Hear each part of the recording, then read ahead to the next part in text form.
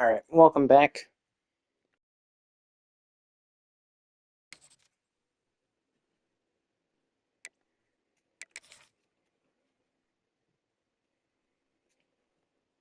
Ugh.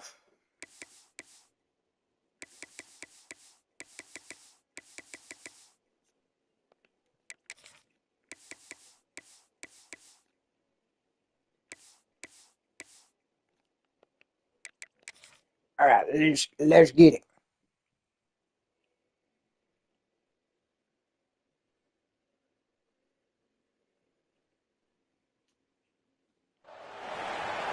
Here we go. Two top 20 teams facing off. Santa Cruz. We need to win this. Because if we win this, we can continue to rise in the ranks. Heck, maybe even make it to the top 10. Actually 2 weeks ago, we beat FAU, who started the season ranked 20, basically beating them, proving that we are better than them by a ton. We didn't even have a play. We beat them 42-27, and then the week before that, we beat the number 12 team in the nation in Arizona State.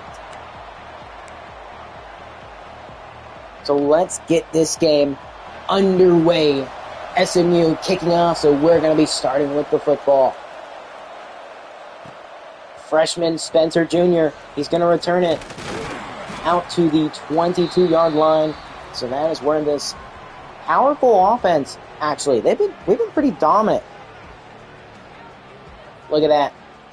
Javon Urbick is not going to drop a football, and he's relatively fast. So I guess let's go ahead and get into the passing game.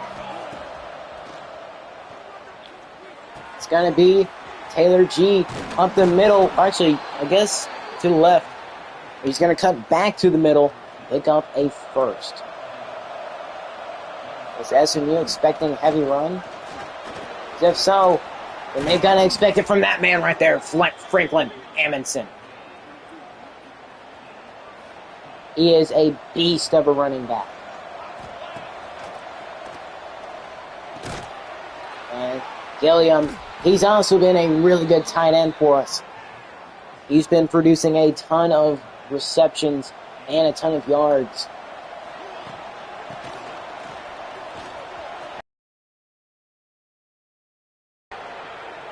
I don't know if SMU's ready for this running back to dominate them.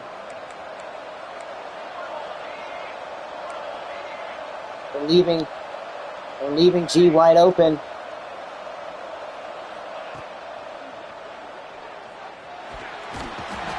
And what on earth are the guys on the left doing? Completely ignoring the guy he's supposed to block.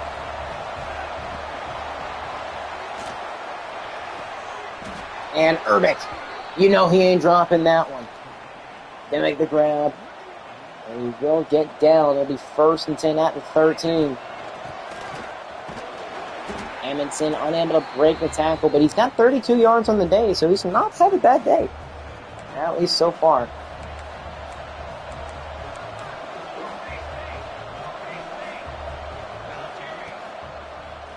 But speaking of Amundsen, he's going to get in the end zone. Touchdown, Santa Cruz to start this one off quick and early. It took them about 3 minutes to score a touchdown. Not bad for this team. Offense, well, they had pretty much no issue whatsoever. Other than the linemen just completely avoiding and playing like they're brain dead. Now it's SMU's turn. I mean, they're definitely ranked 17th for a reason. They face off against some of the best talent in the ACC, which is widely considered one of the best conferences in college football, if not the best. And that's going to be Carlos Gray with the tackle. Taking him down, not letting him get much. Are they just going to try to run it a ton? Not that time. He's going to check it down. There's going to be a penalty. It's going to be on the offense. And I think that's holding, so that's going to come back and haunt him a little bit more. Would be 3rd and 8 otherwise. But now it's 2nd and 18. They've got a massive drought to overcome. He's going to get sacked. And who other than Glenn Calloway, former 5-star recruit. 3rd and 24 now. We've already got 2 sacks in the first quarter alone. I really hope that's a sign for how the game's going to go. Just going to check it down. And he will be stopped well short. 14 yards on the play. But it ain't nearly enough. 14 is not even close to 24. 4th and 10. They managed to actually get back to the original line of scrimmage, so yeah, that penalty definitely hurt them a ton. See Taylor trying to make something of the return, just that's. So 1st and 10 for the Tides. They scored last time, and it looked pretty easy for them. And he's going to be sacked. The play action failed to work on that play. It's going to be 2nd and long for Santa Cruz now.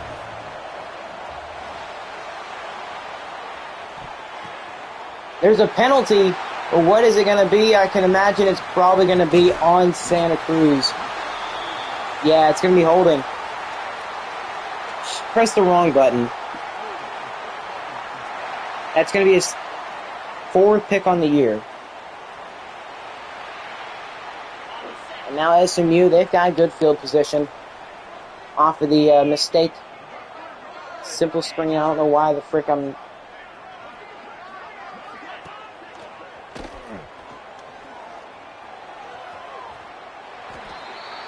Brent Richard, no! Why is it always our best players getting hurt? So now 2nd and 6 for SMU. They got fortunate. They got fortunate to be in this position. 3rd and short. I'd say watch out for a run.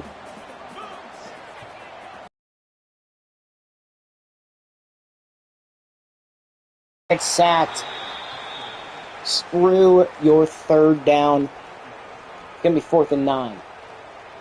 So we hold SMU to 3. Unless they just miss. Kick is up. And it's going to be wide left. It's a doink. Doink off the left. Grant Richard, our starting Sam linebacker, is going to be out for the rest of the season. Oh, that is going to hurt us. Oh, that's actually straight up terrible.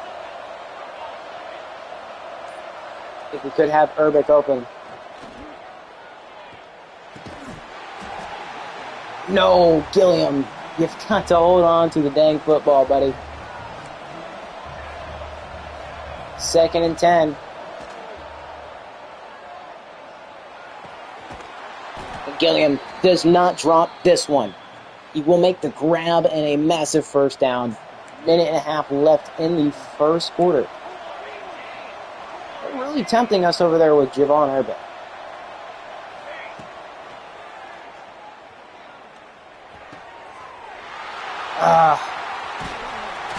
That is terrible.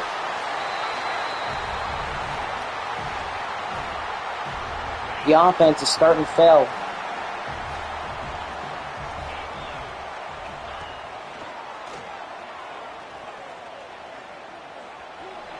And nobody even close. He's just going to take it away. 1st down. So the QB is definitely able and willing to scramble. He's going to do it again. Are we just not able to get pressure back there for whatever reason? SMU might just have a freaking touchdown based off of how their quarterback's playing.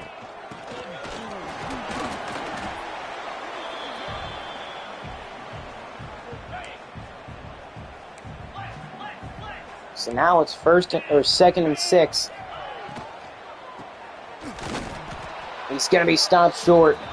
The TFL Carlos Gray getting back there. So it's going to be 3rd and 7. But that will be the end of the first quarter. The game, it's a 7-0 game. Santa Cruz should be up more. It's just the pick, or several picks. The one mistake on the halfback screen where we accidentally pressed the wrong button, and we tried forcing it to somewhere it couldn't get into. Gotta play smarter. We played smart all season. We cannot let this happen now. This is the last time. This is the time where we don't want to make mistakes like that again. Going with the pass. And it's overthrown, 4th and 7. So they fail to convert. Last time it was a missed field goal, but now they're almost at the hash.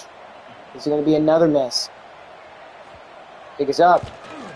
But no, it is straight through the middle. So it's going to be a 7-3 ball game. Santa Cruz has been given several freaking chances to go take the lead. Well, extend their lead, I should say. And Spencer Jr., he just continues to give good returns.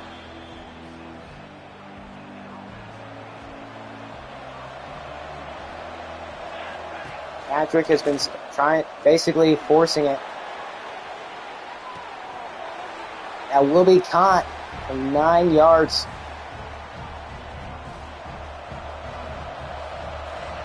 Oh, they're leaving wide open. Anderson does hold on. I mean, they were kind of leaving our slot receiver open. It's just if James Bowles had any speed, then maybe we could actually get something done.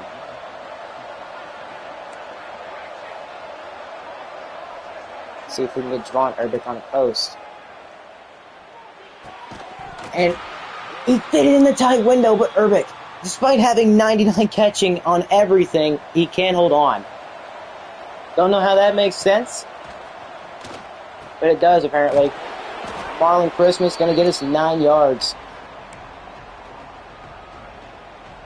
So now on 3rd and 1. They're going to be pressing up.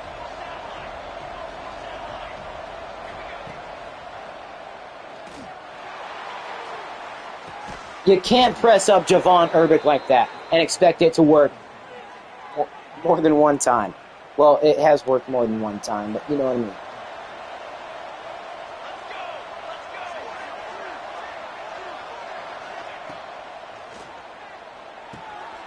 And Urbick, he's going to get it even closer, about 3 yards closer to be exact.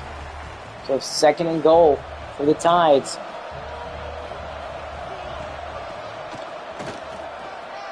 And it's going to be a touchdown. Franklin Amundsen extending the Tidal Waves lead. It's going to be an 11-point lead if they can make the field goal. Kick is up, and it is through. Santa Cruz up 14-3. They can keep this lead going into, well, halftime. They'd be good. 5.5 minutes left. Defense has done a fairly good job. But the offense was starting to look a little rough around the edges for a second there. But even with the...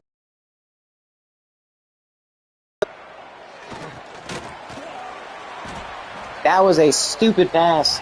So many guys over the middle. An opportunity to be picked? Maybe not. Well, maybe.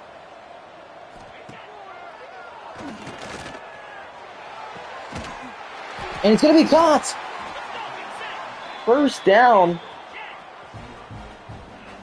It will be a first down, but I don't know, he broke a tackle. 5 minutes left in the half.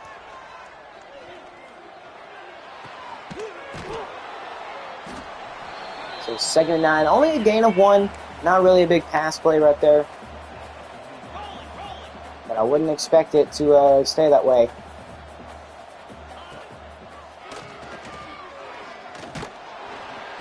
He's going to get sacked, finally brought down. None other than Noel getting back there.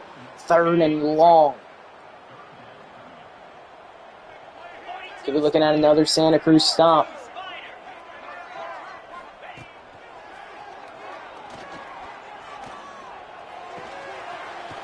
And he's gonna get the first! He spun out of the tackle! You were this freaking close to getting another stop. But no, it did not work. Why are you freaking wanting to switch? No, just it's the same defense. I don't know why it basically messes up your play calling.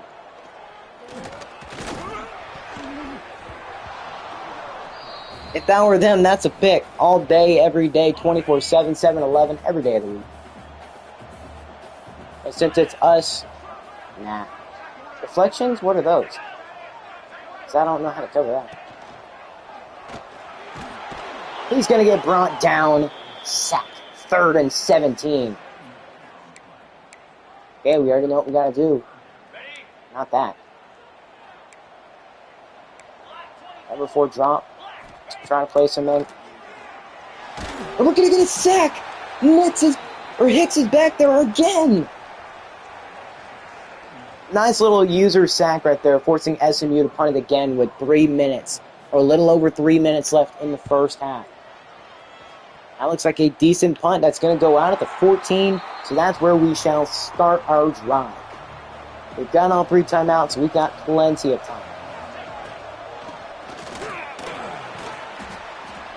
Emerson, he's not the fastest guy on the team, but he's got like 90 speed.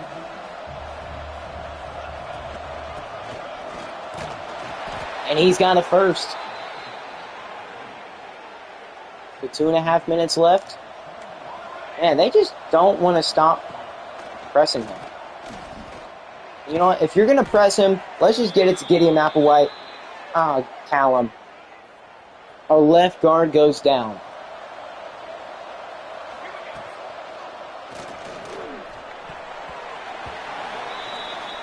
We definitely had Gilliam open. 2nd and 10, 2 minutes and 12 seconds left. You know, I don't hate a post here from Herbig. You know what, never mind. Taylor G. Alright, let's take it down to the 2-minute warning. Hate that it auto hurries your team up, even though you're not wanting to. Well, that's actually trying to get down the field quickly.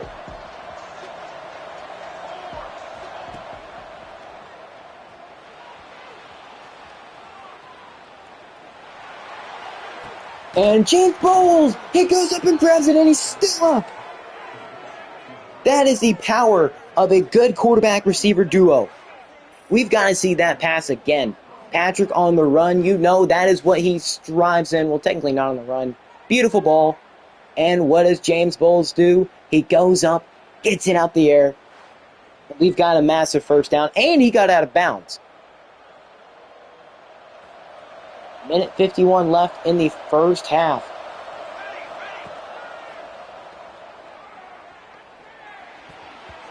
Incomplete.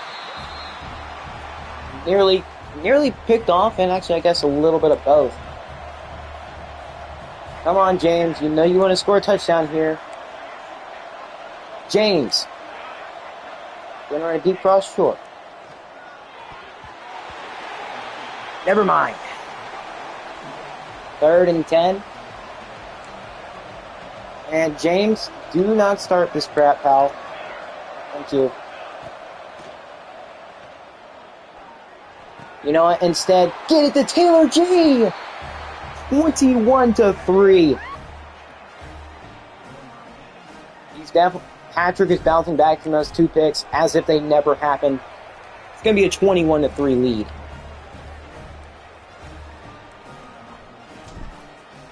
Well, I'm not going to say we're going to be able to put our backups in, but if we keep this pace up and the offense stays actually productive instead of throwing pick after pick, then we should be fine. Because the defense is doing what the defense needs to. At least for the most part.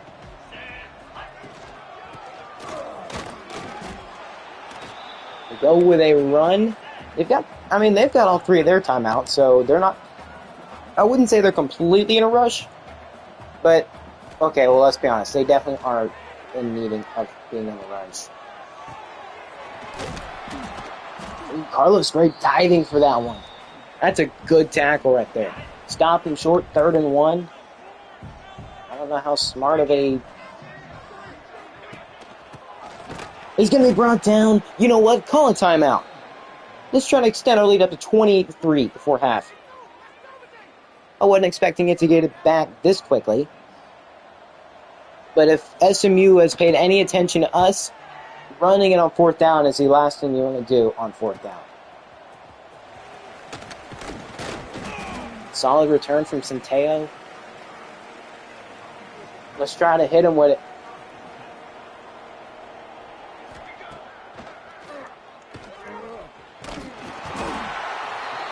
And we can't. Oh, man, we can't get... Patrick can't run up fast enough. The D lineman is apparently as fast as he is.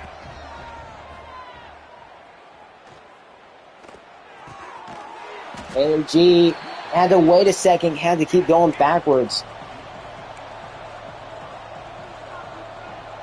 44 seconds and ticking. Got to hurry our guys up.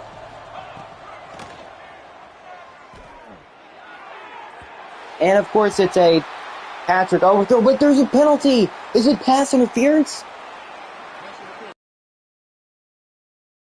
But we'll take the 1st down. I'm not going to argue with it.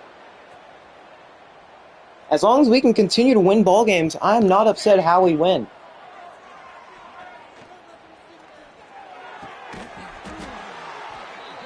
And you already know he's going to hold on to that. Let's go on timeout because the clock is going to screw us over if we don't.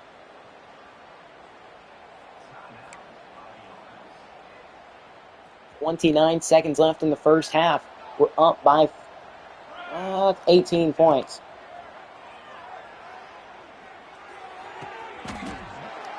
Hurry it up. That is a nice catch. We can get even further.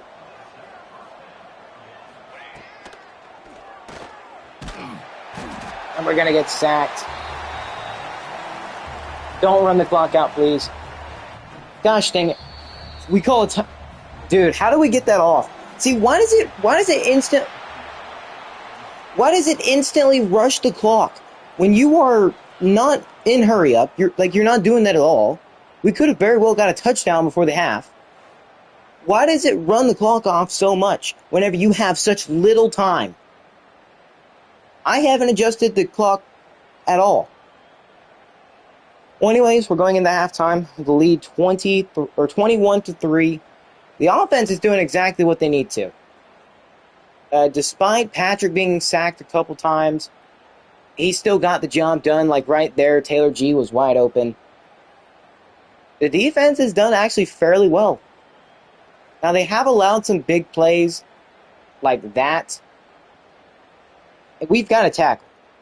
We've got to actually be able to make some decent tackles, and right now, we are not. We need to wrap up instead of trying to go for these hit sticks, because it just clearly isn't working out for us very well. So here we go. Here's the second half. Both teams looking for their seasons to continue with a win here. Both of them near the number 15 spot. Santa Cruz is number 15.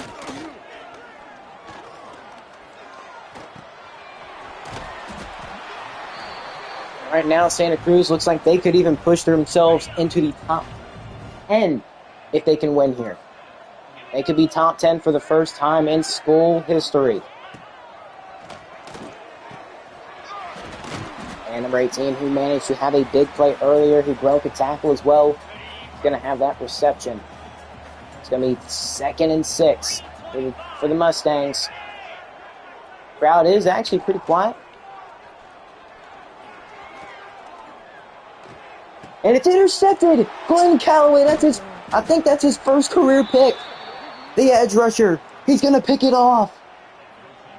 You got to love to see the former 5-star getting some love in the air. I mean, he's a great power rusher. But he's also showing off his versatility. He's more than just an edge rusher. He can also cover the pass a little bit as well. Now, it wasn't the best decision to do that, because he was definitely out there in the flats. But Glenn Calloway gets his first career pick. That should have been an open hole for Franklin. But apparently it just couldn't stay open long enough. Santa Cruz going to have another run. Amundsen managing to get behind the receivers and actually get maybe a couple more yards because of it. I like what Franklin's been doing today. He's been doing all he's needed to. Santa Cruz changing the play up.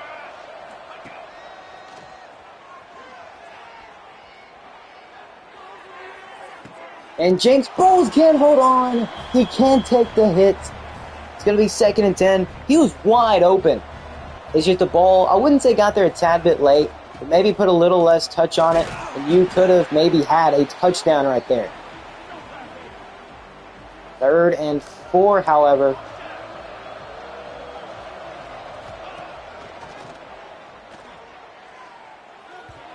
And they finally call a penalty. He was definitely being pushed all over by the defense.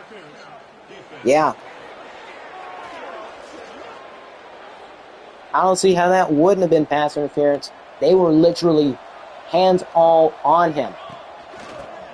You know what? Franklin Amundsen going to extend the lead 28-3. You want dominance, you've got dominance. Santa Cruz showing why they should be inside the top 10 with a really good performance against number 17 SMU. Who plays in one of the toughest conferences. You got a team from the worst conference versus a team from, I think at this point, the ACC is considered the best conference just because they have like Miami, all of them just do. Wait, no, Miami is, yeah, they're the ACC. Duke also, they tend to do good. But yeah, the ACC is a really good conference. And SMU being ranked in that conference, that just makes it even better. We're going to check it down yet again. It's going to be 3rd and short now. Will the Mustangs find a way to get the first? Or will they collapse even further? We've seen them go a run in this situation before, but they're going to be motioning the running back out, so it's not going to be that. And he's going to be stopped. He just decided to go his check down man, and it did not work, so, yep, they're going to punt it. Santa Cruz has had a dominant display on, I guess, both sides of the ball. The offense is the only reason why I'm saying, I guess. Because if you really go into consideration how how Santa Cruz's offense is played, Patrick Carapacious has thrown 2 picks, but he's definitely made up for it. Under pressure, James Bowles got open at the very last second. Nowhere to really throw.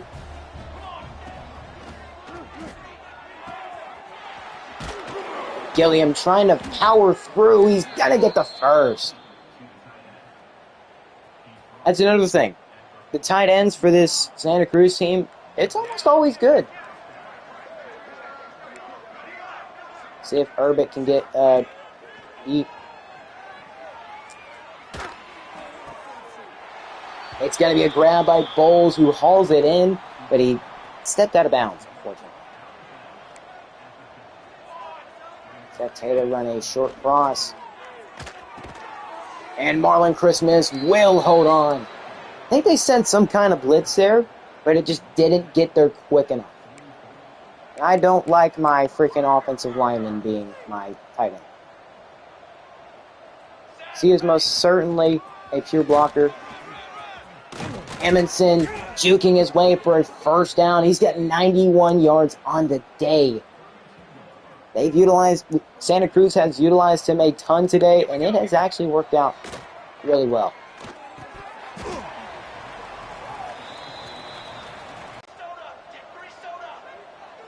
Second and 10 for the Tides. They're basically double-teaming Urbic. The hands. That's a drop. And it better not say otherwise. See, at times, James Bowles can be the player that we need. One, it's gonna be 4th and short. Now we're looking right here with QB sneak.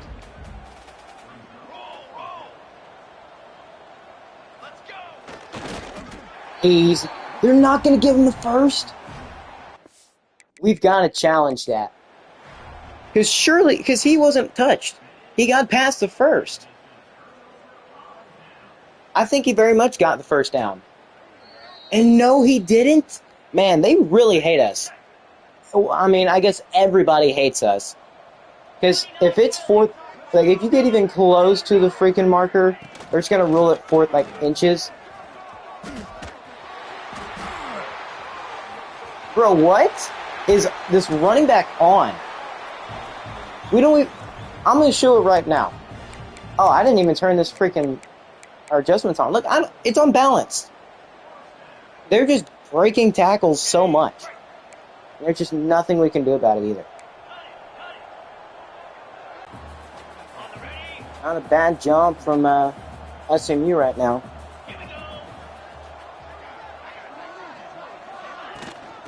They're gonna run it yet again, but this time it's going to be a tackle.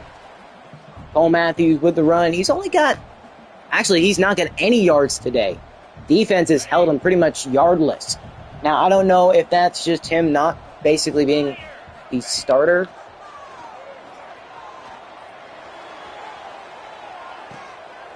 And even with me not switching on, the DBs just cannot stop them. Without even looking, he's mossing everybody. So SMU now in the red zone. They're going to score their first touchdown of the game. And it comes in the 3rd quarter. Or at the literal end of the 3rd quarter. So the score will be 28-10. Arnold Archibald, man, you get hurt way too much. I'm not going to say he's screwed over by the refs, because SMU shouldn't have scored there. Man, he is going to be a good return man if he just builds his speed up. But put your 4s up. We're going into the 4th, up 18. It's just been a dominant display from us. They really just have not played good. I mean, they're starting to play good at the end, but as it typically is, it's a little too late. Well, I mean, I guess it's not too late. It's never too late. It's 1st and 10, the beginning of the 4th quarter.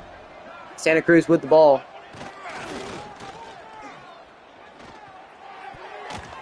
Knocked away, somehow not pass interference. He's got bruised ribs. Just keep him in.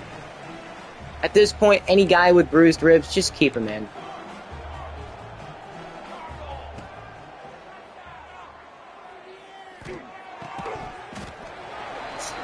Why would I even throw it to him? Just why? Why do I even consider him? What a slants. You know, actually, let's move Urbic in. No, Amundsen. Now we can't move him over. Oh, Javon Urbic!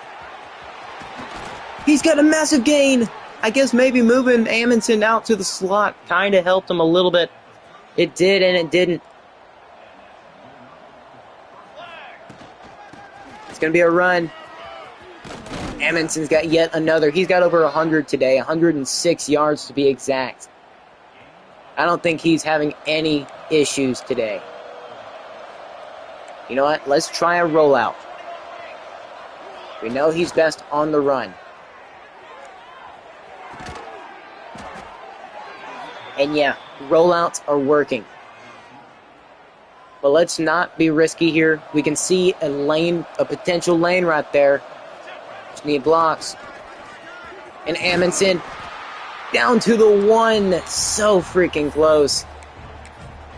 So close to getting in. But Patrick Carapacious, last time he went on a QB sneak, he got screwed. But this time, he's going to get in. Touchdown, Santa Cruz. getting this one right back up to a 25-point lead. You want domination? We're going to give it to you. Arizona State might have been a close game, but we still won. SMU, a completely different story. This team is developing as we watch them, or as we speak. 6 minutes, 9 seconds left in the game. He had to throw that underneath, and he gets it. First down, SMU. But the clock is ticking very fast. I don't know if they'll be able to get it. Get a comeback. They've got to get 25 points.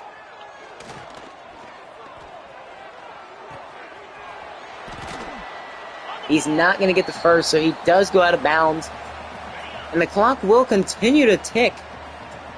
Tick-tock. The game might just be out of reach for them if they can't just continue to score. They cannot have any empty possessions at this point. They have to score, and maybe even go for 2 while they're at it.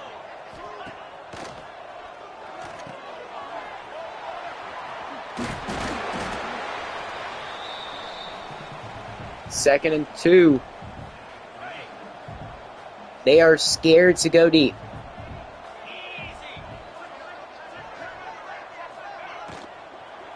Watch the screen. And he's going to fumble. We're going to pick it up. We force a fumble. Hurry up and run it before they challenge it.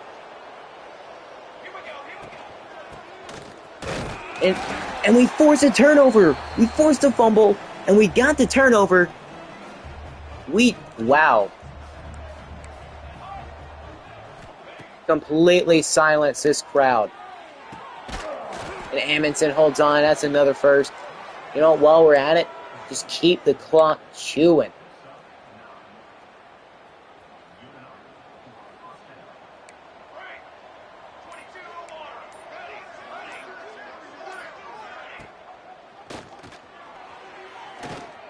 You know what? Taylor G's going to stay in bounds. Let the clock run down, big fella. Just don't go out. Don't let the clock stop at all. Amundsen, he's going to run it. Does he have the speed to get to the outside? No, he doesn't. But the guy who tackled him is going down, holding his ribs. Maybe he's got bruised ribs as well. Like half of our roster. Yep, just go down in bounds. Don't even risk it. We can take this to the 2-minute warning. 2 minutes left in the ball game, and we're up by 25. Let's see. Can we get this? I don't know.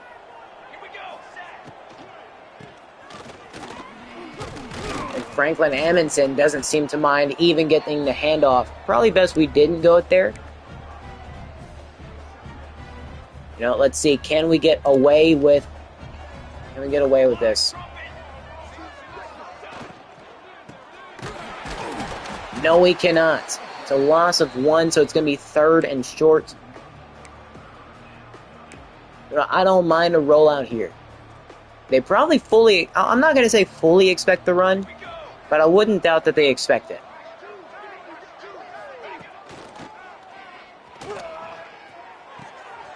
It's going to be picked. That's his 3rd one of the day. But it doesn't matter even if it is a pick. Rollout wasn't the best decision there. I mean, you'd expect them if they have their backs turned. Then it wouldn't be. It's incomplete. Pettis was there to knock it away. 39 seconds left in the ball game. Up 25. Might as well have say we secured another top 25 dub.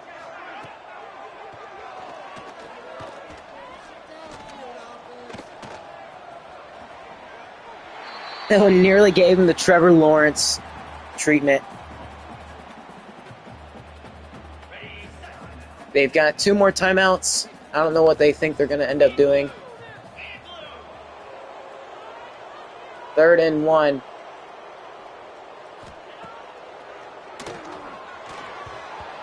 And Carlos Gray is there, knock it away. They're going to have to go for it on 4th and 1. This is pretty much all or nothing here. Not that it will matter end of the game. It'll just make their stats look a tad bit better. Yeah, I think they're just going to let this one run to the end of the game. Unless they're actually trying to score, which I doubt. Why call timeout now? I don't understand the method. SMU.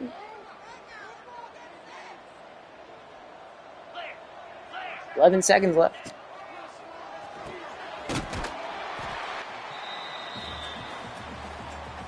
They are, I mean, even if it was a close game, this is still a pretty stupid call for them. Why are you checking it underneath when you're down 25? I understand they probably know that they're not going to end up winning this.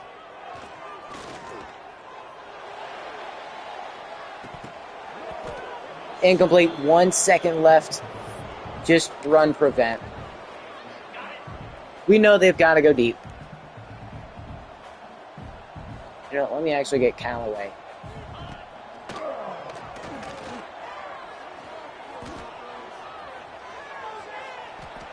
Yeah, just run out of the sideline. That's going to be a dub. 35-10. Santa Cruz dominates in this one. Franklin Amundsen had 121 yards rushing, 3 touchdowns, and 17 rushing attempts. This offense is on fire. And even at the times where we kind of slowed down in this game, we could have won by even more. It's just, no. It wasn't going to be close, regardless of if he threw even more picks. 25 points is still a big win.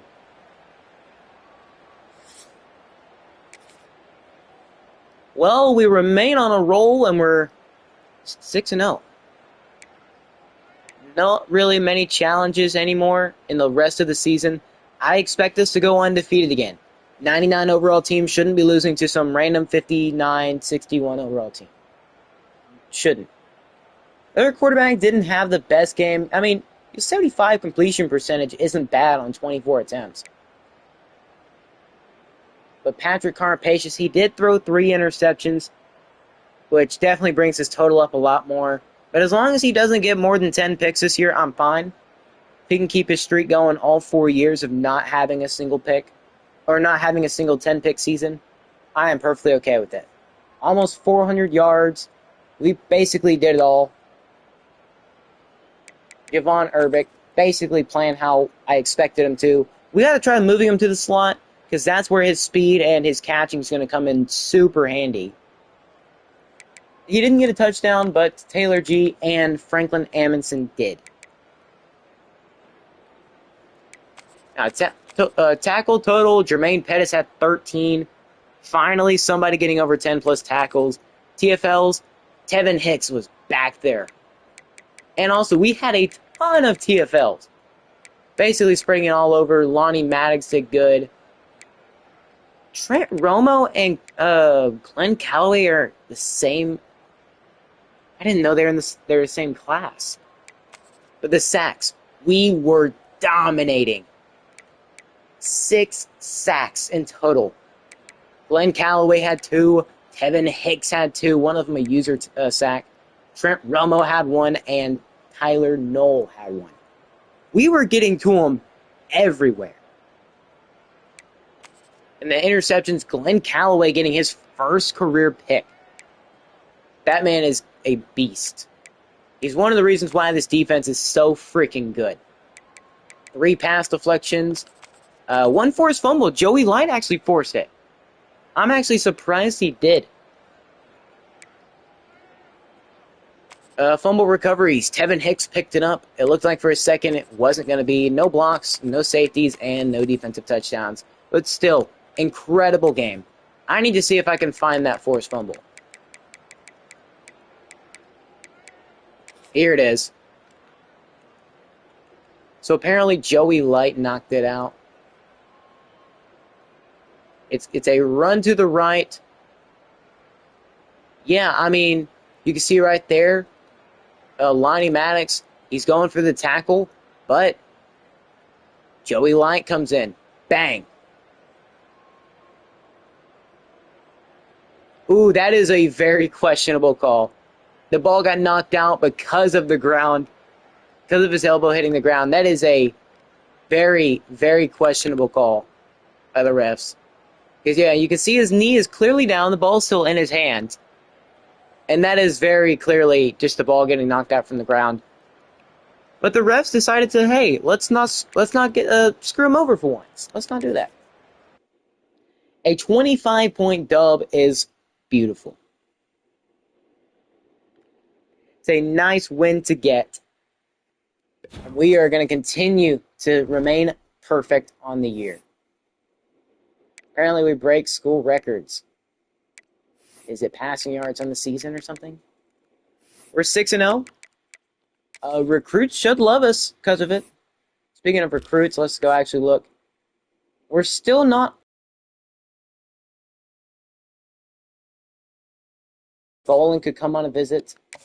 Let's bring him in. Let's go Coach Prestige.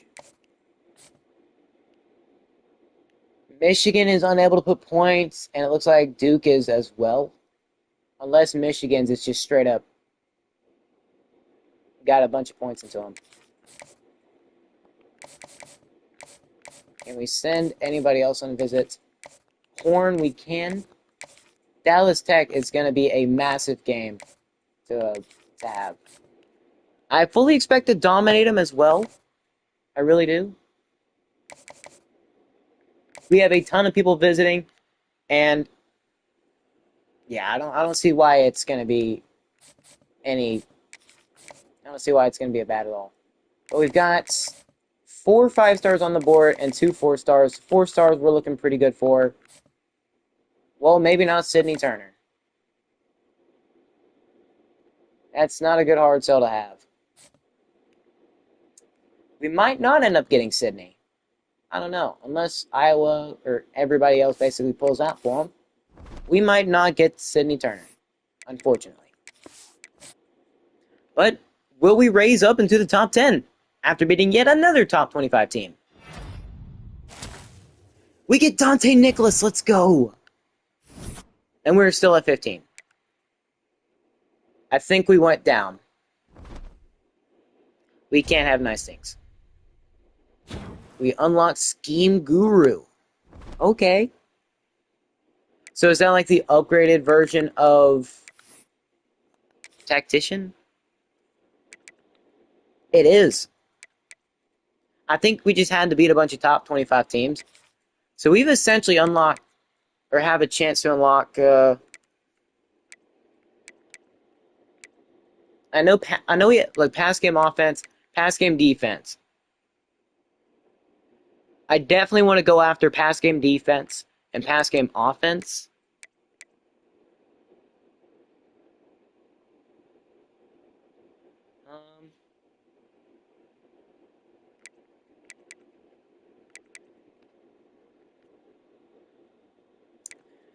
Okay, I definitely want to work on these two.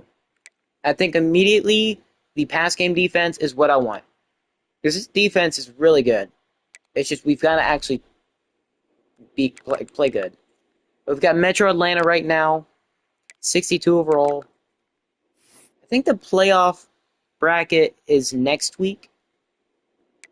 How's the conference looking? Metro, I mean, at least we don't have a one-win team anymore. We've got our first conference game, however. It's against Metro Atlanta. Can we bring anybody else on a visit? At least at the moment. Well, we can put points into Stamer again. It's actually perfect.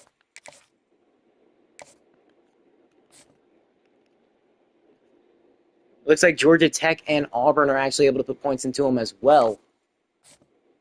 But we are still first despite half the season not being able to put points into him. We know what his hard sell is, but I don't want to do it, which sucks pretty bad. He'd be the last person we could bring on a visit, but we can't do it yet. So let's go beat Metro Atlanta. Should be an easy dub.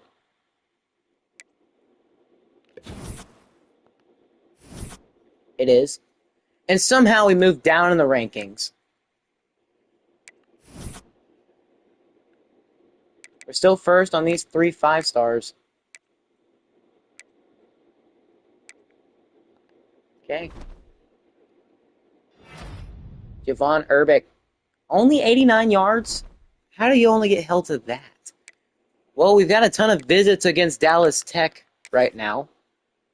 This is going to be a big week for us. Dallas Tech is the worst rated team in the conference. It should be a good week for us. It should be. Keyword should be. And Stamer loves that we put 50.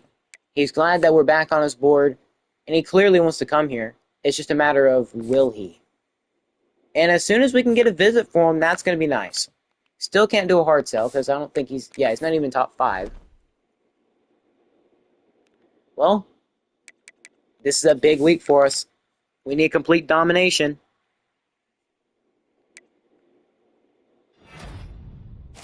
We're going to get Elton Van Ness.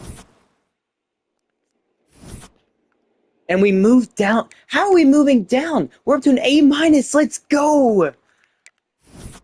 But we get our first 5-star of the year, our second one with Santa Cruz. And it's another edge rusher. Basically, if Glenn... So we've got a replacement for Glenn Calloway now.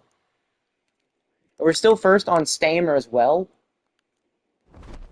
We're doing so good right now. Gregory Witten. 2 picks. Okay, yeah, we must have dominated them. James Bowles. 200. Okay, yeah, we definitely dominated them. It wasn't even close.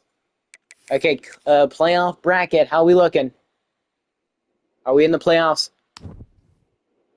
No. If Memphis really... Bro, we beat Arizona State. If we don't make the playoffs this year, we might never make it. Like, literally. Okay, no Heisman contenders, unfortunately.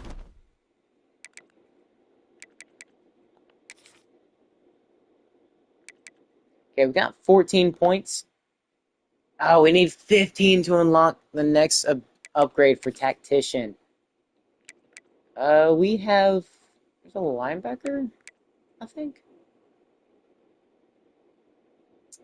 I could be wrong.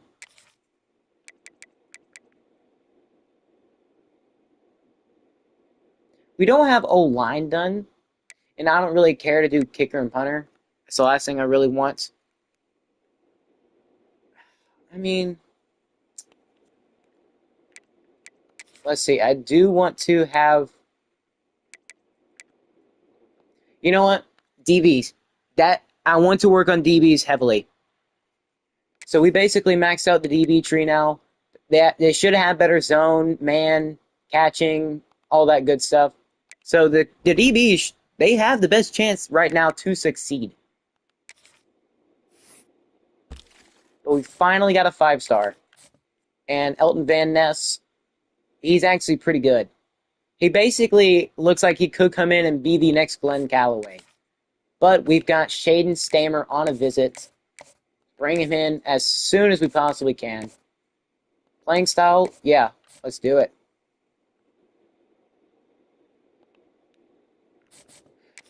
Bowling 61-2, holy crap.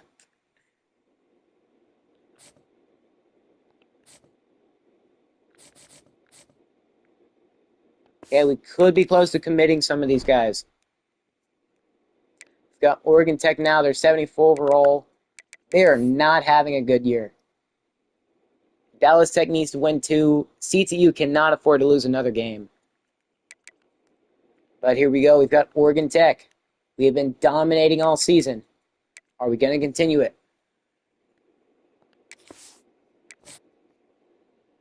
Please 9-0.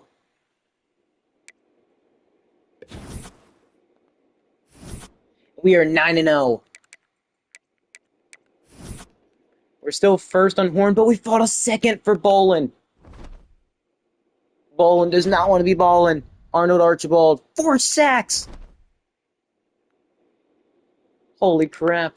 Are we in the... Please tell me we're in the freaking playoffs. No. If we go undefeated again this year for 2 straight years, they cannot ignore us. We're even beating some top-ranked teams. Like, you cannot ignore the fact that we are dominating college football. SMU is still ranked. Arizona State's back up to number 9. That's 2 teams we faced right there that are in the top 25. I don't care if you look at our conference play and say, oh, but that team looks... But they haven't faced many active opponents. Well, that's actually a lie. Well, our conference kind of sucks. Bowling, oh man, I think Michigan might just have a good hard sell. You know what? Let's try hard selling. That might be the play.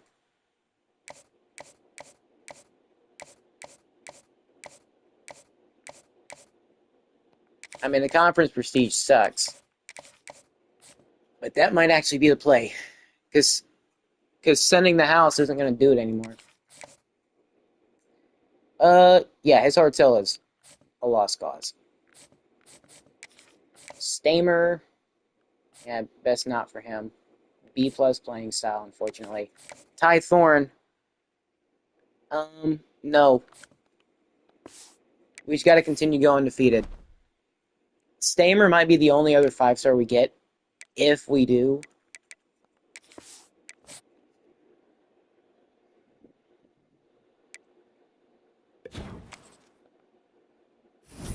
And no, we're up to 16. Does that mean what I think it means? Arnold Archibald, this career sacks record. Okay, he must have done really good again. Single game rushing touchdowns record? We tested. Dude, Carlos Gray, he had a pick. Holy crap. Spencer Jr. just balled the frick out.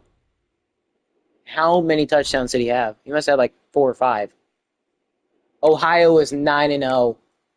This could be the win to boost us into the playoffs, into the playoff race if we're not already there. We're not. Memphis really might just take it over. We're actually having an insanely good year again. How much did we win by in our conference opponents? Because I think we've scored 59-28. How do we allow Vermont State to even get 28? We are so close to going undefeated. Again. How the frick is USC sucking so bad? 5-4, 6-3, 7-2, 4-5, Florida Atlantic. I don't know. 7-2, 4-5, 4-5, 3-6, 2-7. Ohio can definitely be what pushes us into the playoff race. Because they are 9-0, somehow not ranked. If Ohio finishes ranked, that might actually help out a ton. Because that'd be 3 teams we face that are... Yeah. But how many touchdowns did Spencer Jr. have? And I gotta see what injuries we have.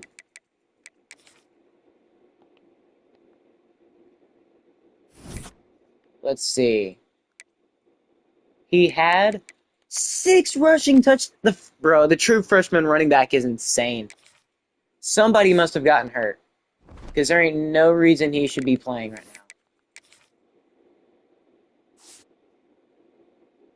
Why did he play? Why did Spencer get so many touchdowns?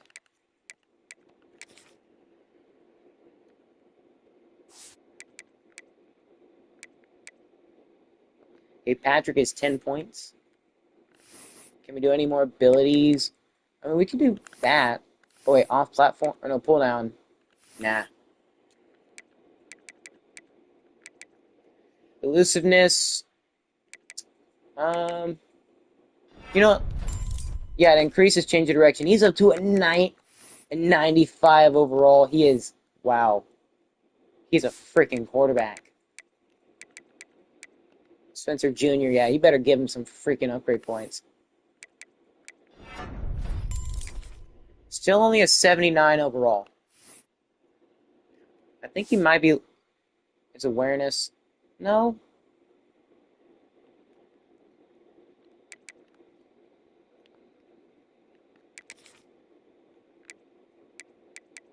Okay, we upgraded everybody. We have even more 90s, almost completely filling up the page. Okay, we've got Ohio. It's a big game right here. This game could push us into the playoffs. We're still second on Chad Bolin. Michigan only got pushed forward because of that visit. I don't know if we'll be able to get him. Ooh, Sydney Turner is coming close. We just don't have the brand exposure or proximity to home. If we lose Sydney, then we lose them. Still first on Stamer, but Auburn is closing in fast. Crap. Pro potential, what do you mean?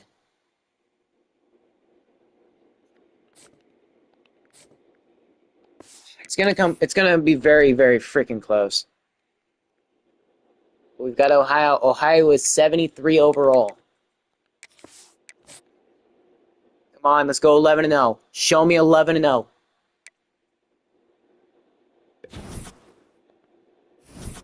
We are 11-0. We're still first on Stamer, but just barely. Bolin commits to Michigan. We're 11-0. How much did we beat them by, though? That is a good win. 45-24. Okay, we're one win away from going undefeated for a second straight year.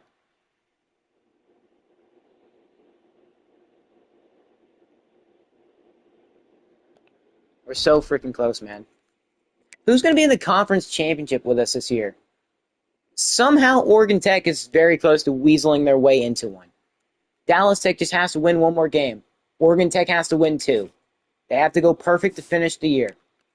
Who do they got to face though? They've got to face. Oh.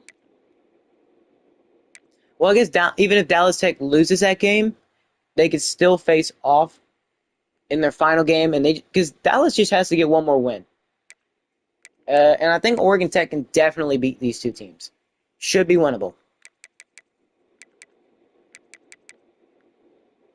They actually beat South Carolina. Wow. That was very shocking. I was not expecting them to beat them.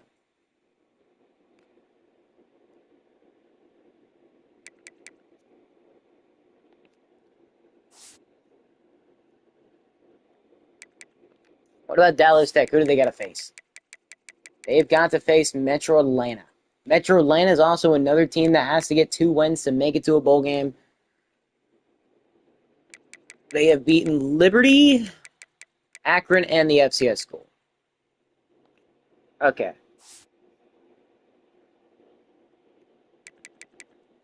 What about Metro Atlanta? Who do they have to face? Vermont State and Dallas Tech. Okay. It's going to be a tough finish to the season for them.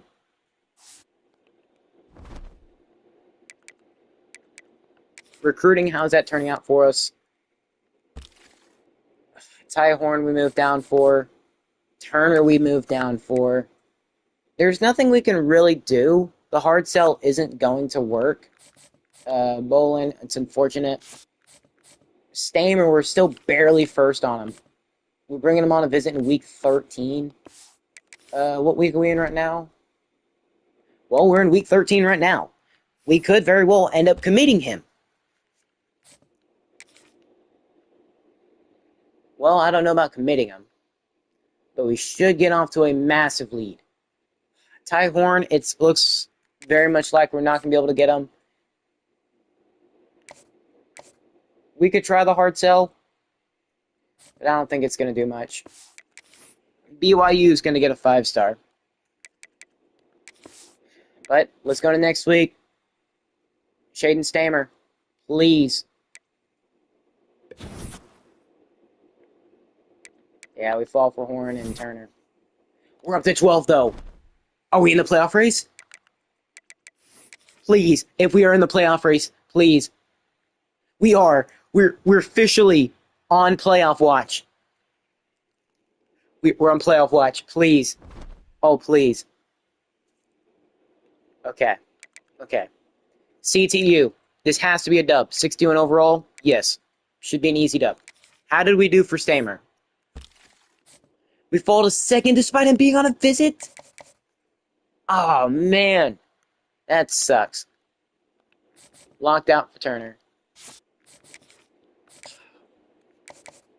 We can't bring him on a we can do hard sell. That's not gonna work. Auburn is just doing way too good right now. And we do lose Ty Horn to BYU. Central Texas Engineering. Gotta watch out for them. And nobody in the Heisman for us. Instead, they got a guy named Matthew Butt in there. Any awards? Are we looking at any award or potential award winners? None here. Walter Camp. No. How are we not in Head Coach of the Year award? Like, seriously. How are we not up there?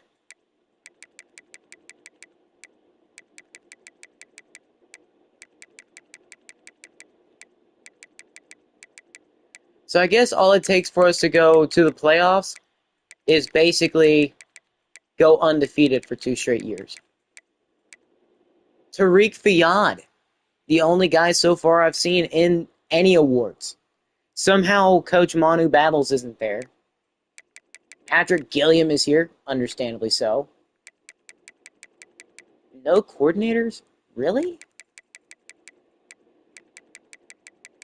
Man, our O-line is getting so disrespected. Vermont State's got a freaking punter on here. Because that's the only thing they're good at. Man. The blatant disrespect to us. I mean, at least we're looking at a playoff spot if we can win here. Come on. Let's finish. Let's go undefeated for 2 straight years. All that separates us is CTU. We are undefeated for 2 straight years. We are 26-0 right now. And we're looking at a potential playoff spot.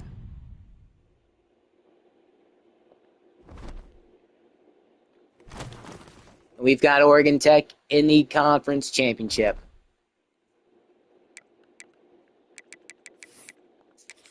Heisman watch? I doubt it, but let's look at the Heisman watch for the end of the season.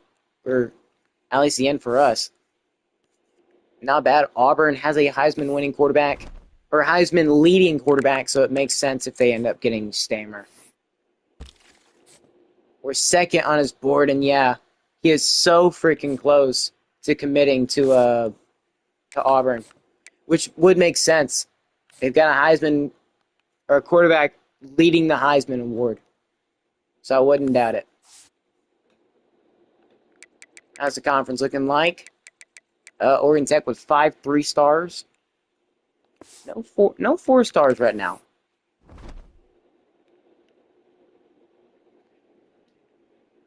All right, we're undefeated. Let's hope we actually make the playoffs. We're still at 12, which is good. Oh, we moved to 3rd for Stamer. Yeah, I think Auburn's just going to get him. It's so sad.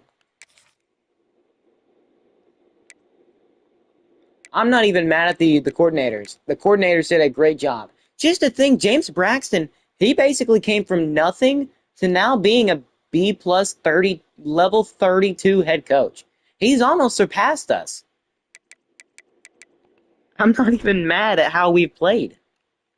Top stories.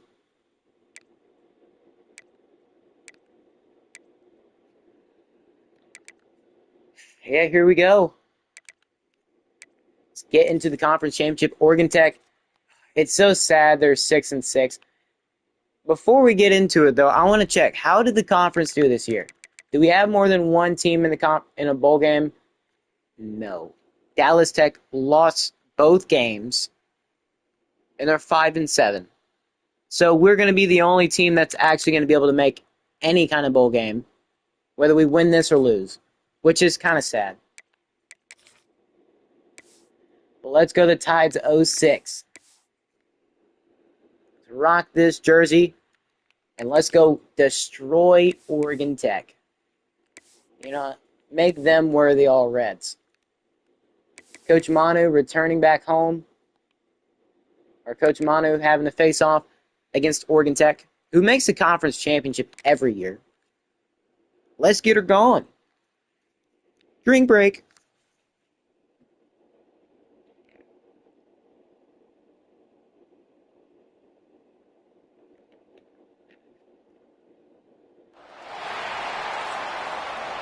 So for Oregon Tech, it took us a couple years to make the playoffs, and we never saw it again. With Santa Cruz, it's taken us 8 years. Basically, at the end of the series, or at the end of Santa Cruz's time, we should be making the playoffs every year.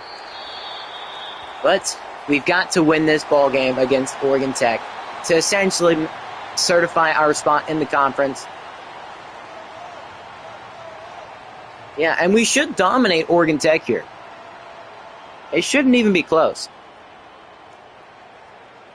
Now, I'm not going to go all crazy and just start putting every adjustment on the board known to man. But we should dominate. It shouldn't be close. At least that's the expectation. Oregon Tech, y'all did good getting here, but it's a shame y'all aren't going to be able to actually get anything.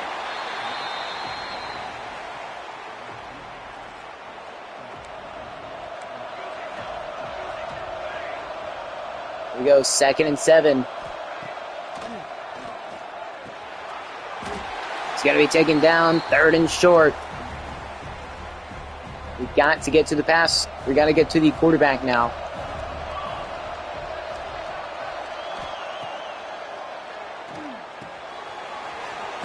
And he will get the first. So Oregon Tech picking it up.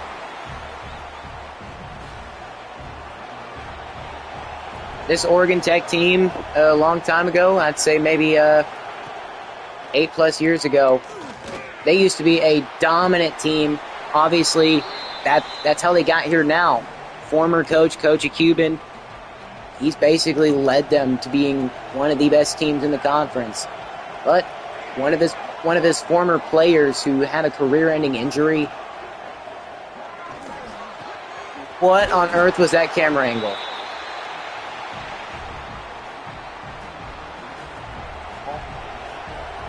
But yeah, one of his former players turned into a head coach after suffering his career-ending injury. And he's actually helped Santa Cruz become one of the best teams in college football. Top 12, fighting for a playoff spot in year 8. Is this a national championship caliber football team, though? That is a true question. And it's dropped. Could have had a massive first down, but it's going to be 3rd and 6 for their troubles. So now 3rd and 6 for the Fire Dragons. He's just going to step up, and he's going to take the first. Devarius Sharga.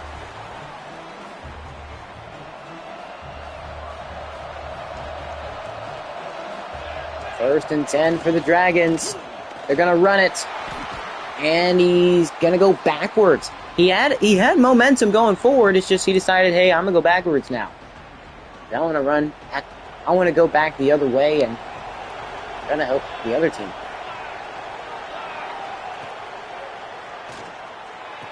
Going underneath. It's going to be 3rd and 6 yet again. Are they going to get a stop?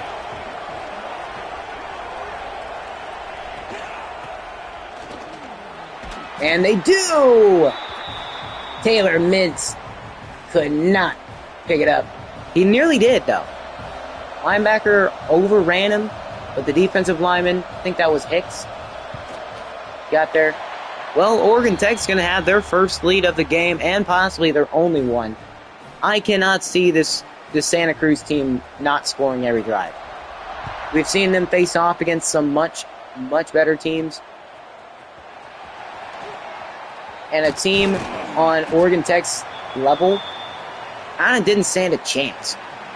And obviously, we know earlier on in the season, Santa Cruz destroyed this Oregon Tech squad. Now it's time to see them here again. This time it means much, much more.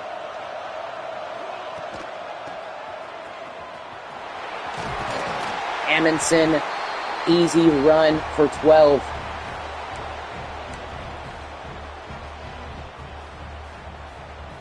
This team is just way too good for this conference.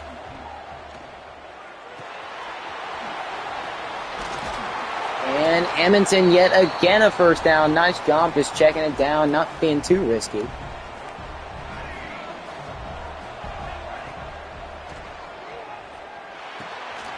Speaking of Amundsen, man, he is the recipient of so many passes. Then again, he's been the most open. And it's safe to just check it down.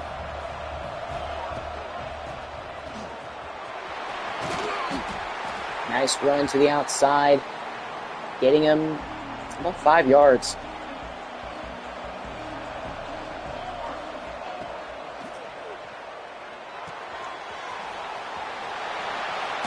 And yet again, he's going to get a first. They seem to just keep going his way, and he's not worried about it at all. They refuse to cover the underneath, so that's exactly what they're going to go to. James Bowles, you already know, he's a good target for him. One of his favorite targets to go to.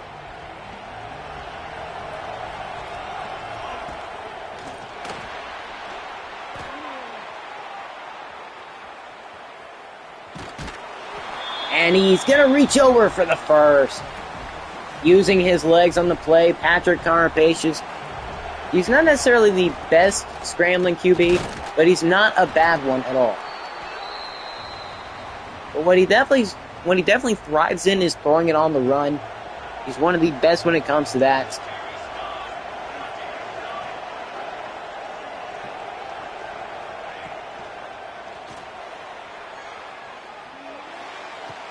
And Gilliam, he's going to have it. Throwing it down so he could actually go and get it himself without having to worry about the defense being in the way. At the end of the first quarter, Oregon Tech actually has a lead. 3-0.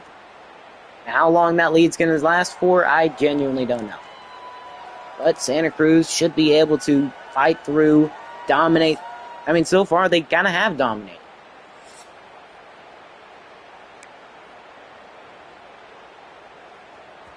Here we go, 1st and goal for the Tides. Let's see what they're thinking.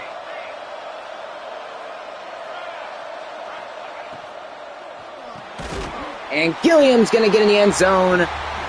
They do the RPO peak slant, and it worked. Touchdown, Santa Cruz. And they might just, I don't think they're going to stop back. Nearly blocked the kick, bumped into the kicker, but they're not going to call a penalty. But he still did make it, so can't argue about it.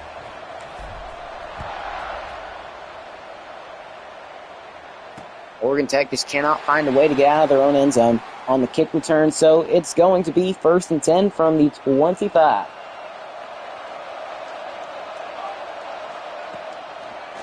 They were going to go for a handoff, but no, they did a little play action right there, and it got them about 5 yards, so not a bad idea to go there. Now 7.5 minutes left in this first half. It's going to be a catch.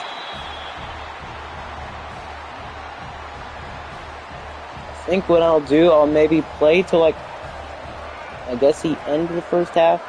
Because this game shouldn't be even close.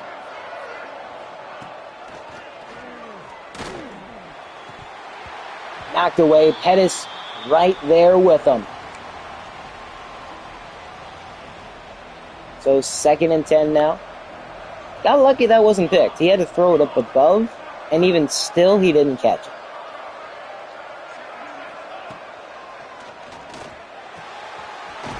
Simonson was there, but no. Oh, the receiver who caught it, Brandon Harding, it seems, is down. Even though he looks completely healthy, he is hurt.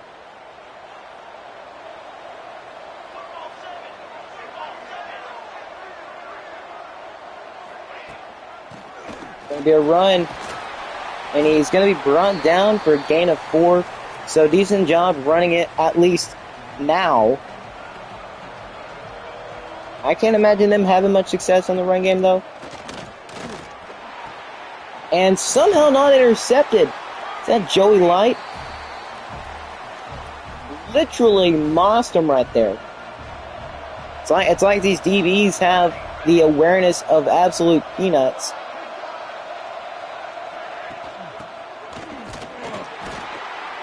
But the D-line just seems to not really have much issues at all. At least getting to him.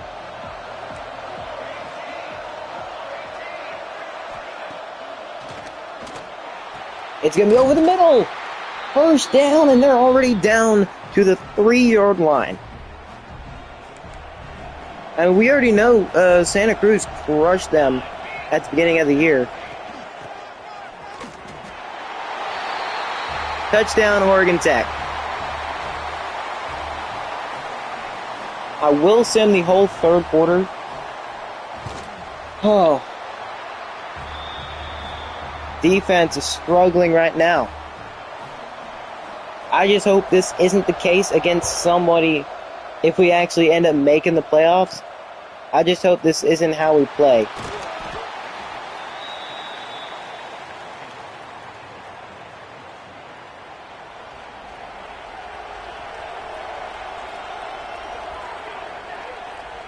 Can I not call hot rod in this? Guess not.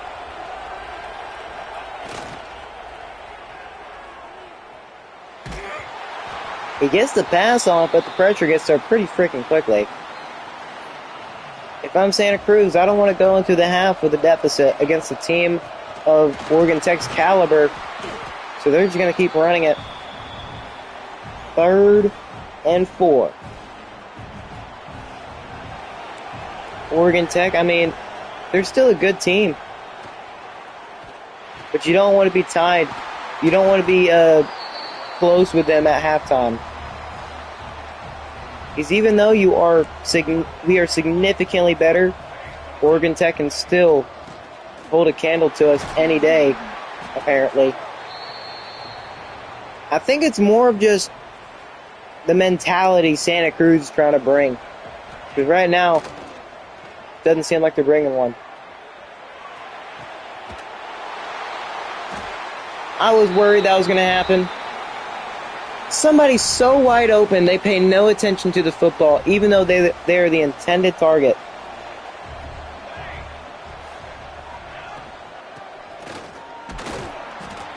The defense is doing their job. Screw it.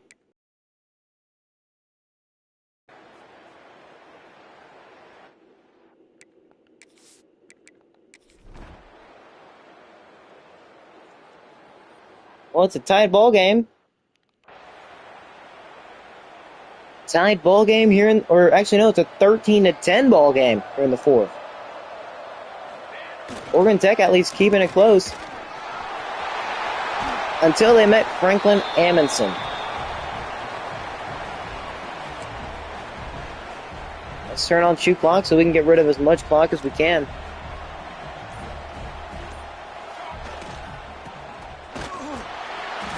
Fire Dragons managing to somehow find ways to stay in this one. Not just stay in it, but they've got the freaking lead.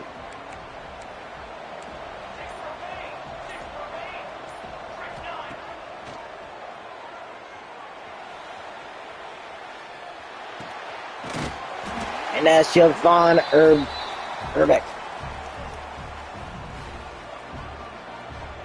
You know, he's fast. Ooh, they've got the freshman running back in. Great job juking. Got the clock running. But that just means they have to get in the end zone.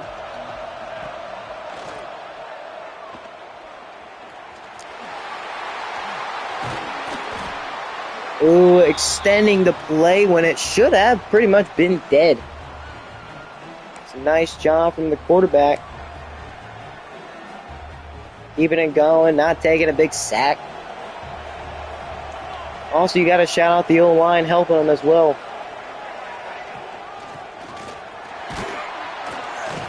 Amundsen getting some help, getting pushed from behind by his own teammate. Heck yeah, I'd love to have that kind of support in life.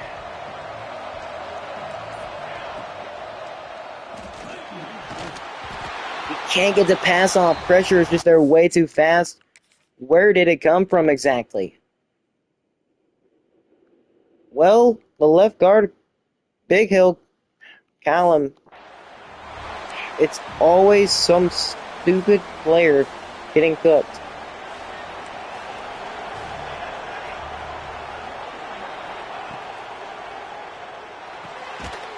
It's caught. James Bowles extending the drive, keeping it going.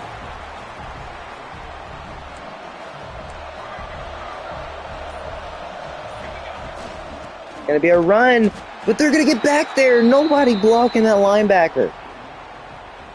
2nd and goal now.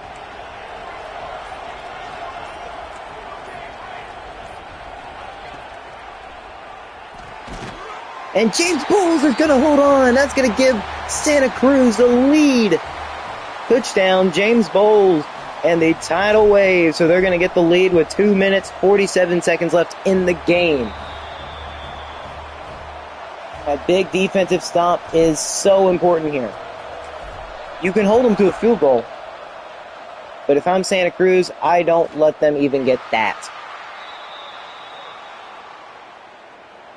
Which I am Santa Cruz, so that's the goal.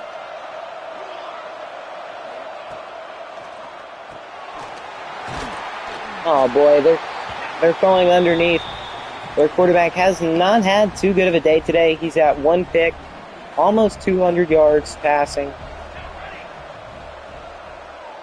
1 pick in this game could very well be over. Very close to the 2-minute warning here. I think we might just hit it. 2 minutes left in the game. Santa Cruz is up 17-13. Oregon Tech's got all 3 timeouts. But 1 turnover could end the game for either team.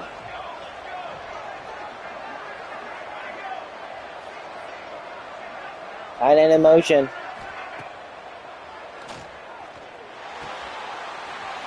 And they're going to have near field goal range. Jermaine Pettis goes down.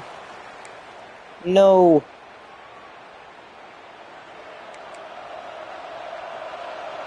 I don't know what the issue is right now. Receiver in motion.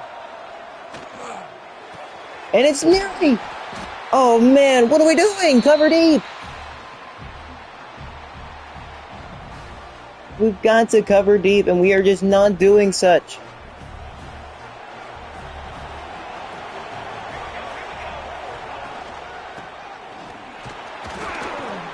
He will be brought. Oh, I thought he was going to be brought down. They're going to keep the clock ticking.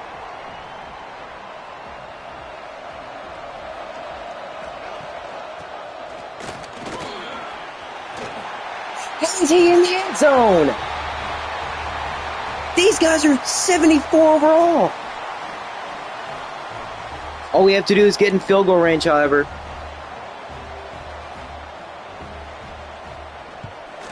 Kick is good. It's a 20-17 game. Man, Oregon Tech is keeping it close. Joey Light will return soon. We need to have a good return here. Tyler. No, we got in our own way. We could have had a massive, even larger gain.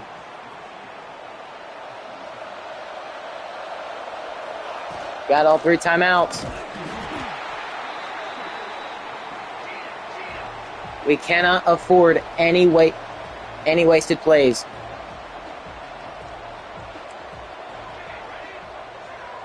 Snap it.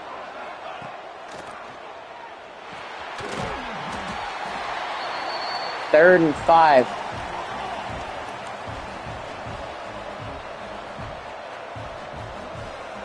Snap it, please. Quit taking forever.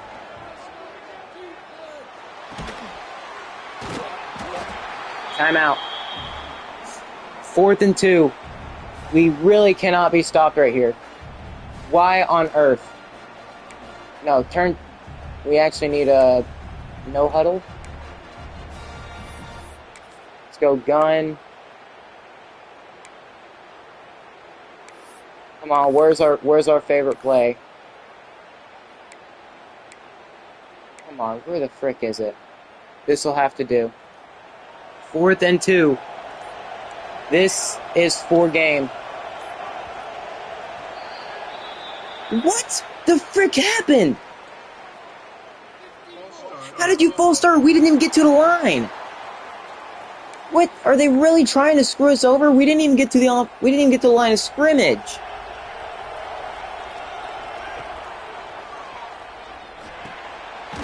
James, he's gonna get it. We've got to run, hurry up.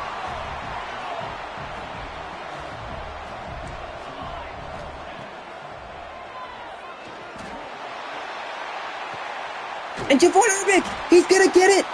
But let's run, hurry up. He gets it. That's 99 catching for you.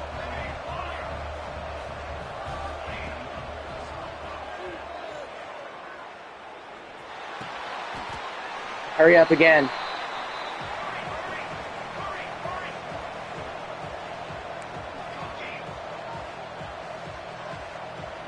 Snap it, please. He's going to get out of bounds. What do we do here? Take a field goal? Yes. Just take it to OT. Oregon Tech is calling timeout.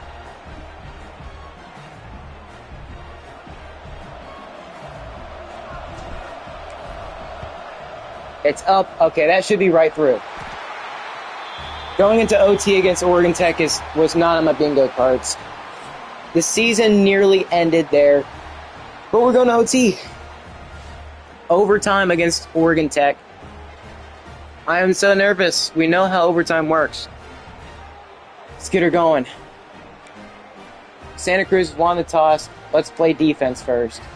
I want to know what I need. I want to know what I have to get. I've got to stand up for this. Come on, defense. One pick is all we need. One pick.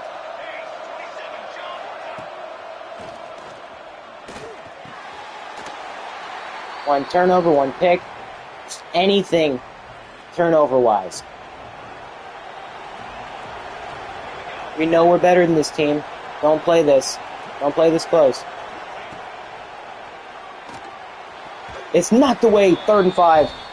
Should have put our hands up. Should have put our freaking hands up. 3rd and 5. We need a clutch moment here. Slot receiver is in motion. And he's going to be brought down. 4th and 4. So Oregon Tech, they're going to kick a field goal. The undefeated season and a potential playoff berth is on the line. Okay. One touchdown could end the game. One touchdown for us. This is everything. We don't want to go into double OT with them. We held them to just 3.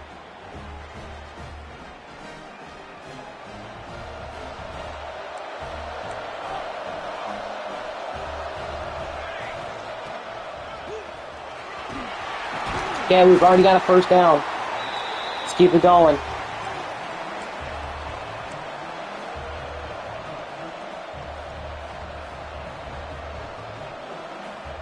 Running it again.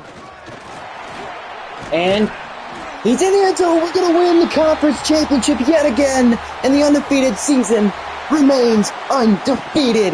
13-0. We pulling off an OT. And the offense, let's freaking go. I wasn't going to risk it with a pass. I don't trust myself in OT with that. Switched it up to a run. We know we're significantly better overall wise than they are. Shouldn't have been this close, but we pulled it out in the end. We win in OT. And we are conference champions yet again. I think, what is that, 3 or 4 straight years now? Conference champions? Well, not 4, but I know maybe at least for 3. Are we in the playoffs, though? We won the conference championship. Now, we've got to make a big impact in the playoffs. This is way closer of a game than it should have been. Our quarterback, Patrick, he threw 1 pick, and he didn't have the best game. If I'm being honest, he didn't really do too good. Probably would have been a lot closer if I played the entire game. Or, excuse me, it probably would have been a lot closer if I did play the entire game. Rushing, not too bad. But Eric Caro finished it off at the end. Man, the receivers did not make too big an impact. They need to do a lot better. The defense, we didn't get as many tackles as I would want against this team. 3 TFLs, only 1 sack, and then 1 pick from Satiki Strong. Nope. A couple pass deflections, Joey Light and Greg Witten.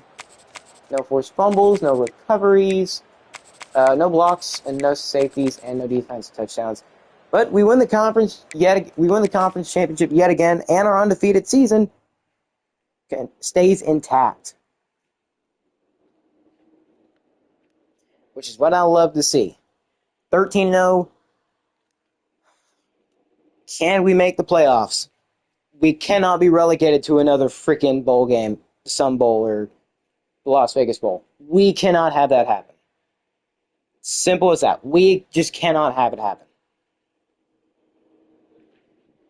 We've went undefeated for 2 straight years. And if we can't make a playoff game after that, I'm calling BS.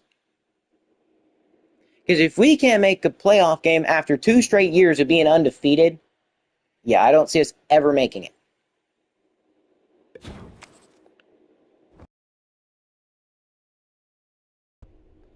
Yep, we win the Pac-12 yet again. Is it our time to make the playoffs? Coach Manu has basically turned into the next coach of Cuban, except he's done what no other coach in the Pac-6 has done. Go undefeated. Not just once, but twice. And if you remember, it was very freaking difficult to do it with Oregon Tech. We're 13-0. Are we in the playoffs, though? Are we? I don't know how he won Pac-12 Player of the Week. And Ohio State's running back, 1,600 yards. I mean, that's not terrible. It's actually really freaking good. Let's freaking go. We make the playoffs, and we've got to face number 5 BYU. Let's freaking go, baby. Our first playoff berth, and we cannot waste this opportunity. We just simply cannot. And also, let's go see what our 2 recruits that we committed. We're still on Stamer's board. It's going to be close. But Elton Van Ness, a star dev, and Dante is only an impact. But still a 91 speed corner. That's really good. And a 5-star edge rusher. Cannot be mad. Star dev, I'll take it. We don't know what Stamer is, though. He's a good quarterback. A really good quarterback. But we might not get him. He might commit somewhere after this week. It's unfortunate. How are we looking job offers wise? Head coach at Cal? No. First of all, no. Second of all, no. Third of all, they're the rivals. That's a big no. But our defensive coordinator might leave us to go head coach there. Oh, frick. And at Washington to be their DC. That'd be the biggest mistake. Well, it would be and it wouldn't be. Man, I'm so happy we finally made the playoffs. It's going to be a tough one. Lane Kiffin at Alabama? Retired. He must be really old at this point. I'm surprised he didn't decide to go to the NFL.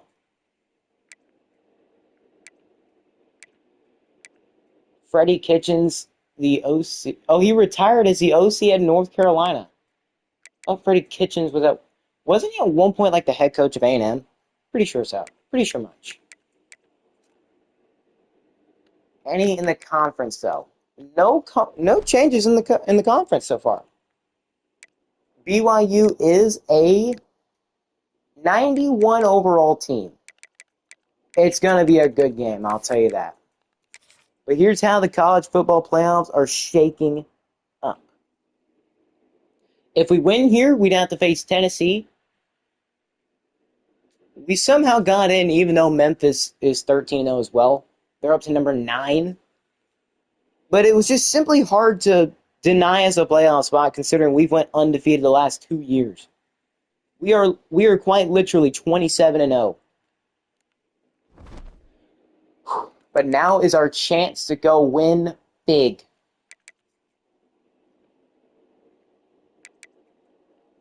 We've got to face BYU, a team who stole one of our recruits. We're ready. We are so ready. Let's go all whites for this. And BYU, sure, y'all can rock that. Our first playoff game with Santa Cruz, we've got to go take every advantage we can of making the playoffs. We're nearing the end of Santa Cruz. We've got this year and 2 more years. And then we've got to leave. Then Coach Manu has to retire. But can he win a national championship and bring more spotlight to the conference? Because Santa Cruz, we've been in 99 overall the last 2 or 3 years. We've been dominant. But now it's time, our first ever playoff game with Santa Cruz. It's nice to be back here with a team from the Pac-6. Very nice. Maybe next year, if we go undefeated again, we can go even further. And it's going to be a snow game. Of course it is. Well, BYU, I don't know if they've got the advantage or not. It's going to be a snow game, and they're going to get home field advantage. If that isn't saying a lot about them getting favorited, I don't know what is. But it's not going to be easy for us. Passes probably aren't going to be able to be thrown as good. Catches are probably going to be dropped a ton. But we've got all white. We are not scared. Not in the slightest. BYU, get ready for an awakening to the true talent in the playoffs. And here we go. The playoffs for the Santa Cruz Tidal Waves has officially started. BYU will start from their own 22. Coach Monty making his college football playoffs debut.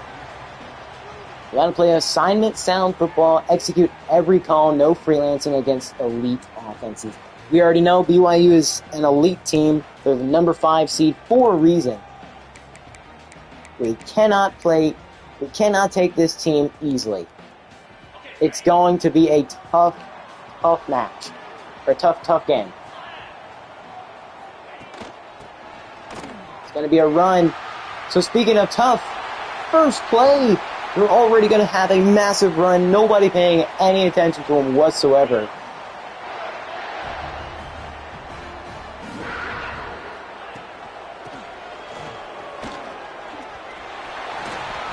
And this running back is doing everything. Breaking tackle after freaking tackle. How do we stop him? Well, let's see. Are they going to continue to run the football? Yes, they are. And I don't know how easy it's going to be able to get a stop against this BYU team. But we didn't make it this far for nothing.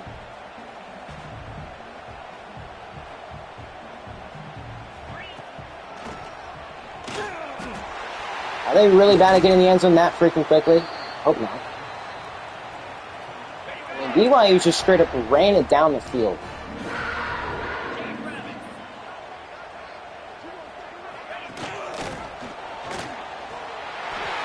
Touchdown, BYU.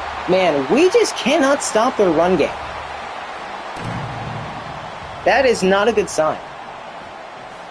But the offense has to drive down, be elite. Yeah, they cooked us on that first drive. And all they did was run the football. They didn't pass it a single time. Okay, that's definitely an adjustment for us. But, it's also an adjustment getting a 34-yard or up to the 34. Both offenses are really freaking good. This offensive line considered one of the best in college football. Now they get to show it on the biggest stage of all. Of course, the crowd is super loud.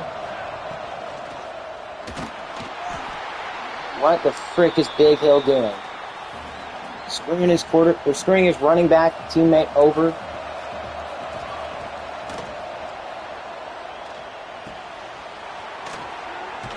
That's Taylor G. First down.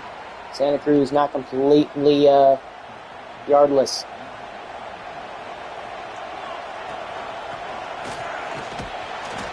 And what is Big Hill doing? He's not even trying to go get his man. Like, he is trying very freaking little.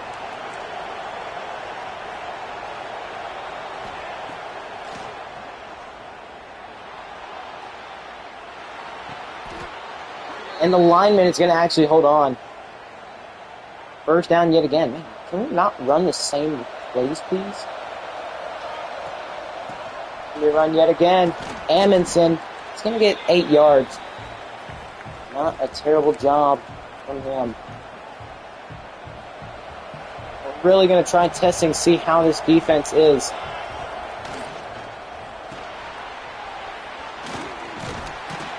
Amundsen, he's going to have a massive first down to the 16-yard line. But I want to see, how is the play action going to work against this BYU squad? It's Taylor G in motion.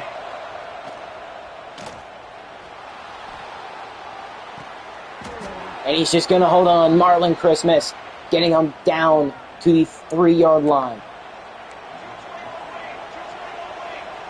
The Santa Cruz going to punch it in. Amundsen trying everything he can.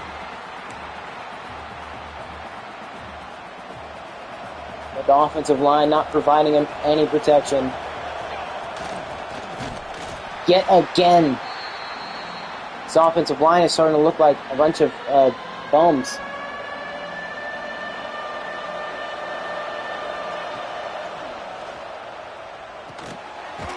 And he's getting down to the 1. It's going to be 4th and goal. They're saying take the 3. But it's quite literally 4th and inches. He's in the end zone. Santa Cruz will score their first ever playoff touchdown. And it comes off the legs of Patrick Carapacious. It's up. Tied ball game at 7 apiece. Now, we know how BYU played. We know they like to run the football. Let's try to stop that. Not let them break 20 tackles in the process. I don't know what kind of tackle that was, but it was a tackle for sure. Watch out for a run. They've been doing it pretty much the entirety of the game so far. Maybe the pass there, only going for a singular yard.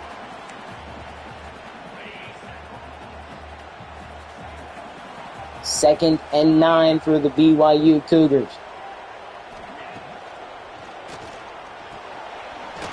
He's going to be brought down. It's going to be 3rd and 5. Can Santa Cruz get a stop on what looked like a potentially deadly offense?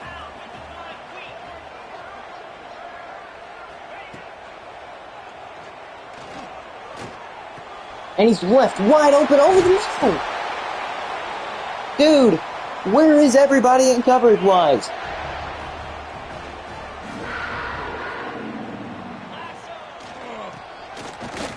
And he stopped. Please take him down. Nearly stopped for a massive loss up the middle. But it just was not the case.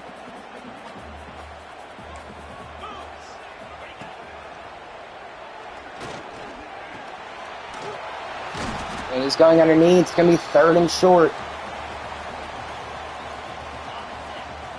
It looks like that will be the end of the first quarter. The game tied at 7 apiece. BYU, 3rd and short, going into the second quarter.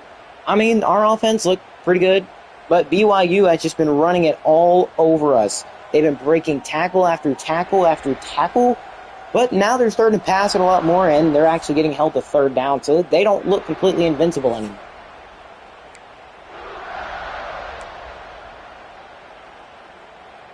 So 3rd and short for BYU.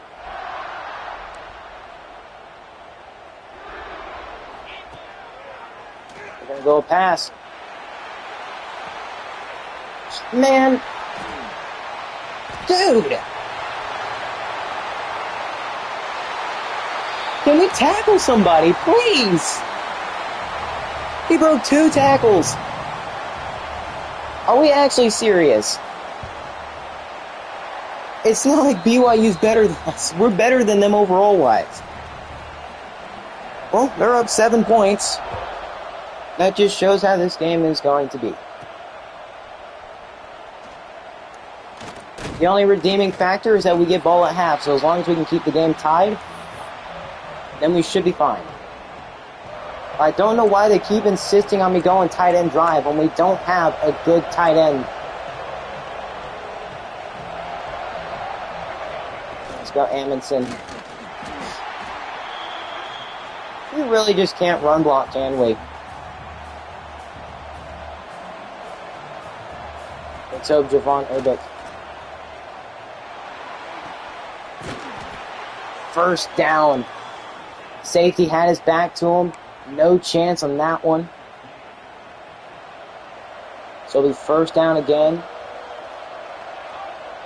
To actually make him run a short cross. Getting out to Amundsen. And he's going to have a massive first down on the flat route again. I just don't think it's a smart idea to freaking pass it deep to a lineman. Are we just sucking at blocking, or is it just Big Hill? If it's just Big Hill, that makes a lot more sense.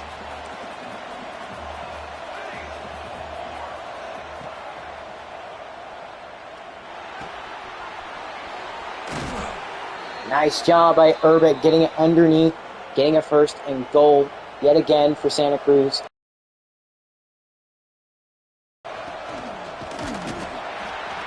Josefa Mulitalo.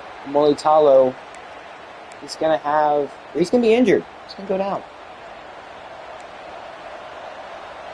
Buddy, it's not even that loud.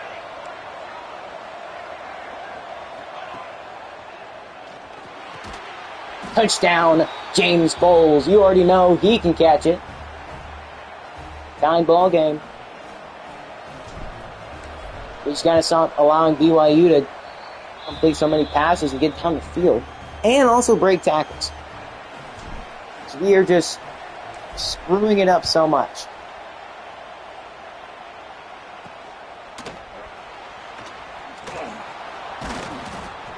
Big hit. Come on. 5.5 minutes left in the first half. Still a tied ball game at 14 apiece. Both offenses showing why they're so good. Why they've made it this far. One mistake for any of these teams, it's going to hurt them big. Well, they're going to get yet another first, but they're going to keep the clock ticking. Tick, tick, tick, it goes.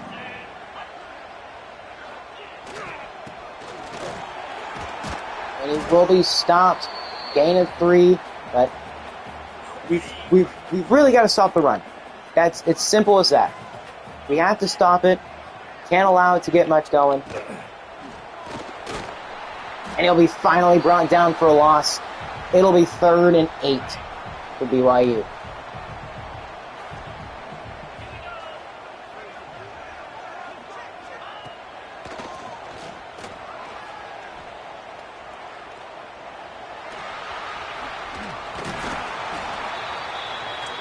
Man, why can we not produce any pressure? We haven't been struggling with that all year, and then when we suddenly face BYU, it's an issue. 5 wide.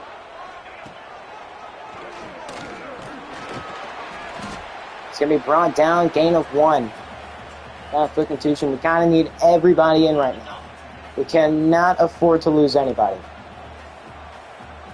We need everybody good.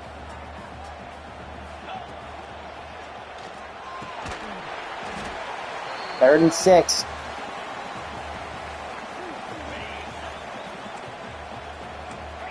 Let's go cover 3 lock again, see if we can get a stop with it.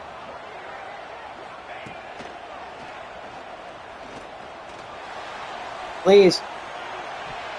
It's deflected. 4th down. Exactly the play we needed. Never switch on in that situation because it never works. So BYU finally going to punt it for the first time today. Is that the momentum switch we needed?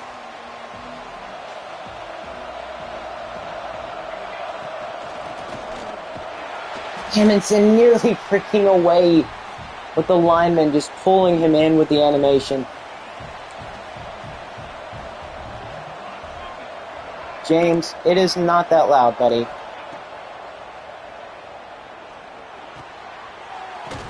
Taylor, why are you doing a full 360? It's unnecessary. 3rd and 7.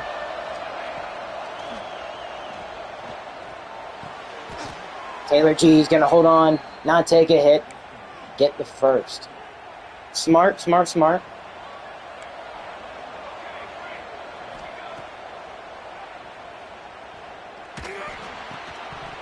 And Taylor can't hold on. He's our second best receiver, and he just could not hold on to the football.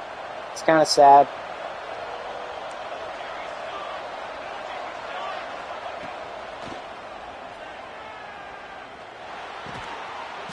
He does hold on. Gilliam makes the grab. 3rd and short. I pressed the wrong button, but it's okay.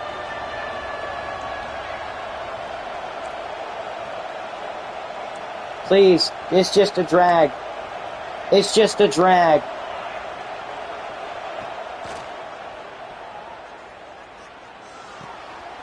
James Bowles, he's going to get it. He's going to have the first. We're going to extend our drive. Okay, what can we go with that'll potentially work here? I like maybe Urbic here.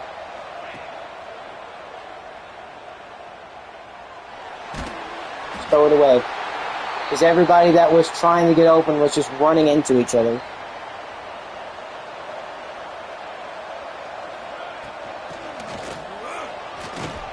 Amundsen, as long as you can push us forward.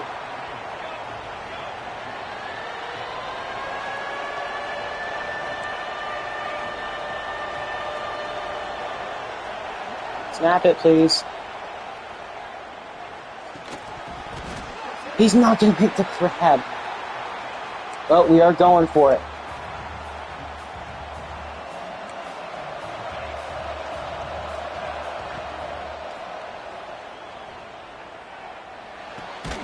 And Taylor, he's going to hold on. 1st down.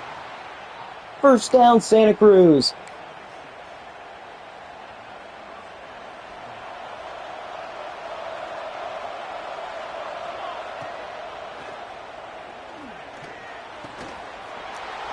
Urbic, he's got us in field goal range, but there's going to be an injury timeout.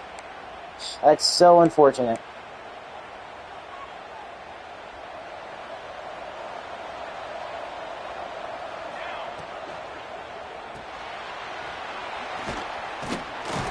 Gilliam is going to get just a single yard. There are 33 seconds left in the half.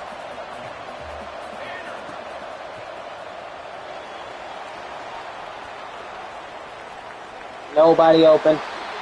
I wouldn't trust him with it. Leo Whitehead will be back soon. It's going to be 3rd and 9. James.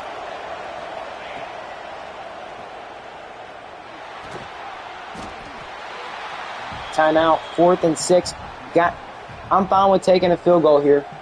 It gives us the lead before half.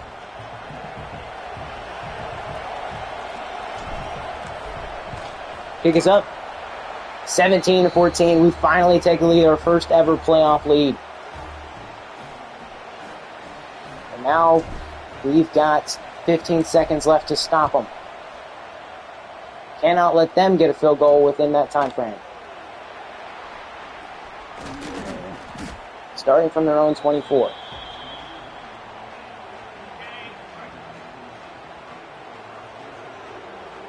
Come on, let's get a turnover.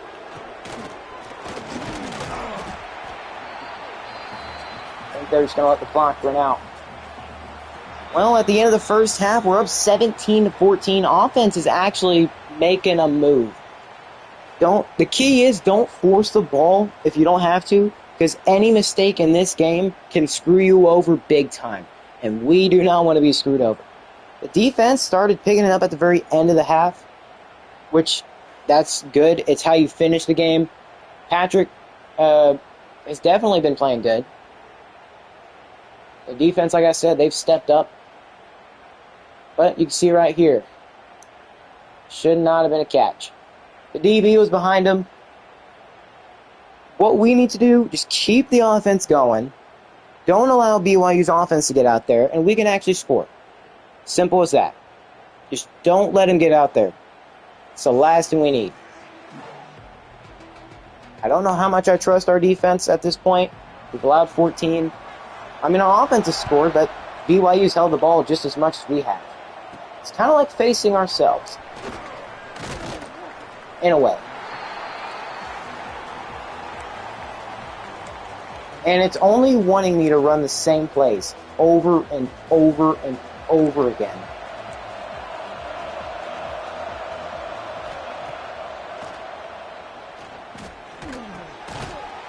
Marlon Christmas, he's got a first. Tackled forward. Can we please stop wanting to run the exact same run play? Like, seriously, we run it so much. It's getting a tad bit annoying. Nope.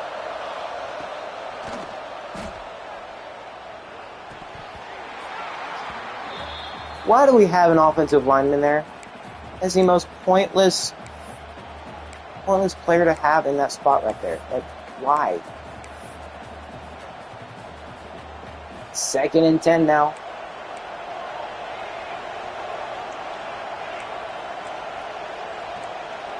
Oh, just run inside zone. Give our running back a chance. At least gets a couple yards. Okay, 3rd and 7. That's definitely manageable.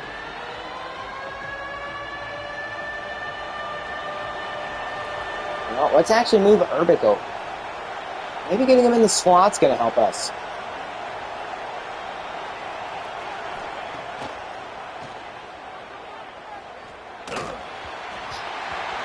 The thing disappeared.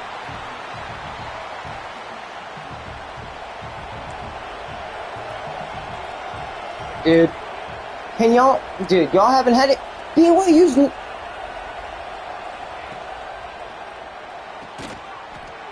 He held on. Gilliam actually held on. What a grab by the tight end. Holy crap. The drive will continue. Off an incredible catch from Gilliam. He's not even the best freaking pass catcher. First down, Amundsen. No, the man who knows ball. He's like 91 overall. No. It's not a good player to lose.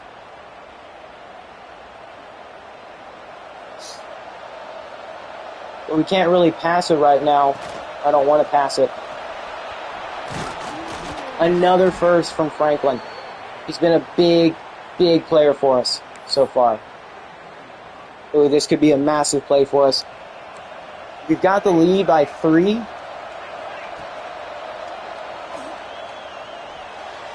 And you know what? Javon Urbic is going to make that 10 points. We've got a 10-point lead in the freaking playoffs.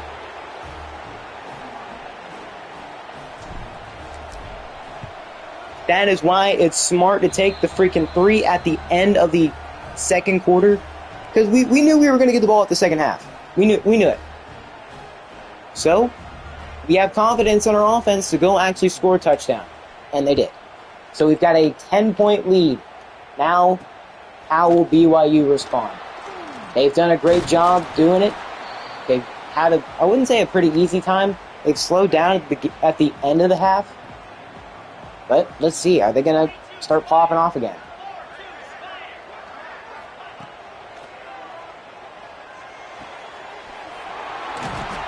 He's not going to be getting the first, second short.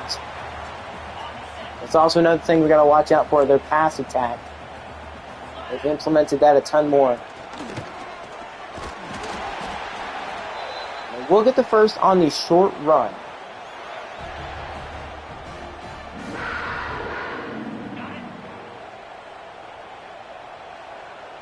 So 1st and 10.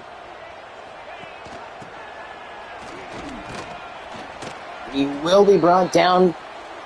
Ooh, and the receiver's hurt. But since BYU has just been playing so incredibly good, I think it's okay to wish for some rain. Oh, he juked me out of my boots. Tried diving for him, but no. No dice. You send the blitz, it doesn't work. Now, we're at 1st and 10. We're going to try running. This running back is super shifty. Like, he has got so much maneuverability when it comes to the run. Like, he is juking left, right, left, spin, boom, bang, bop. And he's definitely been a big factor for him today. And we're going to stop him for a 4-yard loss. We knew that was coming, or at least we expected it.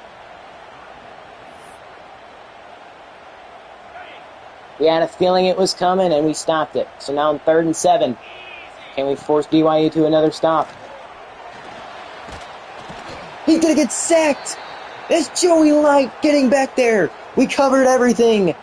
And it's a 4th and 18, so BYU's going to have to punt it yet again. Despite their home field advantage and the snow advantage, BYU just cannot get away from our defense. Tyler Centeo unable to get a good return. Star player 68. Hold on, what does it mean by that? Oh, is that a... That's our 99 overall player.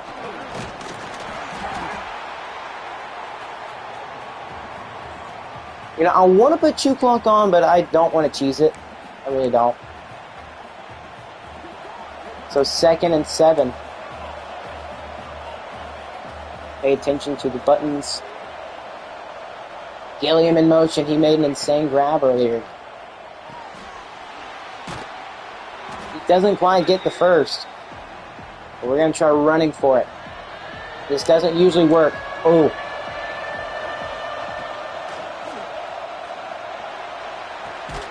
And it's a grab for Urbic. They pressed him. He beat the press. And it's placed perfectly. Exactly where it needed to be.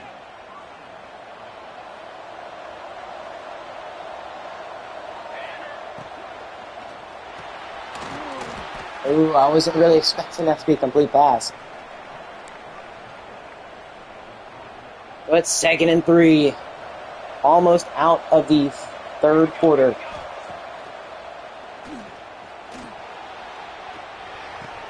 And Urbic is going to have it again.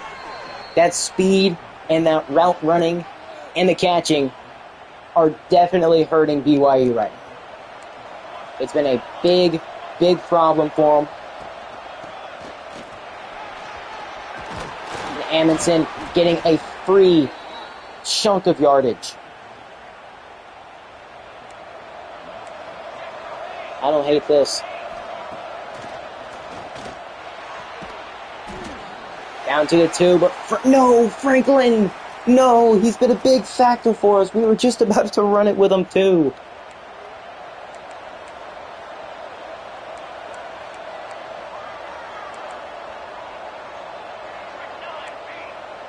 Oh, just running out.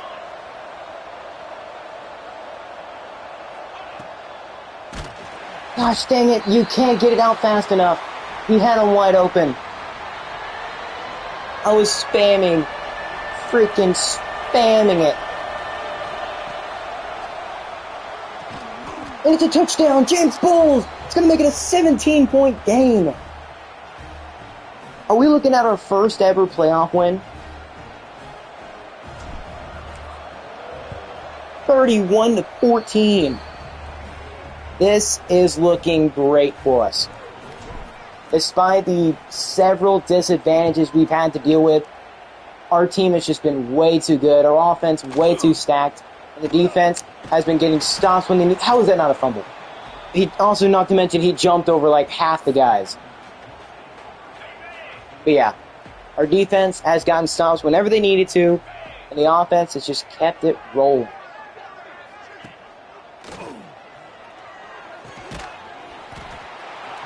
They brought him down. A couple seconds left. Or less than 10 seconds left in the third quarter. We're going into the fourth, up by 17. In our first ever playoff game, I think we're making a big, big impact. Now, we have had a day in the passing game. When it's come to fourth down, we've had maybe like one or two failed attempts. But BYU's season might be coming to an end if they can't pick it up. Now, I don't know how late is too late for BYU. I mean, they can still always score 3 touchdowns and tie it up. Just going to check it down underneath. Not gaining a bunch. It's Pettis with the tackle. The clock's ticking. BYU is trying to delay the inevitable. He's going to check it down, get out of bounds. Smart idea. But if BYU wants to win this game, not only do they have to score 3 times, but they have to stop us 3 times. And they have just not done that at all. Incomplete pass. That is right there.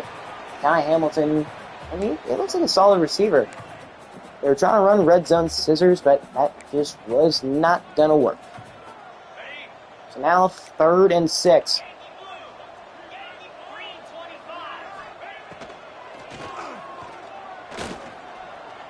Is he going to try to scramble? He is. And he's going to get it. We couldn't get there quick enough. I knew he wanted to scramble. He just couldn't get there in time. And the thing is, if I would have left any sooner, he would have thrown it. Good tackle. 2nd and 8. 6 minutes, or about 6 minutes left in the game.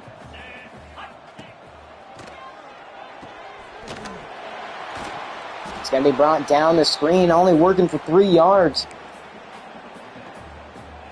Very close to a stop here. Going to try to put a QB spy out. See if that'll work any.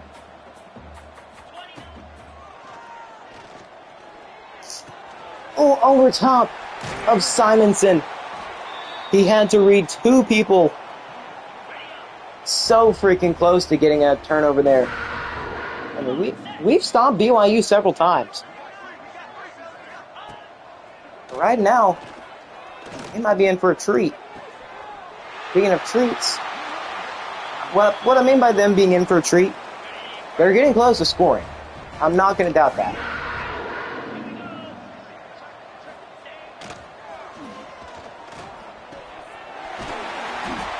It's going to be brought down. It will be 1st and goal.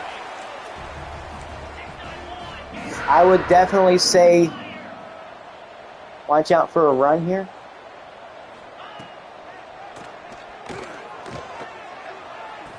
They're going to get a touchdown, but they've got to get multiple stops, which has not happened. But they still can come back. 14-point ball game. Or I guess, no, a 10-point ball game. Oh, crap. I'm just wrong. I am incorrect. I do apologize. So a 10-point lead still.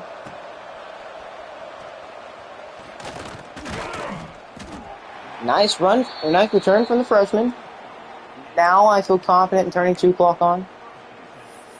Let's maybe run it out of a different spot. Let's not run inside zone again.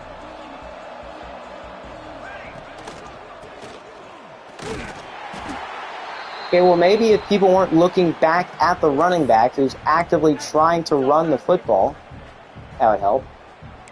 But Franklin is in the game right now.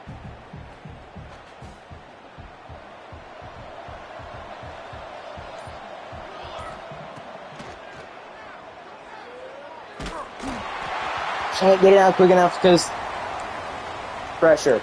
Pressure got there way too fast. Here we are, 3rd and 8.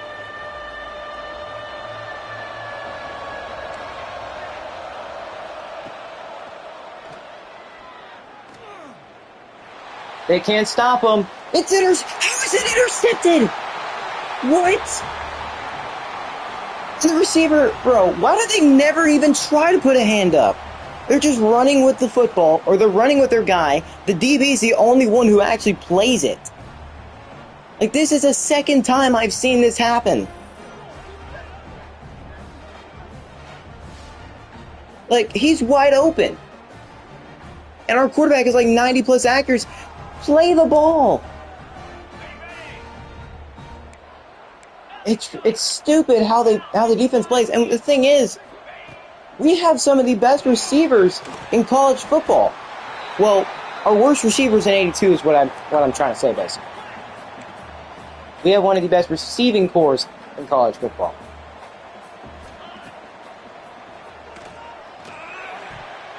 Oh, Simonson, you got to pick that off. Got to go pick for pick. So it's going to be 3rd and 5. BYU almost stopped. Got to watch underneath.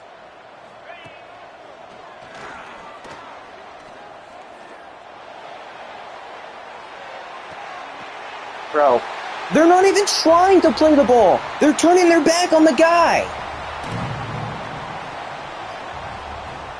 These guys are dumb.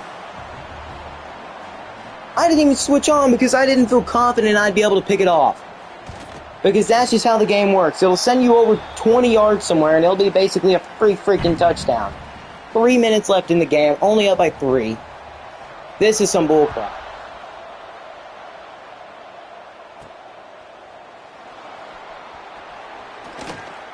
Solid return to the 22.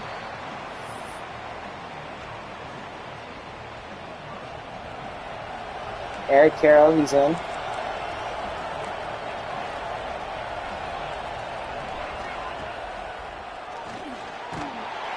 And where's the blocking? We have 90+ overall linemen. Why is our blocking so bad? What the right guard is not terrible. Why are we sucking right now? Like, why? Why, out of all times, it's got to be right now?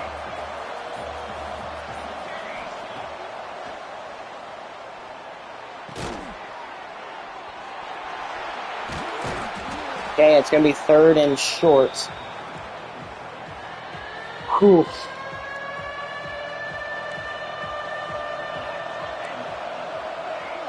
Have him go off.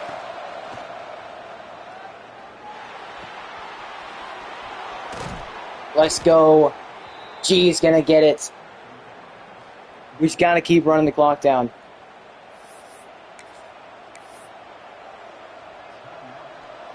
"13 seconds left in or until the 2-minute warning. Now BYU's calling their final timeout. A first down, get us to the 2-minute warning.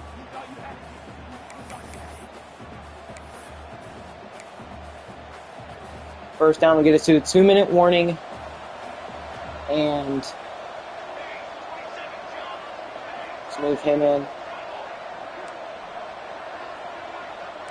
Urbic, run a short cross. Screw you, man.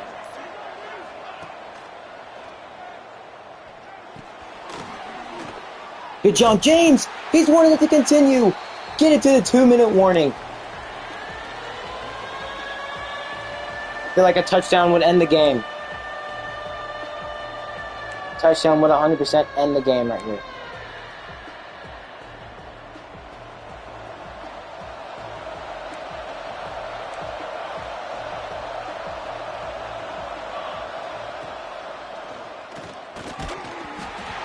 And Javon can't hold on. It's like, come on, dude. We are so far into the game. Dang it, bro, come on. Why does it always got to be behind them? They have a massive just lead over everybody.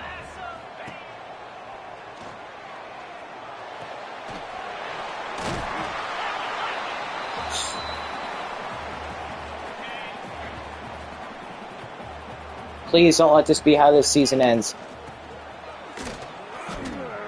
Get him down. Get him down. 3rd and 6.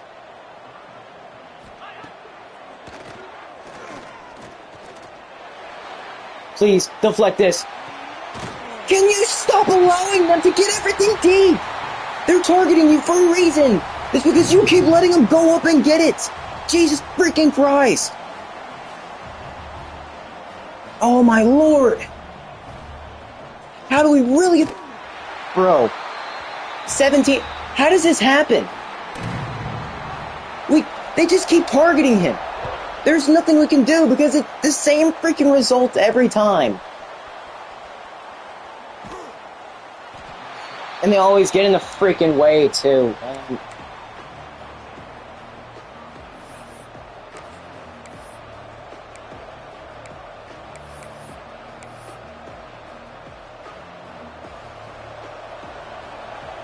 And nobody understands anything. Even our best receivers who are 90 plus overall. Hey, Okay,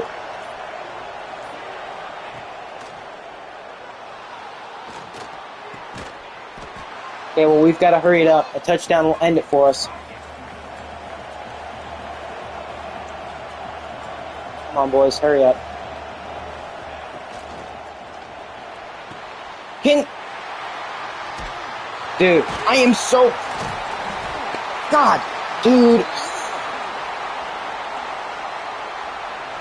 Are we actually serious? Why is the offense so trash now? Nothing has changed. Quite literally nothing. Nothing has changed at all. 1 first down from them and the game is over.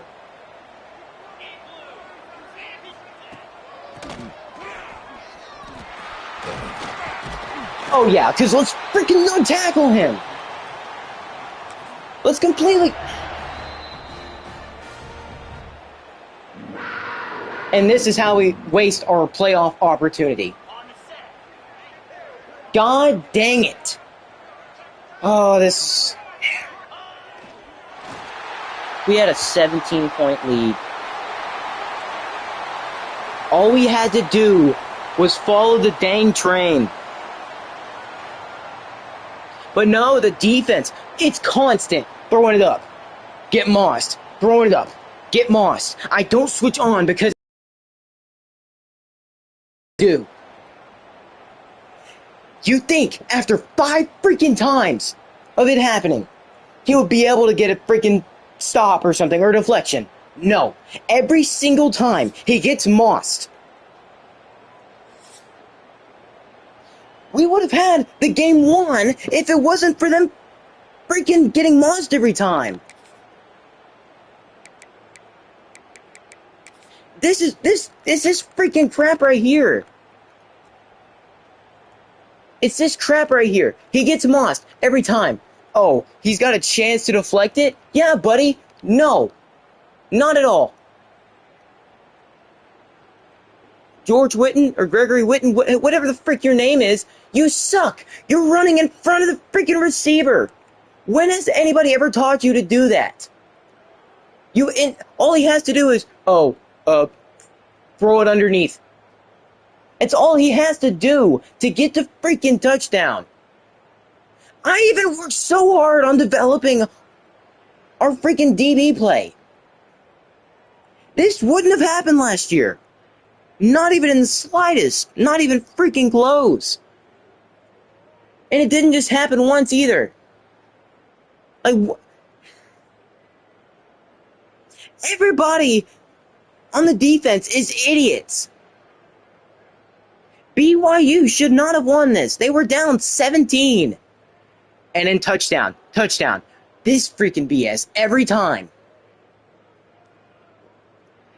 Why does he get to catch it? And here's another one. It's to the same exact guy as well.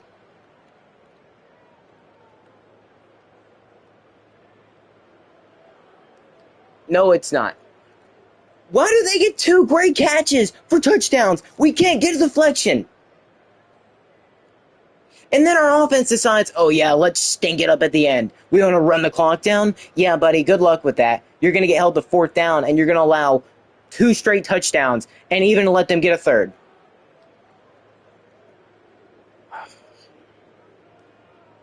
This team is freaking hopeless. We may never even see the playoffs or the rest of this series with Santa Cruz. We have to go undefeated for a 3rd straight year just to be able to make it back to this point. We had the freaking lead, man.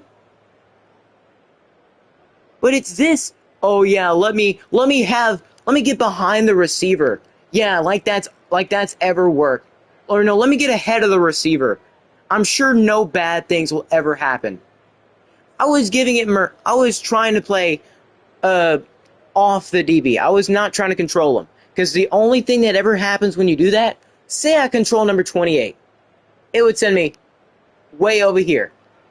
As soon as I press down on the joystick or move the joystick at all, it would send me 20 yards away to where he's basically getting a free touchdown anyways. So the CPU, surely you'd think they'd have a better chance of stopping him.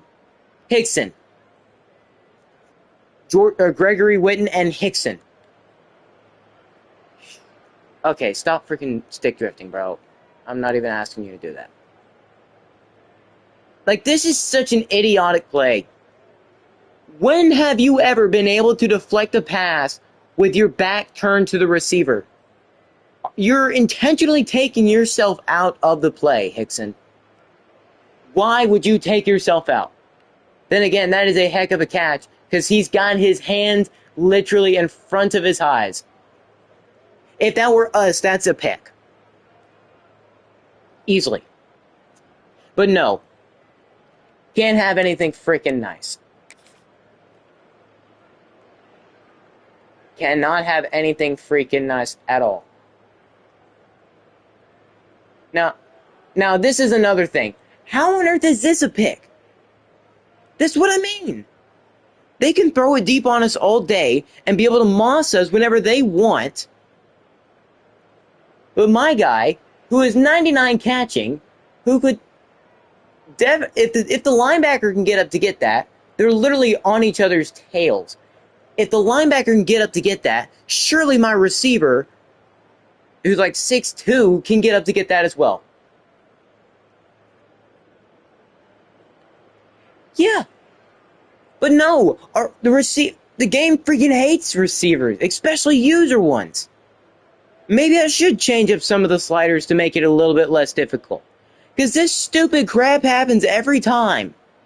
Now, I can play good enough to win the game, but I can't play good enough for the CPU to not even try to go for the ball. I can't train my quarterback any better.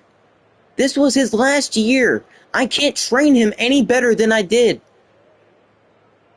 He's got like 90+ accuracy, everything. Now, what do I got to do? Roll out every time because he's a mobile quarterback? He's a mobile dead-eye quarterback. He can get up to Heisman tier ability with that. No, because apparently he's not fast enough to outrun the edge rushers who probably have like 85 speed apparently. But this is absolute crap right here. Why does my receiver, who's actually fairly tall, not even try to go for it? That's the issue with this game. They need to fix the CPU going for the ball. The CPU defense has no issues with it. They play the ball more than the receivers.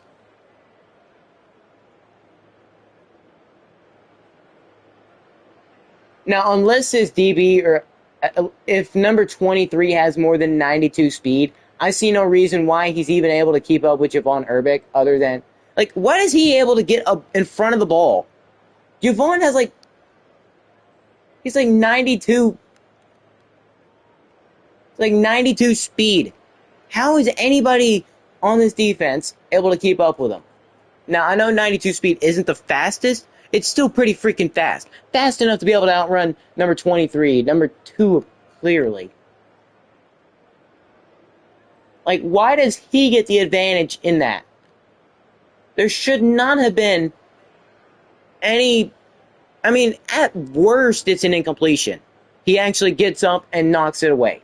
That's at worst. But even then, he's at 99 catching everything. That should not be a drop. This was our national championship push. And we just couldn't beat BYU. Which is absolutely stupid. We were playing perfect all game. And then at the very end, we just suddenly stink again. Or no, it's not because we stink again. It's because we just want to suck it up.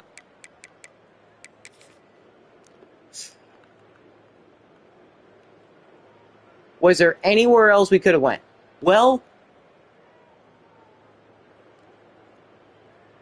it doesn't help. Number 72 immediately forgot to completely block the man that's literally right in front of him.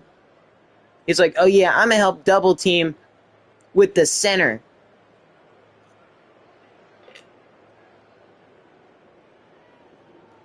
Yeah, buddy, makes sense. Makes perfect freaking sense. The pressure is instantly there. Gilliam has no impact on it whatsoever. These guys are such freaking ball hawks. I bet he would not have come down on that if I would have thrown it.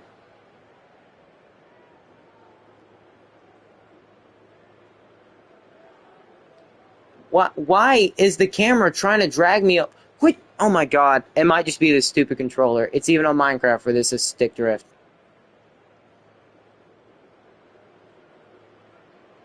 Was there anybody else that could have been open? I mean, I could have probably rolled out to the right because it looks like that. Why is 53 just stepping to the side? He is literally welcoming him into the quarterback. And Gilliam didn't do jack diddly squat. It was still a bad idea to pass it to him. But the O-line, where is our 99 overall lineman? Like, seriously, where is he? Because I'm pretty sure I thought... Like, how did he play so perfect? No, he's 90... Okay, never mind. I think he's in the Heisman as well. We were doing so freaking good in the game. This is ridiculous. You try your absolute hardest, but then in the end, it still didn't even matter. You have a lead by 17 points? Good. We're going to make it look even worse. Just go up even more, so that way we can make it look even better for BYU.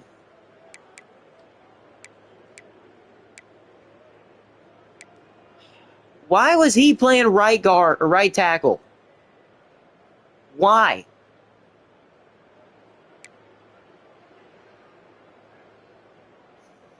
Oh.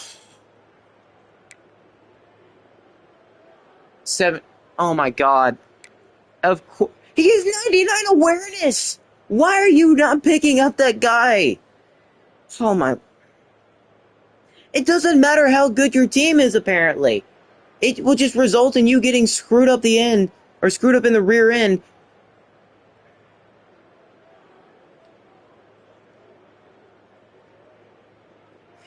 He's got 90 plus pass blocking. Apparently that just doesn't matter. 99 awareness. We shouldn't have allowed anybody in the backfield. Maybe the right tackle.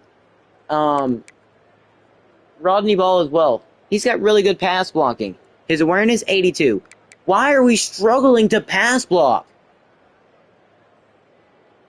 We have 90 plus... My lord.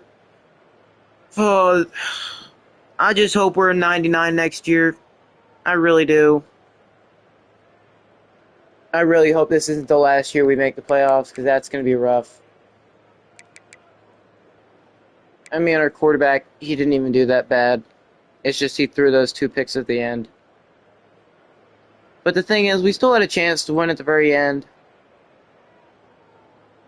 We just screwed it up by throwing those 2 picks. I know it's obviously also the play calling. You can only run the same play a certain amount of times before it becomes repetitive and the defense actually understands what you're running because they've seen it so many times. It's a rough game to lose. How do we go from having a 17-point lead to the defense allowing 2 straight Moss touchdowns? You'd think they'd learn after the first one. No. No. Defense can learn? No. No. Why would they even try to learn? What's the point? Patrick is going to graduate, so Gideon's going to come in. He shouldn't leave. I don't think he will. Hopefully this just means that we're going to be able to go back to the playoffs next year. Hopefully. We've got to go undefeated again. We cannot afford to do anything other than go undefeated. Because apparently, even for 2 straight years is barely... Going undefeated for 2 straight seasons is barely enough to make the playoffs. Strangely enough. We really collapsed. Oh my lord. We had the lead 14-31. They scored 3. We didn't score a single... Oh. That makes it so much worse. They scored most of their points in the freaking 4th quarter.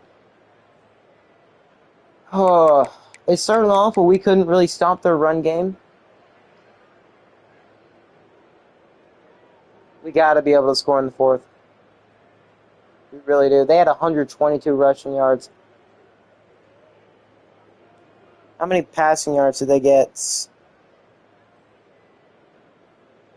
They had 278.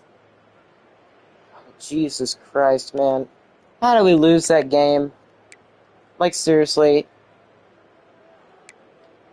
How do we lose that stinking game, bro? I get our quarterback, it doesn't have the best accuracy, but he shouldn't be missing passes like that. He shouldn't be overthrowing it to our best receiver. He shouldn't be just overthrowing it in general. But this game, he looked mortal again. Not that he didn't look mortal before.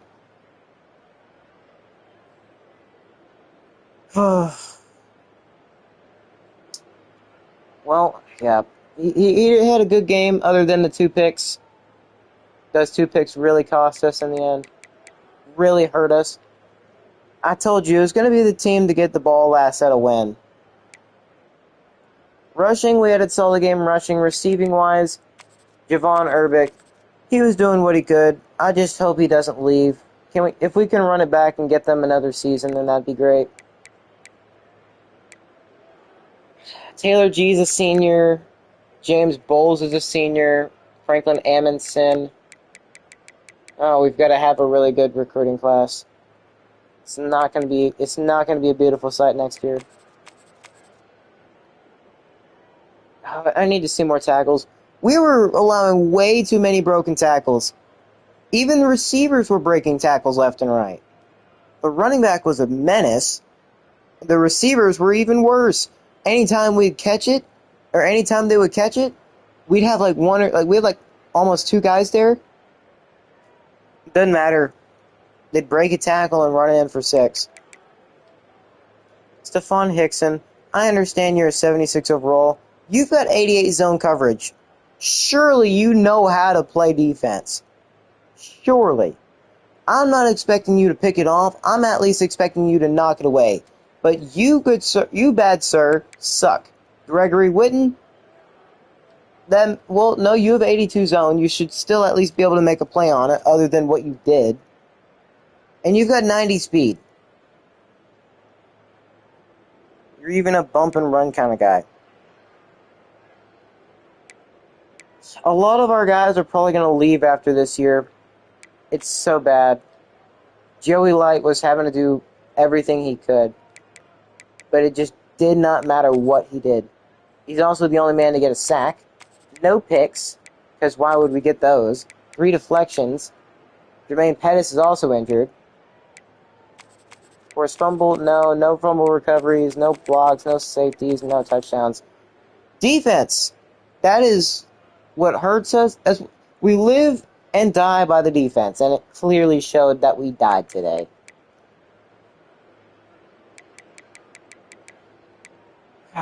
So sad to see us go out like this. And who knows, BYU will probably end up losing in the next round anyways. That's so sad to lose that. Our first loss of the year is in the playoffs when we were up 17. How on earth did we possibly give that one up? We needed to not throw a pick at the end. We needed to score. We needed to waste the clock as much as we could. James, I don't even know if it matters anymore. Congrats for you, man. You said a yeah, I wanted more from this playoff run too. I wasn't expecting to lose this early. At least with Oregon Tech, we made it out the first round.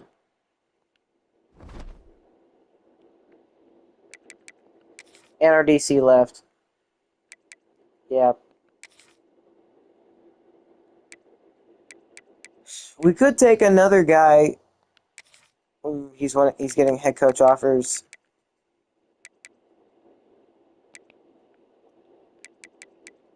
Jamichael Pierre, what are you? Recruiter and motivator.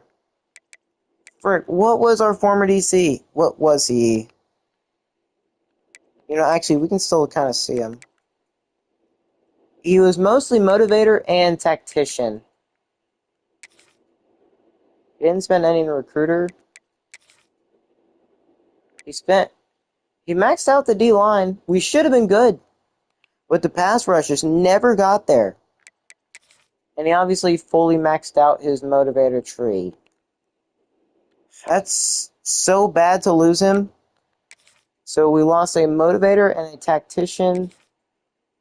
Going Pierre would definitely be going away from that. Gage Kessler, he'd essentially be the same thing that we just lost. So I guess let's offer Gage a coordinator spot. He's getting head coaching jobs from Virginia, Bowling Green, and UTSA. I don't mind taking them. How about our job offers? Really? Army is not a step up for us. Not even close. Why would I go to Troy? Okay, this coaching crap does not make sense. Is there any staff changes in the conference yet? He's going to be the DC at Alabama? I thought you wanted to be a head coach, pal.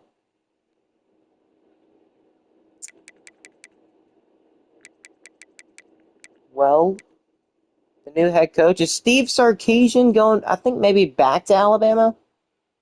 Well, maybe he never did coach Alabama. I don't remember. But that's still a pretty big coaching change. So our former DC is going to get to coach under Steve Sarkisian. I really hope the playoff bracket has BYU winning all the way. Who's to say we would have even been able to beat Tennessee if we didn't move on? We'd have been a severe underdog. I imagine Michigan probably will win and make it to, what is that, the semifinals? My pick to win it all? Oh, Duke is number 2. Okay, I'm going to say Duke. I just want BYU to win it because that would mean that we lost to a team that we were in front of, that we were very much supposed to beat. Surely we're not still a 1.5-star school. And we did not get that defensive coordinator. He left. Oh, Kevin James. What are you looking like? New.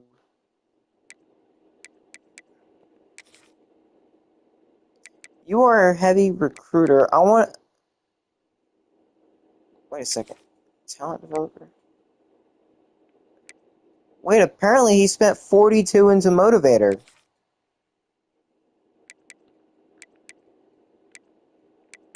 Oh, I didn't know he did that. Maybe Stephen Mendenhall isn't as bad as we thought, if he spent so much into it.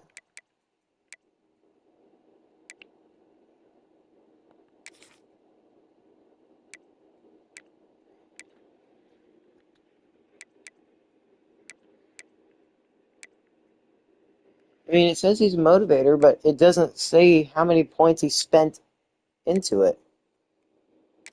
I wish I would know.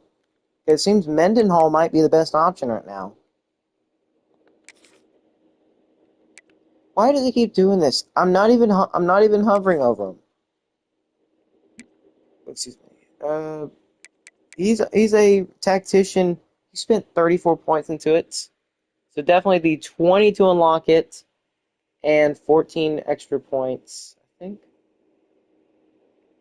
I could be wrong with that.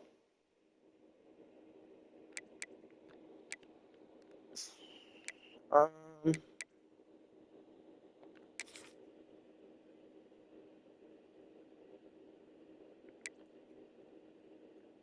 okay, I think Mendenhall is probably the best person to go with.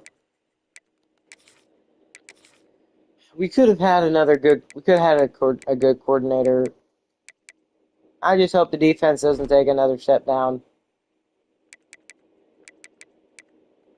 Well, let's see who's in the national championship. I'm just hoping it's BYU. Because if it is BYU, that lets me know we probably could have went to the Natty. And we do get Stephen Mendenhall. Okay. It says he spent 42 into a motivator.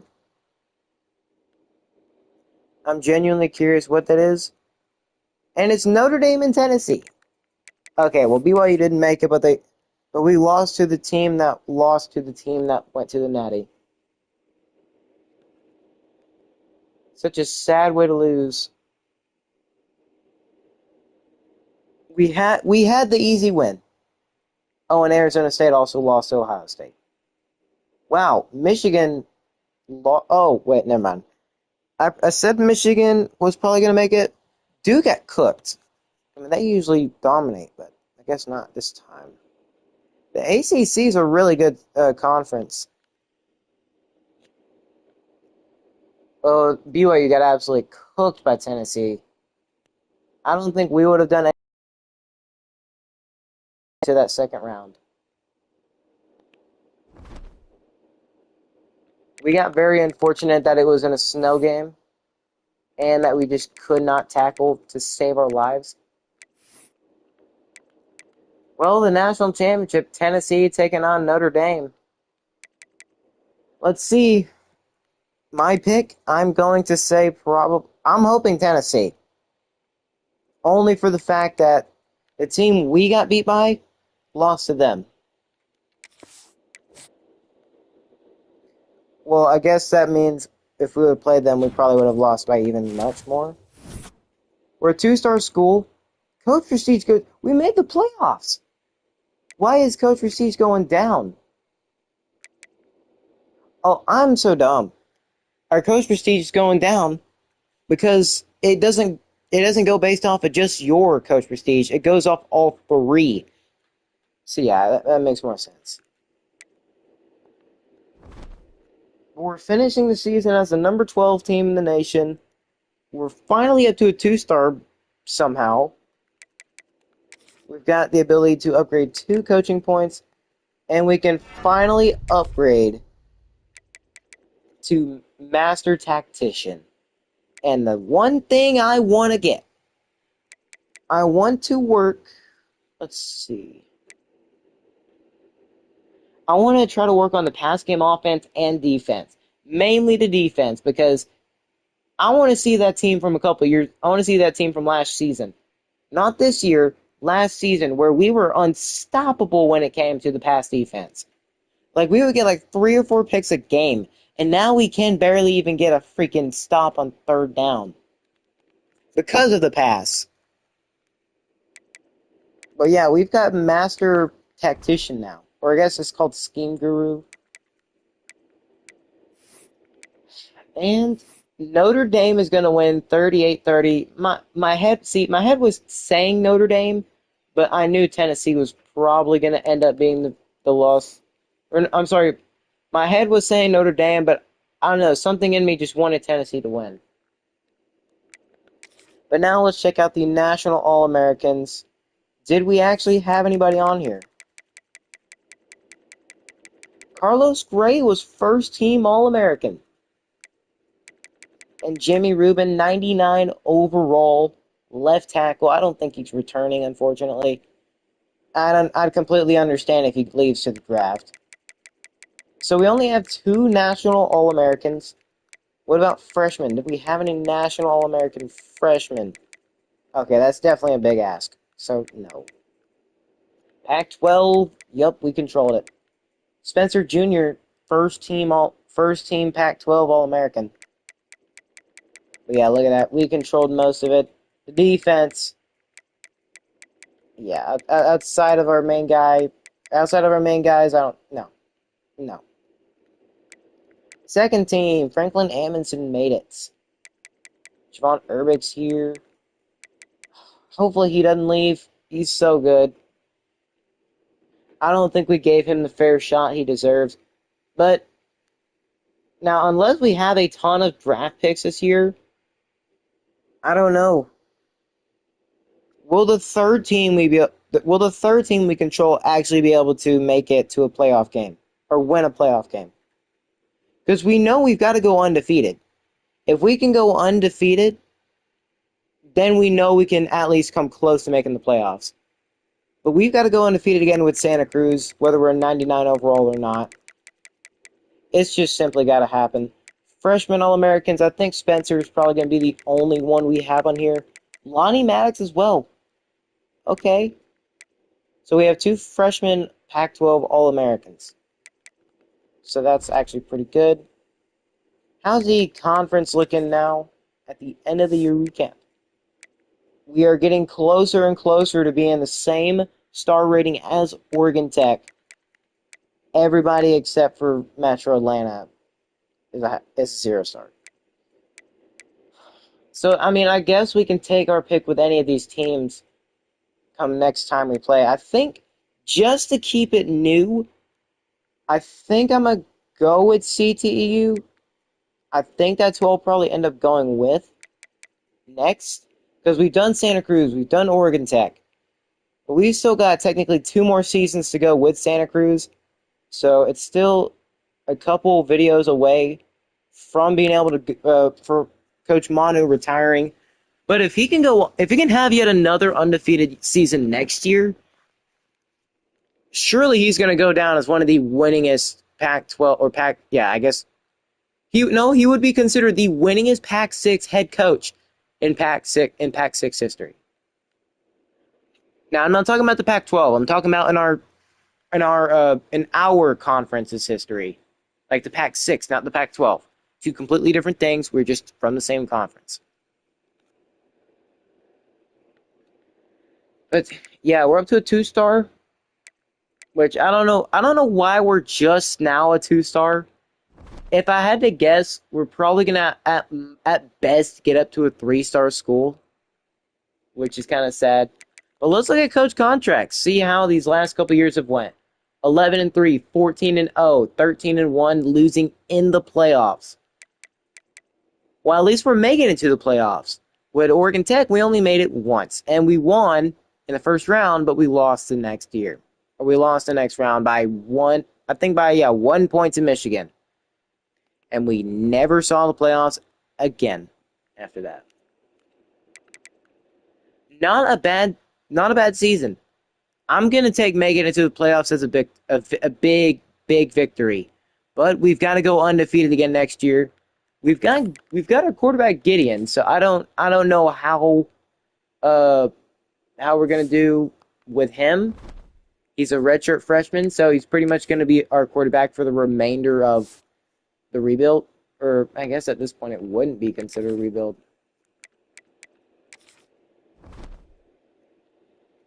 But yeah, Gideon Abinaconda is going to be our quarterback for the remainder of it. I think that's everything I wanted to check here.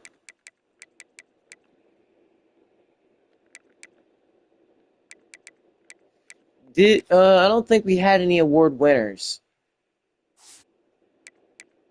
No, it would have showed if we did. Let's check out the season stats. How did our team do? And yet again, Patrick Carapacious having a season where he doesn't throw 10 picks. He should definitely go first round. I see no reason why he doesn't. He's been very good. He's not had a 10-plus pick season. Or he's not even had a 10-pick season. He's not even had a 9-pick season. The most was these last 2 years at 8 picks apiece. And I guess that's also accounting for the playoffs as well. Gideon, he had 1 pass this year, and it was for a touchdown. Yeah, he's a redshirt freshman. He's going to develop so much. Franklin had over 1,000 yards. Unfortunately, Spencer did play every game. It's kind of sad because he would have been a redshirt freshman for us, but nah. He had 22 touchdowns. Holy crap! I just realized that 22 freaking rushing touchdowns for a guy who's not even starting. How? He wasn't even starting. Was it just because he came in at the last second and scored? I mean, he did have that one game where he had like 6 touchdowns. But 22? How? What?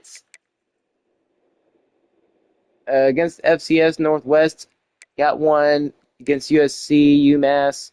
Okay, so I guess I was wrong. His first career touchdown was not against USC, but it was against FCS Northwest. Against UMass, he had 2. He didn't really get to play all too much against Arizona State, but he got one against FAU. He didn't get to play against SMU. Metro Atlanta, he had 2. Dallas Tech, he had 1. Oregon Tech, he had 4. Vermont State, he had 6. He had 3 against Ohio. This man was like a third-string running back, and he still had 22 rushing touchdowns.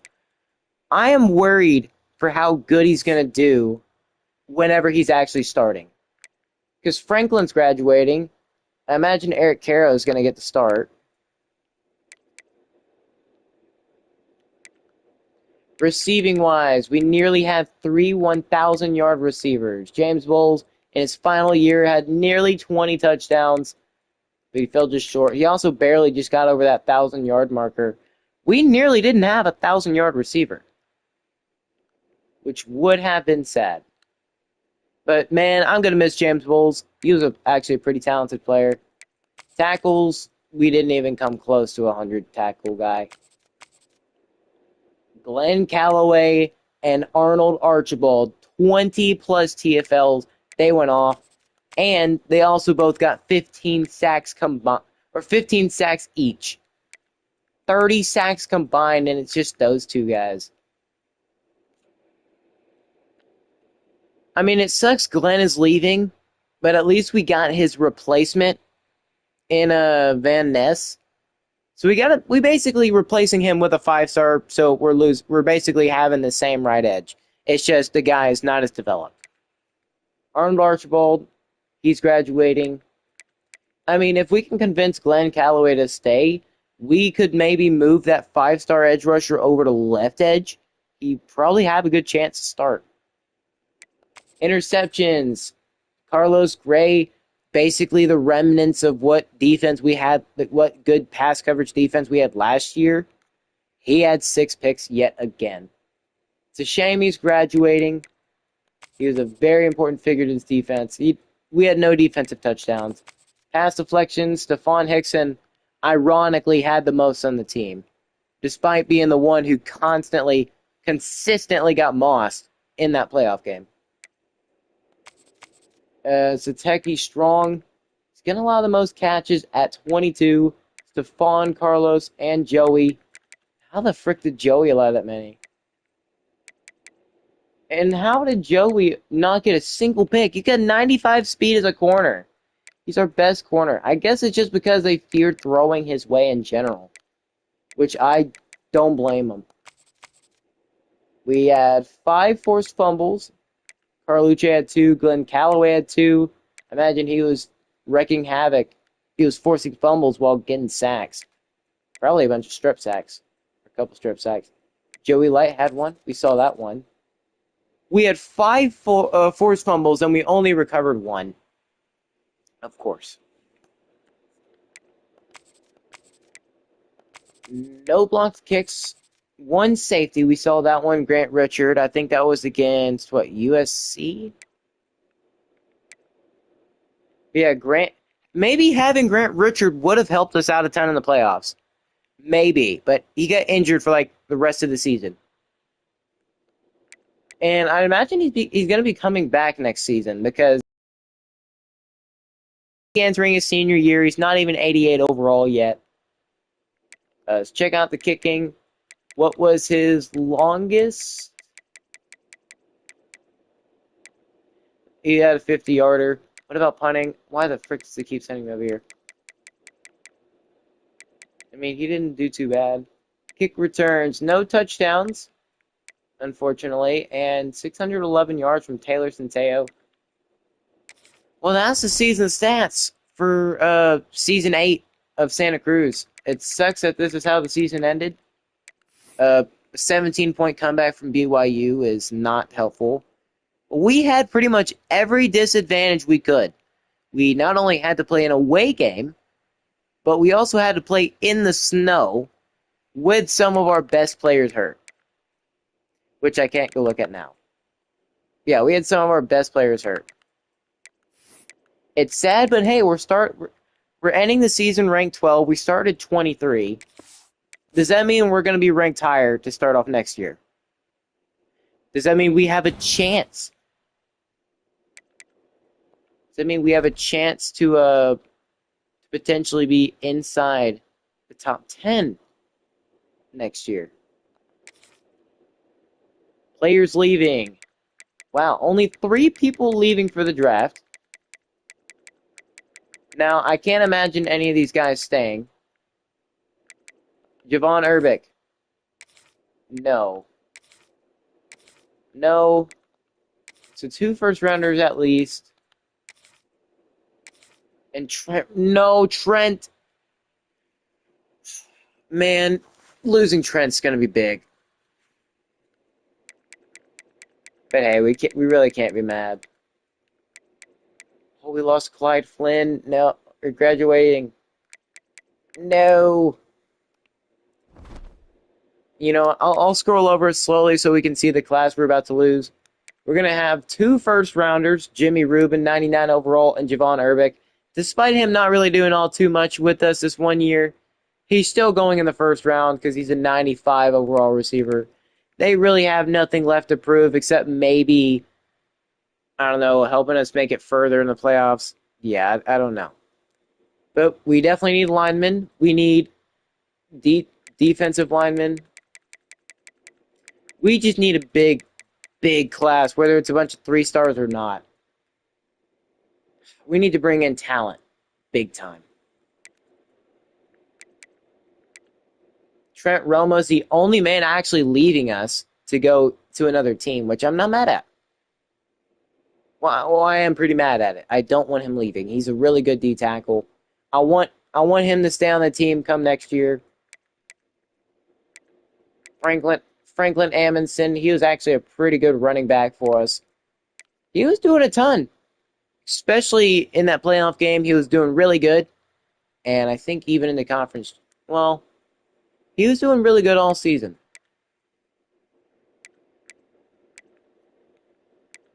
A bunch of these linemen were kind of backups, pretty much. Carlos Gray. I don't know how he's not. If you looked at his stats, you'd be like, oh yeah, we definitely draft him. No. Not getting drafted. This man went crazy. 6 picks, 5 picks. He had 11 picks in just the last 2 years alone. He was insane. The Legion of Blue. Or the Deep Blue Sea. That's what we're calling it. That's what we're going to call it. We had such a deep talent, or deep group of talent on the defense. Now it's just getting thinner and thinner. just because we failed to build up our team prestige much somehow, even though we went undefeated last year, we won the conference championship, we won a bowl game, and that pretty much kept us at the same 1.5 star. I don't know how that works. We should be at a 2.5 star right now, but nope. Heck, we could be even further. We might have even been a 2 star if we won the first round. But yeah, Carlos Gray. It's a shame he's not getting drafted. He's such an incredible talent. Like 6 picks with Santa Cruz this year, 5 last year in the deep blue sea. He forced a fumble as well. And he's definitely improved on how many catches he's allowed. Now, we were also kind of playing him as like a sub-linebacker, bringing him in to play that linebacker spot. Probably why he got another pick. But he was pretty much the only pass coverage we truly ever had this season. Or at least it felt like it. Because I felt confident in the pass coverage with him on the field. But when he wasn't on there, yeah, I don't really feel like I was confident at all. It's the final upgrade for this team before we see a bunch of these players leave. It sucks we're losing our best receiver and our best lineman. Wait a second, we still got a couple good linemen. Okay, we might not be as terrible as I thought. Let's do it. Let's freaking do it. I just hope we're still in 99 next year. Because if we're still in 99, we got another chance. 2-star skull. What? Okay. Draft results. Let's see. We had 5 players drafted, 2 first-rounders. Patrick Carpacious going 3rd round. Beautiful. Arnold Archibald also he got drafted. It's kind of hard not to. Tariq Fiad. We had several first-rounders. These are the first-rounders we have ever had with Santa Cruz. I think. I could be wrong, but I think these are the first-rounders we've had. I think we've had second and thirds, but never a first. And we now have 2 of them drafted. Obviously, Jimmy Rubin, he was an incredible player. One of the best he is literally the best pass blocker you can have. 99 pass blocking. His awareness, 94. You were not getting past that man. He was an unstoppable force. And then Javon Urbick, he had a lot of abilities. Now, I'd say Javon would, based on his stats, like how much he actually produced, I'd say maybe late first-round pick. Jimmy, oh yeah, that's definitely an early first round. You know how teams love their offensive linemen, especially if they're a pass blocker. I feel like they should add wingspan to this, because wingspan is arm length is another big thing when it comes to drafting players. You see it all the time with them talking about linemen having shorter arms, defensive linemen having shorter arms. You see it all the time when it comes to those positions. So adding wingspan or arm length wouldn't be bad. Yeah, basically, if you're not an 88 overall or higher, you're not getting drafted. I wish they would do it based off the statistics, the career statistics. If they've seen improvement and the stats are actually good as well. If I have a guy get 2,000 yards every season receiving-wise, receiving yard, 2,000 plus receiving yards every year, 20 plus touchdowns, but he's only an 84, and he's going to graduate, and he gets that every single year, he's not going to get drafted in this game. Doesn't matter how good he is, how bad he is, it simply does not matter. I think the issue we had in the playoffs was we relied way too much on the offense, and the defense just basically, yeah. When the defense sucks, the whole team sucks. Even if the offense is playing good. Because eventually the offense will screw it up, throw a pick or two, which we saw, and the defense, letting it be a close game, eventually let the other team score several times. I think we just need to get better corners. Yeah, I mean, having 4 corners on the team and only maybe like 2 or 3 of them actually being good definitely doesn't help. Yeah, that's a good amount of draft picks right there. Let's see, is there any draft picks from any other team? I imagine the only other team that would actually have one would probably be Oregon Tech. But yeah, I think Central Texas Engineering might be the next team we do. Dallas Tech is a no. Let's go see Metro Atlanta. That's a no. And then finally, last but not least, or last but most certainly not least, their quarterback goes 5th round. Okay, so Oregon Tech still getting draft picks. But let's see. How is the recruiting transfer portal going to be? Shaden Stammer. I'm still putting 50 into him. If we can get him, we'll get him. But he's so close to committing. Auburn and Georgia Tech. I don't know how many points they'll put into him, but if they don't put points in and they're worried about other recruits, we might actually be able to get Shaden Stammer, but by the miracle of God. That's literally all it would be. It'd be the miracle of God. All right, let's see. We need a ton. First things first, let's go corner.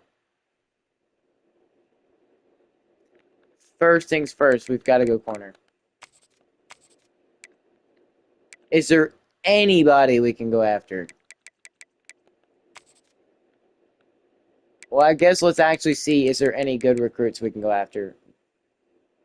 Because if there is, I want to put them on my board. Keon Lamar. He's the only 5-star transfer.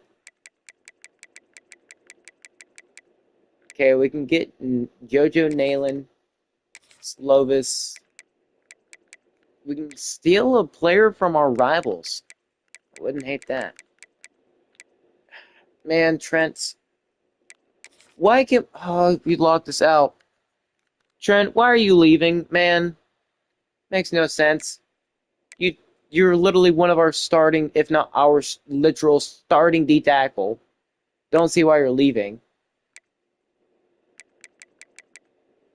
So we got to get D tackle. Left tackle is also a need.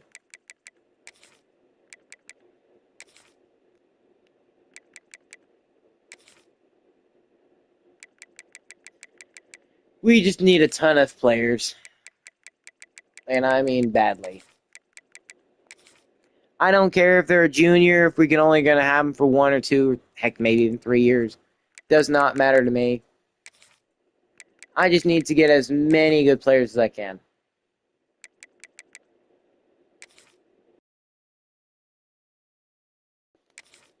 Right guard. Running back. Yeah, I definitely want to bring in another good one. Square. You know what?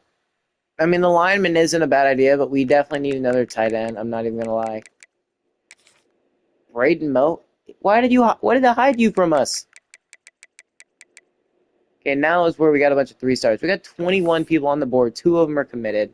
One is Shaden Stammer. Okay, I know we definitely need corner, but we went and got Dante Nicholas, so he should be a pretty good corner. I'm worried about Shaden. I'm worried about him. Auburn and Georgia Tech still have scholarships into him, but for how long? And are we even going to be able to go after him? Like, even though we put 50 into him, I cannot guarantee we're going to be able to get him. Now, we got lucky he even lasted this long. DeMarcus Osborne is a north-south blocker. I cannot accept that. I just genuinely cannot. North-south blockers are probably... I think it's arguably the worst archetype for a running back. Because they don't have any speed, and they're not really good at anything.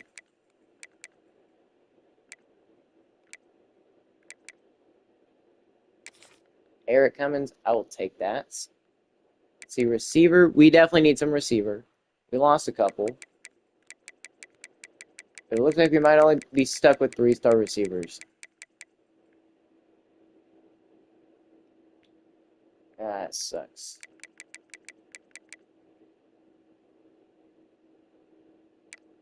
Who knows? Maybe Paul Fraley could be good. You know what? Cameron Balkasoon, I don't care if you're small. I just want you to be fast. I want speed. A speedy receiver is going to help us out tremendously. 6'5". Okay, Jalen Rooks. You have piqued my interest. Enrique Rust, you're also a physical route runner. You're a contested specialist. We've got 675 hours. Oh yeah, we've got plenty of time. Or plenty of hours to go after people. Okay, tight end. Tight end is a big need for us. Mustafa Odenigbo. Pure possession. Trayvon Kiernan. Okay. We've got 7 spots left. We definitely need to put some more corners on there. We need mics.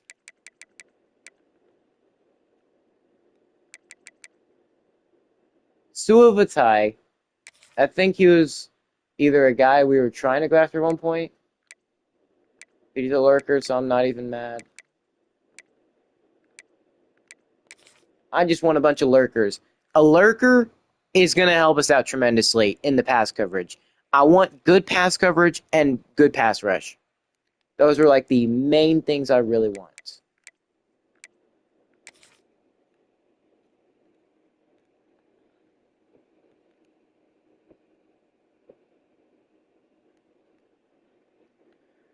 Okay, we got 3 mics. We've got 4 spots left. I know I want to put at least like 1 or 2 more corners.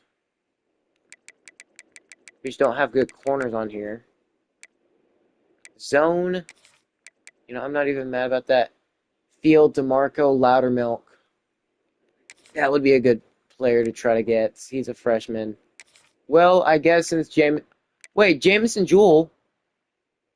That name sounds familiar. I think we tried getting him at one point. Outside linebacker, I'll do 1 more.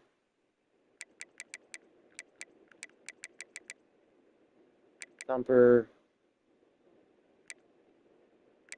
Can I get a younger lurker? You know what? Deontay Bada. Yobata play pass coverage well. And then Clyde LeBeau. Nah. Okay, I mean, I guess the 3 stars I want to be younger players. But I want them to have initial interest. I don't want them to just... I want them to be younger. Like Pat Hay. Okay, you know what, Pat? You're fond of my books. I want them to be younger and have initial interest. So if they have initial interest, I don't have to waste hours on them immediately. We are first on Percy Grogan. First and foremost, let's put scholarships into everybody. And plus, we might have the off chance of immediately committing somebody. Who knows?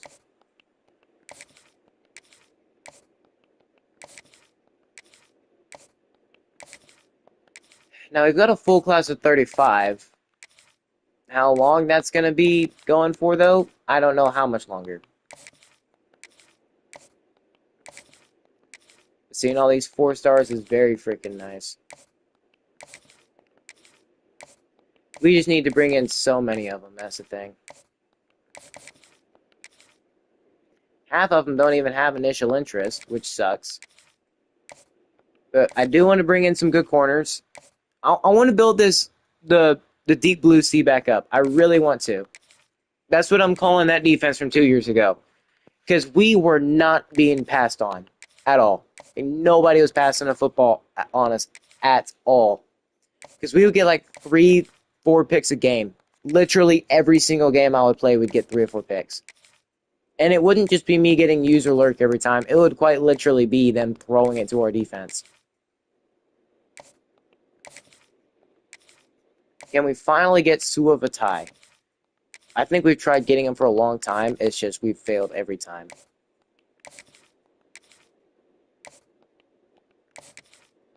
And then Jamison Jewell, I do remember, I think of going after him at one point.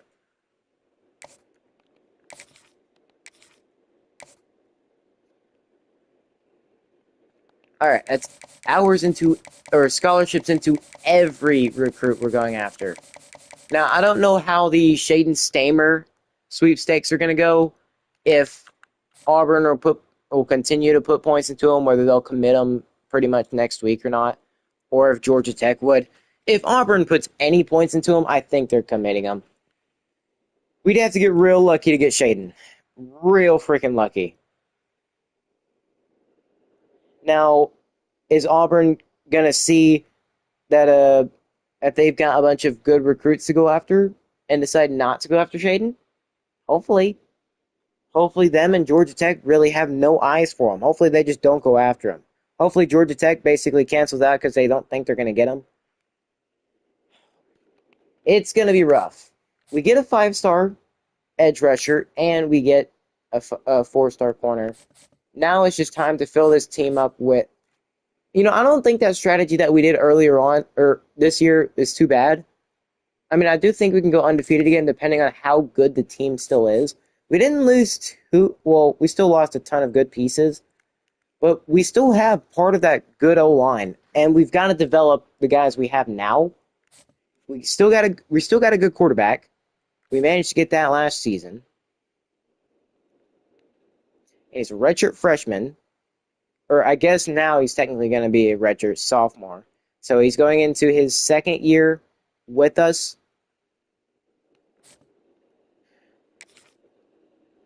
Dylan Slovis, I want him badly.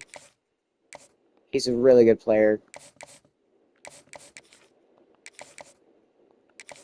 I can't guarantee I'm going to get half these guys, but I will try my absolute hardest. Like, for Evan Hepburn, let's do 25. Let's go into the guys we are first on and just put like 25 hours into them. Now, if they're not a 3-star, I'm not worried. JoJo Nayland, he's well-rounded. I don't know how likely we are to even get on his board. We'd have to put 50 into him. Now, he is a really good lineman.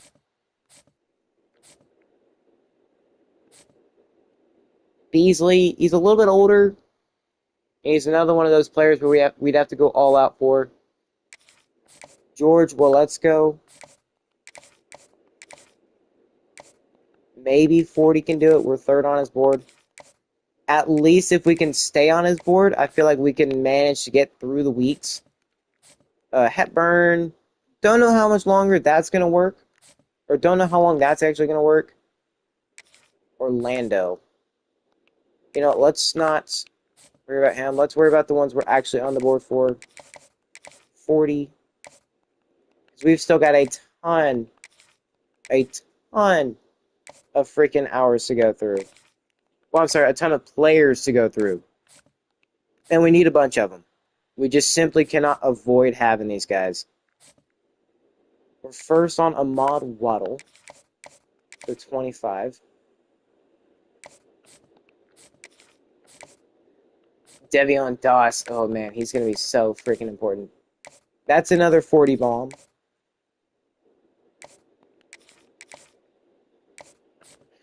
Now, I'm putting points into these guys that have interest in us off the get-go just because, hey, if we can build up our interest for them, heck, some of them were even, actually, a bunch of them were first on. That's going to help us out. Like Percy Grogan. I just hope he's fast. I really do. But, man, we have so many people to go through. A bunch of guys that we definitely need. Now, these 3-stars, I feel kind of okay with not immediately going after them. Most of them have initial interest in us, except for like Suavatai, which I don't fully expect to get. Cummins, he's an East-West playmaker. Maybe us having a scholarship in him will pique his interest. First, seconds. Reggie Adams, and Russ. It doesn't look like we're on his board, but I'm I'm more interested in Cameron Balkasoon. He's 5'9", transfer freshman. Yeah, he's short, but imagine if he's fast. Imagine if he is fast. And then Odenigbo, Mustafa Odenigbo, we're on his board. Paul Fraley, unfortunately, we're not. Yeah, these 4 stars, Bixby. I mean, these are 2 linemen that we desperately need.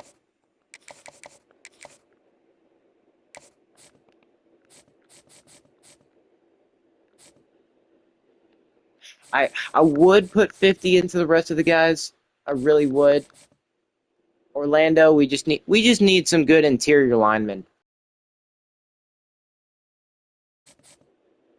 I think we still have. Well, no, I think one of them left. I think it was our left guard left to the draft.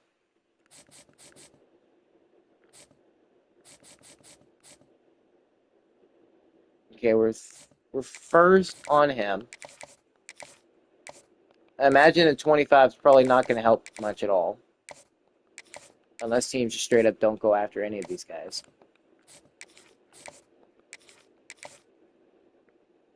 Well, we've got to be grateful for the guys that we do have. And yeah, we got to be grateful for the guys that we do have. Oh, Braden Moe is so important though. Orlando's important. Hepburn's important. Everybody we have here is important. Like, everybody we have here is super important. And I don't just want to sim to next week and see a bunch of freaking important, like, players that we desperately need so we can actually fill out depth on the team or fill up positions that we're running super low on. We've got no hours, but I do. Tremaine Square and Mo are going to be very important to the future of this team. We need a good corner because we just lost ours to, I think, the draft. Wait, I don't think Light left. I don't think he graduated. I think he's coming back another year. I think so. I could be wrong, but I think our starting corner Light stayed. Thankfully, he didn't go to the draft because I don't think he was a senior. I think he was a redshirt junior, so he's going to be a senior this year. So it's not like we desperately need corner, but I would love, love, love to have multiple good corners. That would be an absolute dream of mine. Who do I think we can actually get or have to take points out of? Who do we think we're not getting?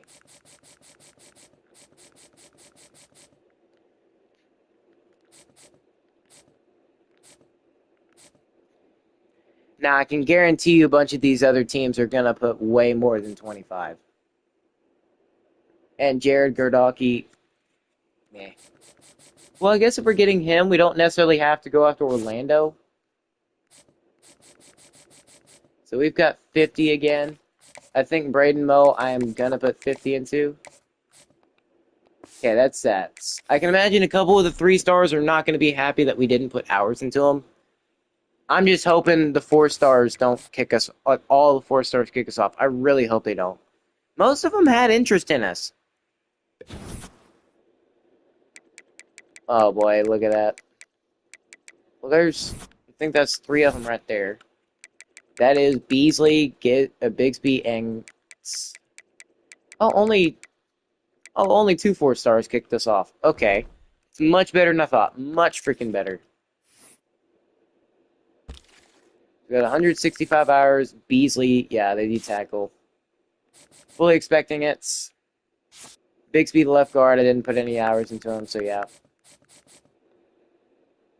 Fraley, Cummins, yeah. It's a shame. It really is. Suavatai. Oh well. 165 hours. We are second on Braden Moe. How did we do? We're still third on... Auburn completely just ignored it. And Georgia Tech. It might come down to us and Georgia Tech. Does Auburn know they're this close to committing them? They might still get them despite them not having anything, like not wanting to have anything to do with Shaden. Oh, I don't know about JoJo Nalen. I really don't. He likes playing style. His hard sell is not gonna be. Oh, we can't even do a hard sell anyways. We just got to be able to make sure we're in the top 3.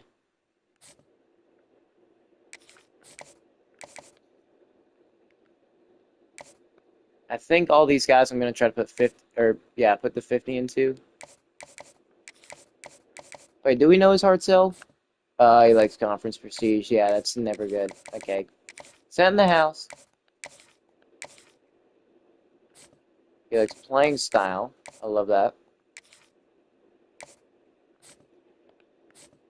Want to bring that fella in as soon as we can. We're up to first on George Will Let's Go. That's what I'm going to say if we actually get him. Let's go. Hepburn. Let's get him up to 50. Let's get all these guys up to 50. Like, I want to have an elite pass rush and get the pass coverage back up. We have pretty much struggled heavily with it.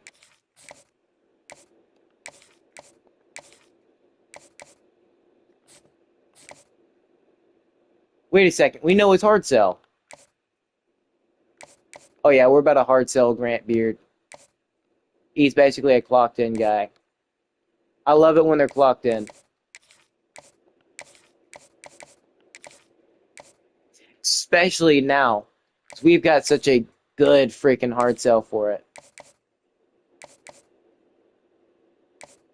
So that should definitely mean he likes playing time. I don't see why it shouldn't mean that. Yeah, the hard sell should work tremendously. For Doss, we're doing good against Notre Dame for him. I'm going to take a shot in the dark and say he likes clocked in. I'm going to take a shot in the dark. I could be wrong, but typically when they have those two revealed... Oh, I can't do anything for him anyways. I think we had 40 into him.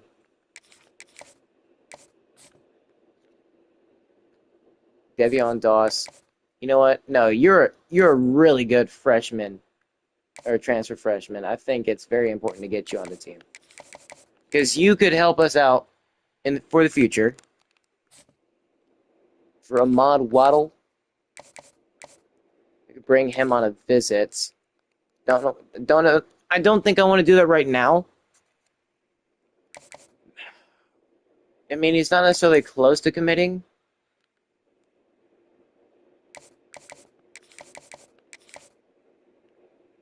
Wait, what is his hard sells? Pro potential, playing style. Okay, we know what he likes. We know what this man likes.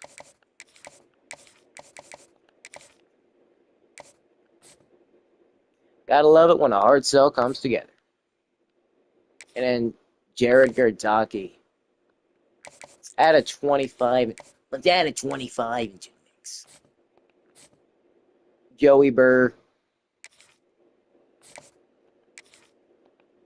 Is that the same thing as Joe Shiesty? I don't know.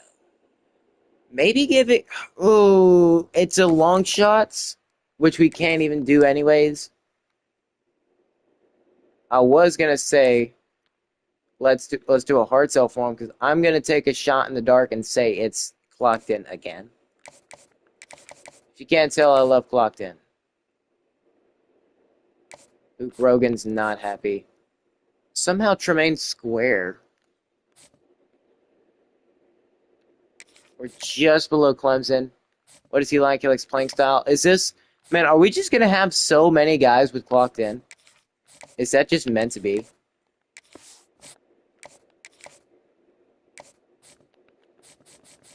A bunch of these 3-stars are about to take us off. Oh well, the 4-stars are more important right now. Very much more important. I'm just hoping it goes well for us. Oh, there goes Stammer. I imagine he probably committed to Auburn. Either that or we didn't finish in the top 2. What? Georgia Tech? How? So I guess that's another 50 points we can put into somebody else. Georgia Tech is going to steal Shaden Stammer from Auburn and us. Wow. Well, let's go. Let's bring you on a visit in the final week. Do you like playing time? Pro potential. Can we do a hard sell? We could theoretically do one. I don't know if I want to do it right now. I don't know. Let's bring you on a visit in the final week, though. That's going to be very freaking important. Tommy Ferris.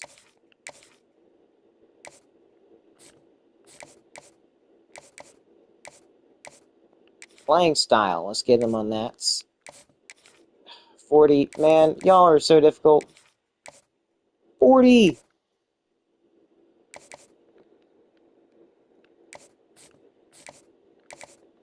I think we got another seller in the clocked in situation. We've got 30 hours. Yeah, Waddle look clocked in. But I think we got to put 10 more hours into him. You know, I'm going to go same thing with Doss.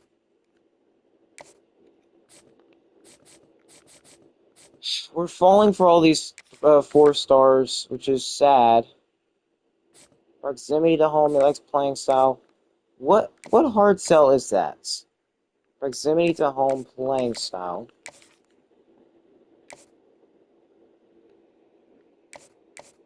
I'm going to say it's that. I'm going to say it's college experience. Or a team player. I'm a freaking hope so. Well, let's go. I think we... Do I want to take a shot in the dark and say it's clocked in again? I mean, we're down the second for them. Who are we behind? We were behind Notre Dame just barely. Let's take a shot in the dark. If it works, it works. 10 hours left. JoJo Nayland. I don't know how likely it is for us to even get him. Playing style. It's going to be tough. Unless Tulane or BYU just pulls out at the last second. I don't see that working. That's not going to go our way. Slovis is going to be very close. Pro potential. Does he like playing time? Sure hope he does.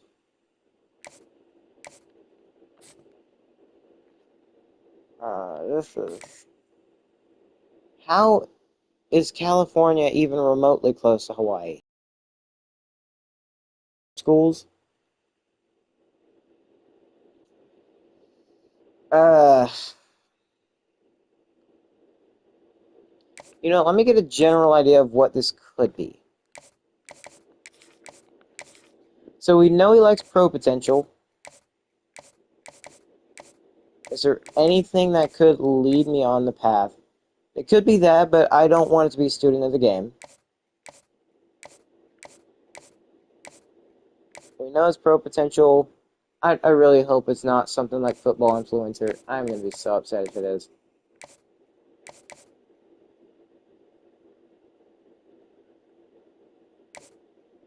Oh, wait, we know it's pro potential.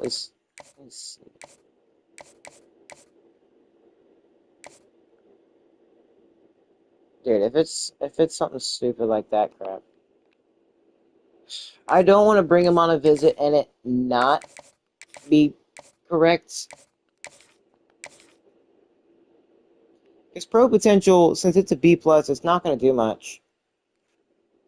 And I'm actually trying to secure these guys, not just trying to screw ourselves over.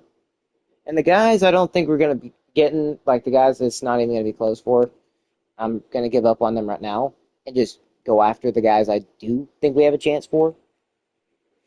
Because we haven't put any points in for the 3 stars, and I feel like we could still definitely do some damage. But I'm not worried about going after 3 stars anymore. Well, as much anymore. We need to build talent up quick. And the transfer portal is where we have to do it. Fine, I'll go pro potential. He'll come on a visit this week. Mayor, we've risen up for. I think we might even be above Oregon if we keep this pace up.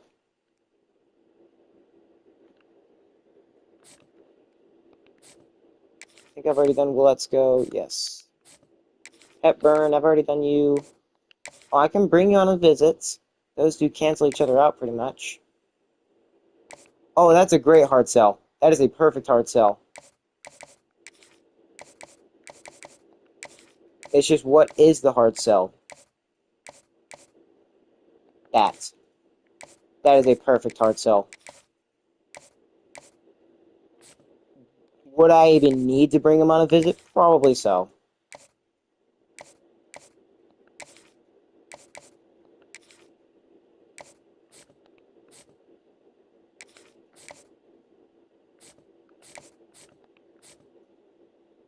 Grant Beard. Man. It wasn't clocked in, which is sad. Tennessee, I'm saying Tennessee's got him. Not going to deal with it anymore. Gonna have to.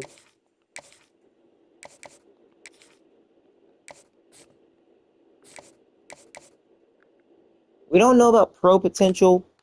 We do know about playing style and playing time. What about Ahmad Waddle? Can't bring him on a visit. We only got 10 hours left. But we know he likes clocked in. That's good. Because we should be able to rise up fairly quickly for him. Gardaki. I mean, it's so close for him. He likes pro potential. Can we at least... Oh, we can do a hard sell. Shot in the dark. That's all we've got to do for half these guys. And we're up to second on Gardaki. So going 50 wouldn't be terrible. It would definitely get us a lead. Or at least I think so. Because no other school has him on a visit. At least not yet. If this works, or if at least 2 of them are good, we could be looking at Gardaki being on the team. He likes playing style, and we already know that. Okay.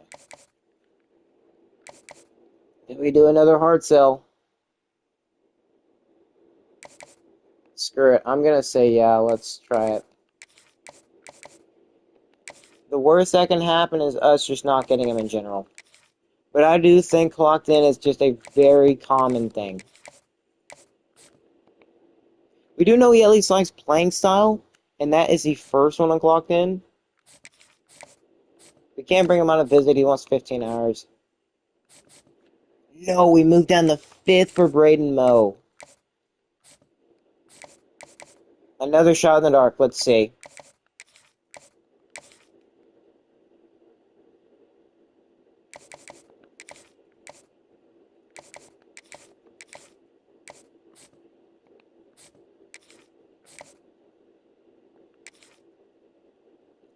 Balik soon. Sure, let's go 10. Because I know I need a receiver, and I've got 4. We still... Mustafa Odenigbo. We're the only guy on... We're the only guy on Kiernan, which I think Kiernan will probably end up being ours. Oh. We're somehow 3rd on Tremaine Square. I don't think we'll be able to get him. I don't think we're even going to come close. Can you please take him off? Thank you. Grogan, we'd have to put 50 into, but I don't think I have anybody else I'd want to put 50 into him. Ball Lake soon. I'm sorry, man. I'm taking the 10 off. these 4 stars are way more important right now.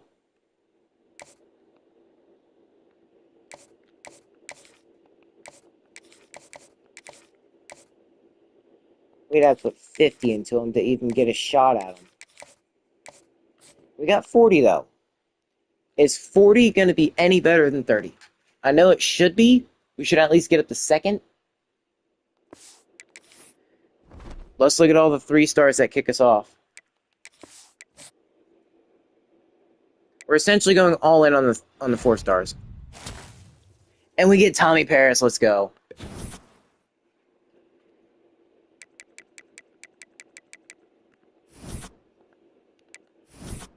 Okay, Waddle's the only man that takes us off.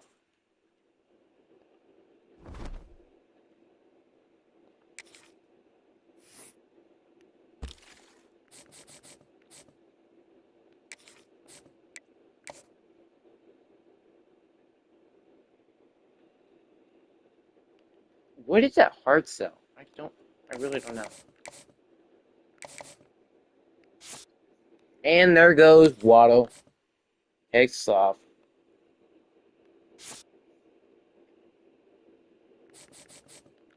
Let's go. We're up to first on Braden Mill. I think it worked. It did.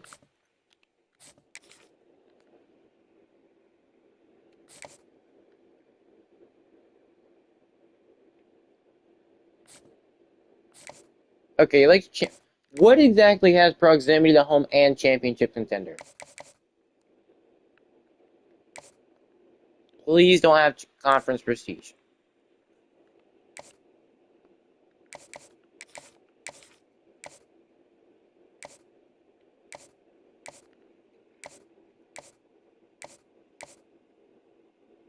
Oh, Lord, it's about to be that end. It's about to be a hometown hero.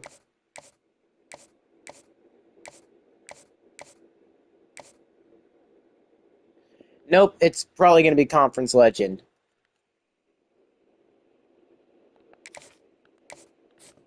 We have over 245 hours. I can't imagine this hard sell going good for us at all. And we can't bring him on a visit either. I imagine USC's probably got him on one. We might just not get a good receiver this year, or a good running back.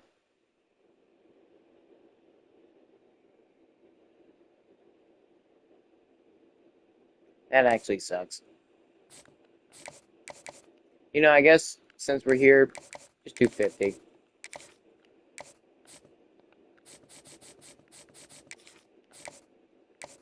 Gradaki, let's put 10 more points into you. I don't want anybody stealing you away from us. Let's also bring you on a visit. Playing time. Should be a good lineman to get. Devion Doss. We've got him on a visit. We actually had him on one last week. Okay, he doesn't... It's not clocked in.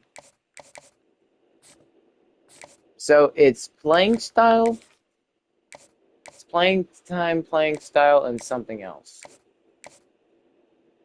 Is it the clutch? I think there's a bunch with playing time, or playing style and playing time. I'm just going to say it's the clutch. At least that's what I'm hoping for. If it is, then we've got our lineman. Or we've got a good lineman. First, I think, yeah, pitch.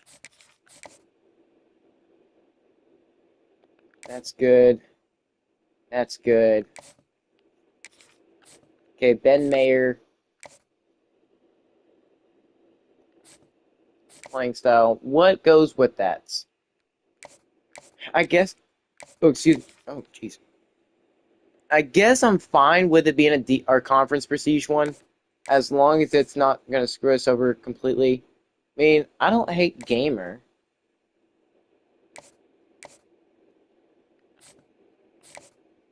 Oh, wait, it is Gamer. Oh, we know what that is then. What is it? Yeah, because we know he likes playing style. Okay, well, that's not a completely bad hard sell. What about Slovis?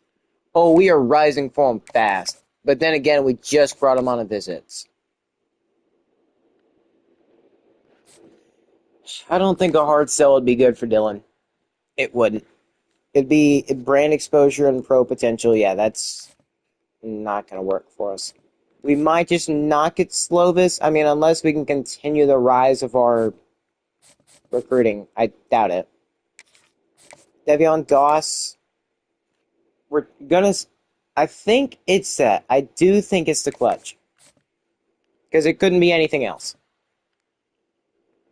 Garadaki. We know he's definitely got that good. Joey Burr. Bring him on a visit, and we can actually bring him on one last week. Okay, that should help us out tremendously. Percy Grogan. Oh, yeah, that's right. We can't bring him on one. We have so many good people for him complimentary-wise. What can we do? He likes championship contender. Is this another one with the conference prestige? I mean, we can try it. You know what? No, Percy is a lost cause for us. We're just not getting a 4-star running back, unfortunately. Braden Moe. Okay, we know he likes that. That should be a really good hard sell. And we can actually bring him on a visit this week. I think Braden Moe could very well come to us. We've got 180 hours. I think Cameron Balkasoon is definitely a lost cause. We're third. But UCLA is so close to committing him.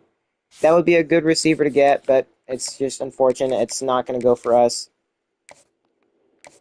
Can we actually get 25 for everybody, for every one of these people?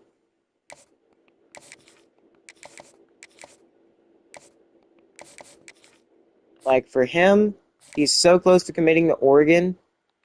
I don't know if Mustafa Odenigbo is going to be with us. I'm not necessarily worried about Trayvon Kiernan. I'm not all too worried about him. Grant Cobb, not worried, not worried. Deontay Bada. Maybe 50 will bump us up heavily.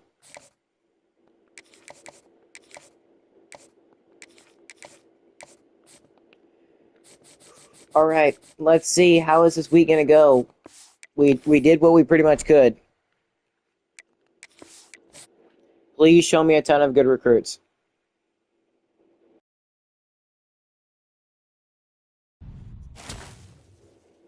George, well, let's go. Let's go! Jared Gerdonke, so we've got 2 good linemen. Jamison Joel. This is not good. I don't think we're getting any of the other 4 stars. Get Devion Doss.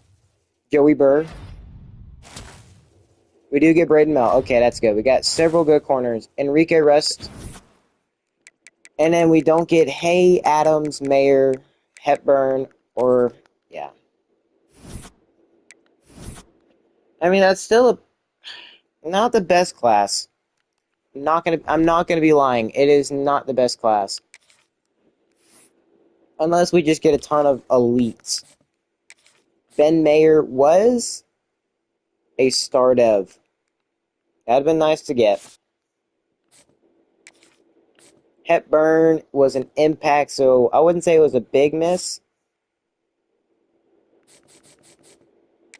Reggie Adams, he was an impact receiver, so that would have been a solid one to get. But we do get Enrique Rust, 6'5", transfer sophomore. David Fangupo, he's only a normal. And we do get Kiernan, that's good.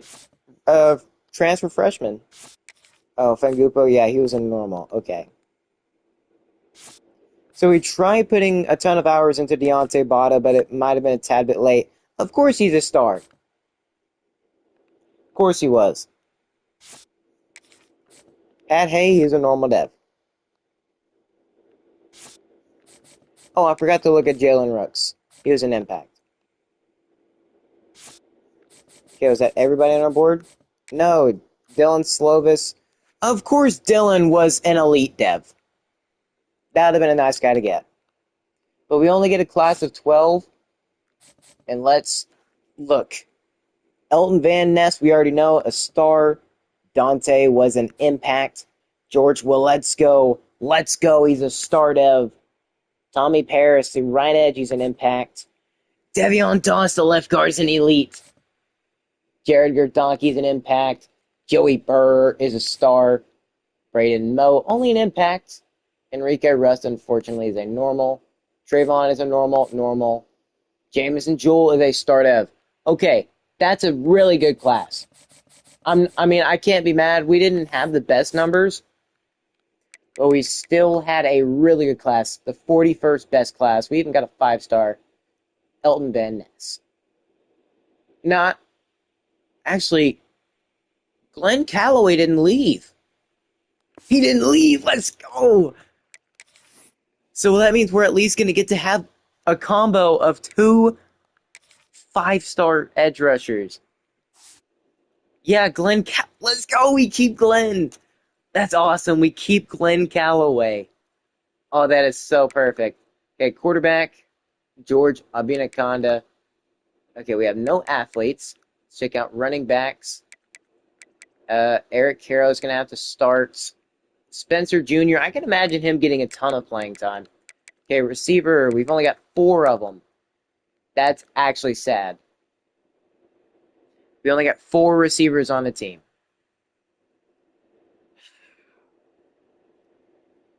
That sucks. It sucks so bad. Not to mention, most of the receivers we were trying to go after were, well, they were pretty much, yeah. I mean, we could move one of the tight ends over. Kiernan, 78 overall. Not bad. It's okay. Left tackle, we can use some depth. Oh, we didn't get much depth at the line.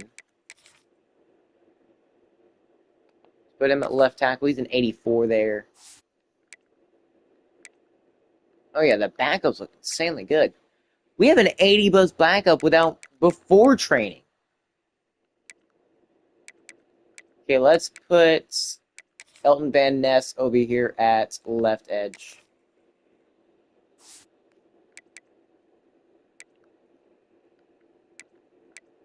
I didn't ask to put Tyler Knoll there. I said Elton Van Ness. Let him play left edge, man. And he's not even the starter. Or he's not even a starter. Oh, man. This could be the last year we actually are a really good team. Unless we can just bring in a ton of really good talent. We're going to have to do really good in recruiting this year. Like, we have to fill out the roster. Because look how many juniors and seniors we have on the team. It's crazy how many older players we've got. Just to think, if Trent Romo didn't leave, he'd still be starting, by the way. Don't know why he was so concerned about playing time when that's literally what he was going to be getting. He would have been the starting D tackle. I don't understand why he left at all. It makes 0 sense. But Sam, Richard, we've got him his last year. Grant Cobb, he's good. Joey Burr, 83 overall. That's great. Yeah, we still got Joey Light and Braden Moe. Every single one of our... Oh, my Lord, look at that. Every single one of our corners is 90-plus speed. That's incredible. I love it. We should not be getting beat. What about the zone coverage? How are we looking? Well, Dante Nicholas is definitely going to... He's definitely going to be good. But we need to work on his coverage stuff. We ain't going to be able to do it this year. I imagine next year we're probably going to fall back down overall-wise. Heavily, not this upcoming year, but in year... Well, I guess it'd technically be year 20. We'd have to have a miracle in year 20. Like, we'd straight up need a miracle in year 20. Oh, Dom Ebron, almost forgot about him. Or a kicker left. No athletes. Well, let's head into the off-season training. This was a great class. Now, it wasn't the biggest class, but still, we are going balls to the wall with having a ton of good players. Enrique Russ, up to an impact. That's good. Nobody else, though. What a shame. Okay, Gideon, he's got 33 upgrade points. I'm going to get his accuracy up a bunch. He's got good accuracies. What abilities can he get? Improve pressure resist on the run. It's a good one to have. What else can he get? He can't get anything else. Okay, so Gideon is just going to be a 91 overall quarterback with some really good accuracies.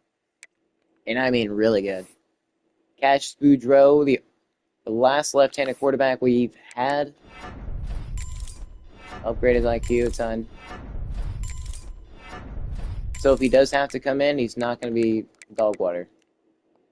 I mean, he's definitely got some good accuracies. I'm not even going to discredit him with that. But how will Gideon handle it now?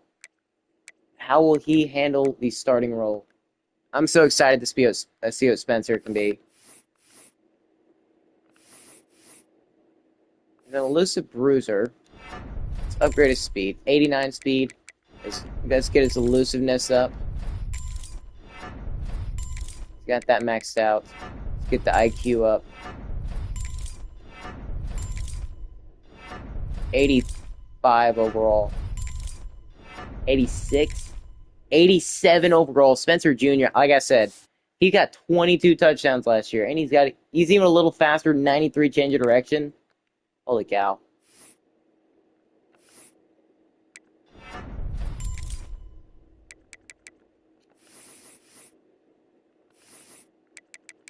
Let's just get your IQ up. Let's make it to where you don't fumble. I cannot have you fumbling. I mean, you're not even the starter. Spencer Jr. is. We just need our guys to be above an 80 overall.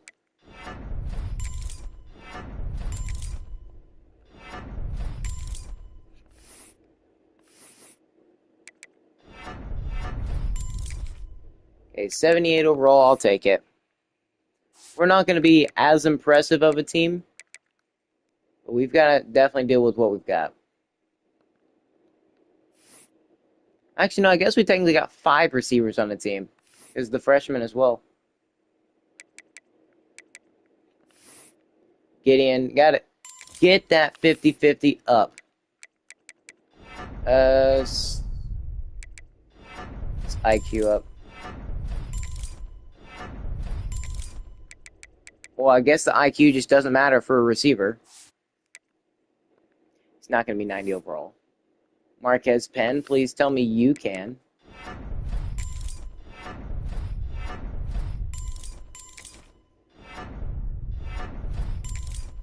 $88.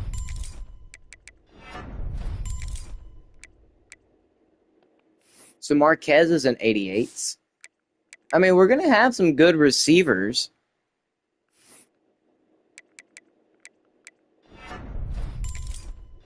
Belvario Fleming.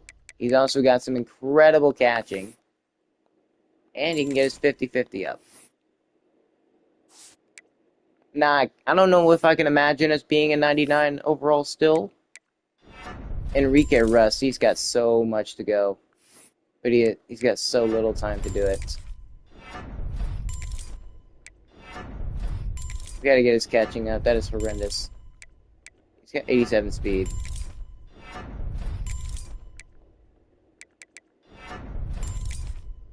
Only at 88 overall. So we've got, what? 2 88 overalls, and an 83 and an 89 tight end. We don't have a good standout tight end, so I don't think the offense is going to be... I'm not going to say it's not going to be too good, but definitely not what it was before. Patrick Gilliam's maxed himself out at an 84. Trayvon Kiernan. Let's get his catching up. He's up to an 80 overall as well. 81 overall. This is our final push to being undefeated, or to making it to the Natty.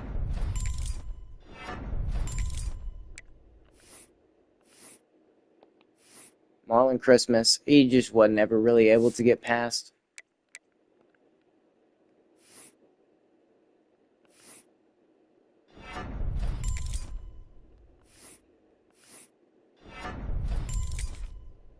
'88 overall. 89 overall. And knowing us, we'll probably end up having him develop a little bit throughout the season as well. Willie Jewell. Just gonna upgrade your pass blocking. Max that puppy out. Your raw strength. So you're gonna love run blocking.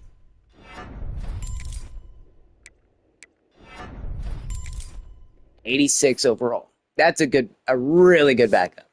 I remember when us having an '86 lineman was us just being incredibly good. Holy crap, 59. Gotta get his pass block.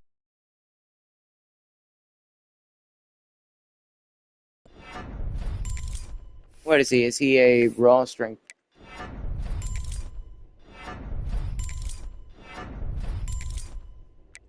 His pass blocking is really good.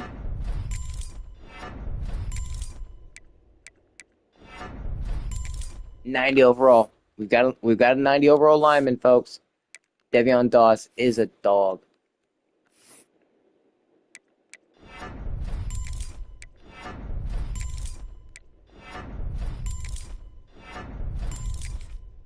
And Callum Bighill is also actually 88 overall. He's really good. I think the depth in the team is not a concern at all.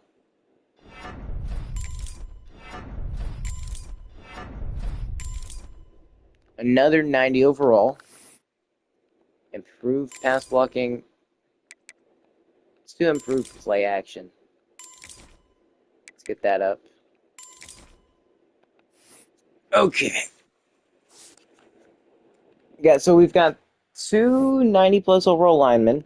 Almost 3.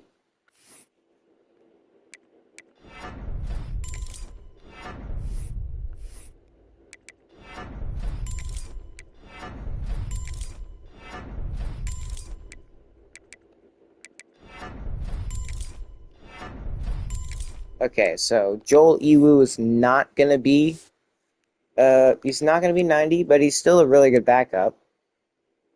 What about Connor Waiters?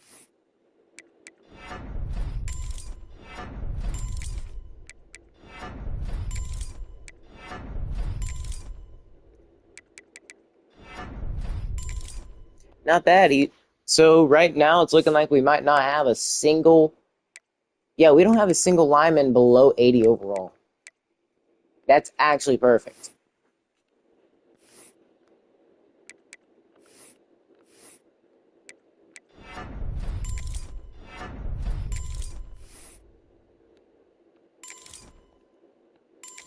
I just need him to be able to block good.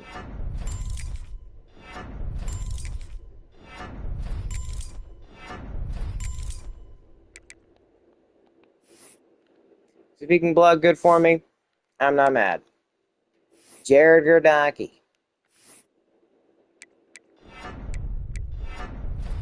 Guess we can max out his run blocking.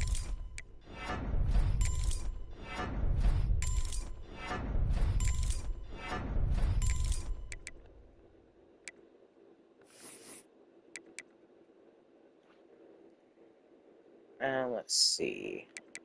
We don't really run much option plays.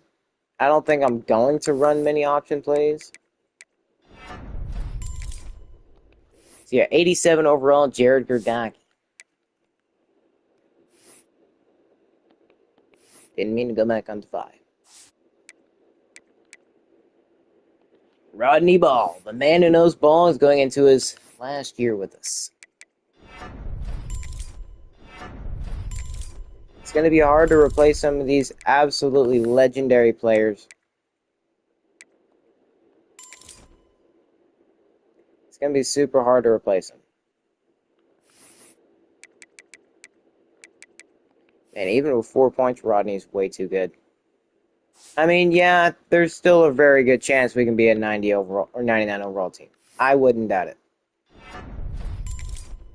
Now, this will probably be the worst 99 overall team we've had. George, well, let's go.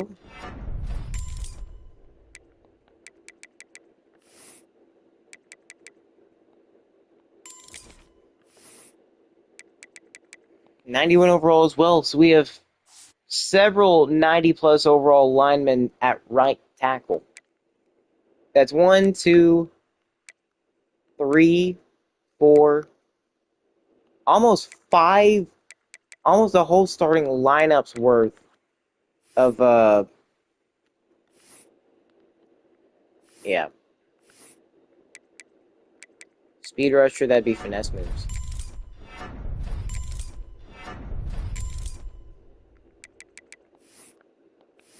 Tyler, no. Only 82 overall, which is sad. Kyrie Klutz, your power rusher. Got your run stopping maxed outs.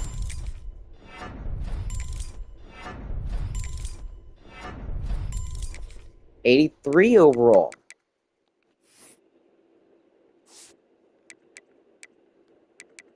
Now, us just not having much depth might also hurt us.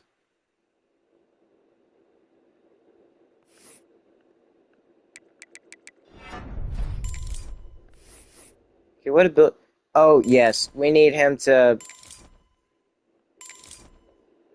max that thing out.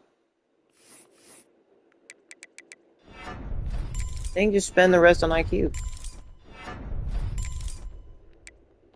96 overall, Glenn Calloway. He should be a menace. He should know exactly what plays it is and be able to get to the pass or to the quarterback quickly.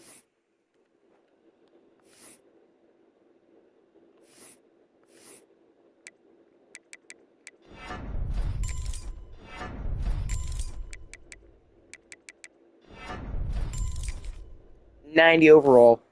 Okay, yeah, I think we might be perfectly fine.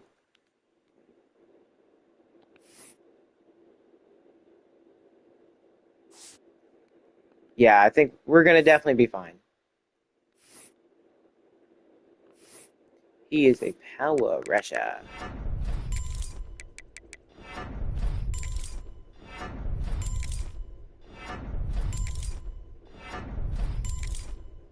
'87 overall. Man, we're just gonna have an insanely good D line. Like left edge, that's actually pretty solid. I can imagine one of these two guys are probably gonna end up, or one of those three guys playing left edge, or subbing in to play left edge. Tevin Hicks. He is a power rusher. Maxed out power moves. Let's see. Yeah, we need to upgrade it to where they actually get stops on third down.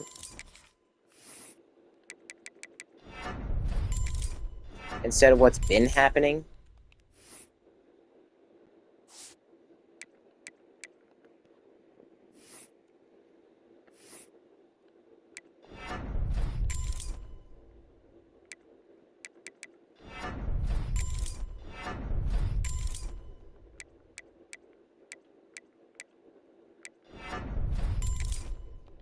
Okay, 83 overall for Greg. What about Irvine? Lane Irvine. Power rusher. Get your run stopping up, pal.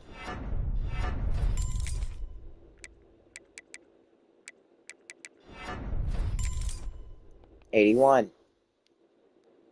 I don't want to see many 70 overalls in this team. The only 70 overalls I'm okay with are freshmen. Grant Richard.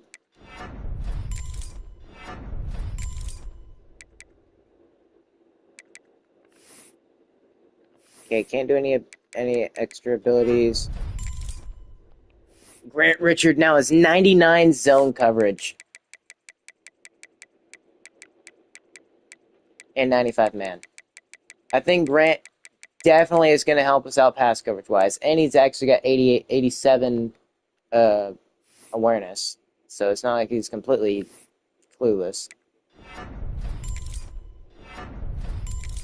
Lonnie, I know you're not a pass coverage guy.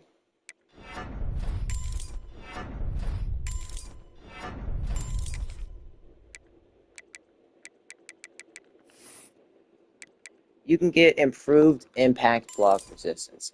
Now, I'm not sure what exactly an impact block is, but I guess we'll get a little resistance to it. But yeah, I expect Grant Richard to pop off this year. I want the pass defense to be back. Grant Cobb is a lurker.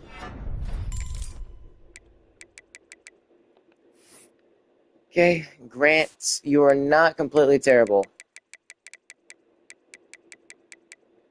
You got 86 zone, but Roger Simonson is just so much better.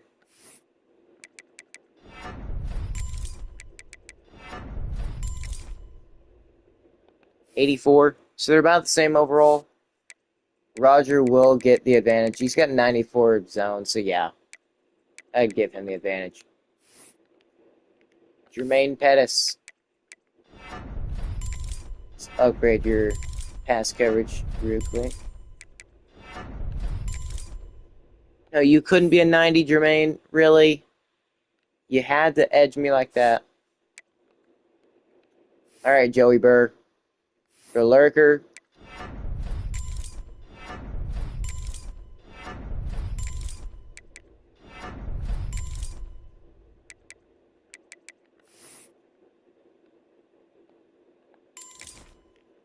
'87 overall.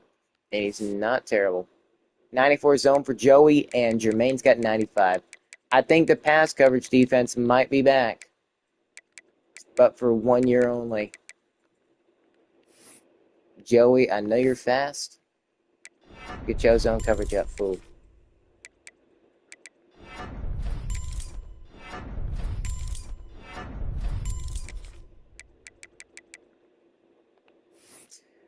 Like I said, I want this pass coverage to be unfreaking stoppable.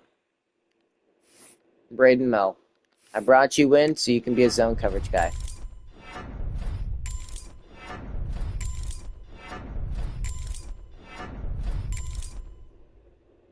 '93 zone. Okay, that's work. That is workable.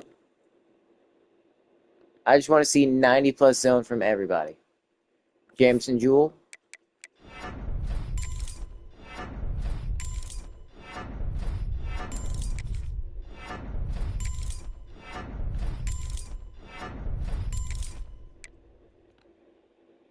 Your awareness sucks, bud.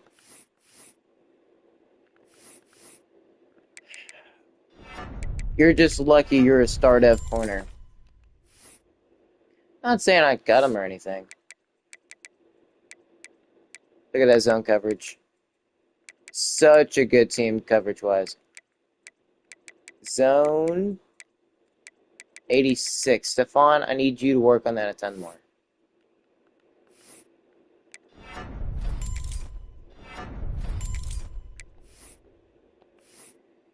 I think it's just barely below a 90. No, it's actually at a 90. Never mind.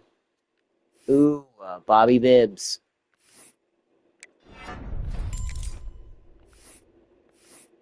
He's a hybrid, but I want to work on his pass coverage.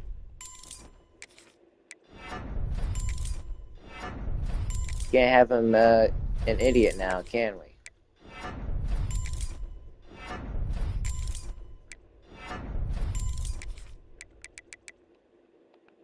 Hey, Bobby. You don't actually look all too bad. Oh, and you're the best corner we've got. Never mind. You got better awareness, and you've got a little bit worse zone coverage. But you still are like an 80 plus guy, or yeah, an 80 plus guy.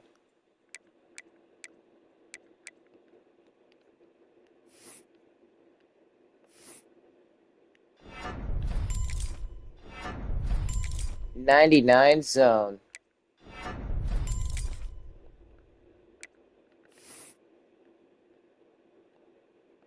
I want him to have better break on passes. That way, when he breaks to it, he can pick it off. Because I want to have another Deep Blue Sea.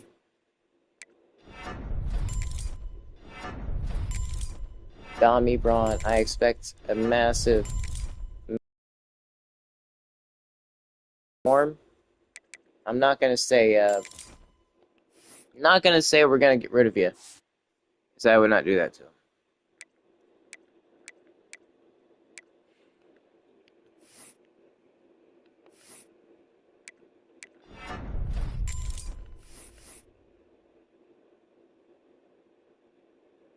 I don't know why this kicker insists on being a punter. This punter intends on being a kicker.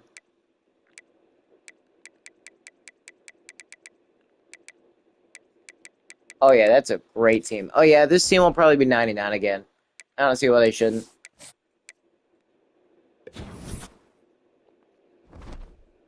We can't really afford to cut anybody right now. All right, 99 overall, please.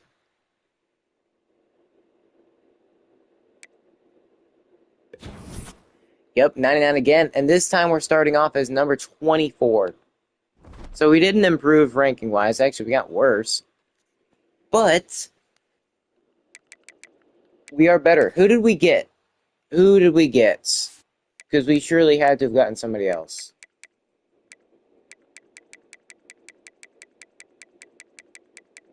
You know what? We shouldn't have been this good, right? No? Most of our team is 80 overalls. Eldon Van Ness, man, I am ready for him to wreak havoc. Now he's not going to show up. Of course he's not. Because the game just hates me. But yeah, that's a pretty solid squad. We have 1, 2, 3, 4, 5, 6, 7, 8 70 plus overalls on the team. And we still have a 99 overall squad. I mean, I think the team isn't as good as they were. I think the defense is definitely going to be the reason we succeed at all this year. I mean, I still have faith in Gideon Abinaconda. I still have faith in him. And also, I have a lot of faith in Spencer Jr. I do trust him. The O-line, still really freaking good. Now, not as good as it's been recently. Well, I guess technically, yeah, it is as good. Because there is nobody less than 80 overall on that O-line. So there should be no excuse for us offensive line-wise. Running back, Spencer Jr., he's really good. We saw last year he had 22 touchdowns despite not really getting the start. At receiver, there's a good chance Keenan Singleton might actually get the play. Wait a second. Keenan Singleton? When the frick did we get him? His route running it's basically infinite, but his catching, I'd say maybe 85. Maybe more, actually. Yeah, Keenan Singleton, 5'10", freshman out of College Station. Oh, man. We've got a big hill to fight. A big hill to fight up. I would say we need to go heavy recruiting this year, but we need to just continue to pile it on. Like, we need almost everything. Yeah, look how many people we need. I don't think we even got enough freaking spots for it.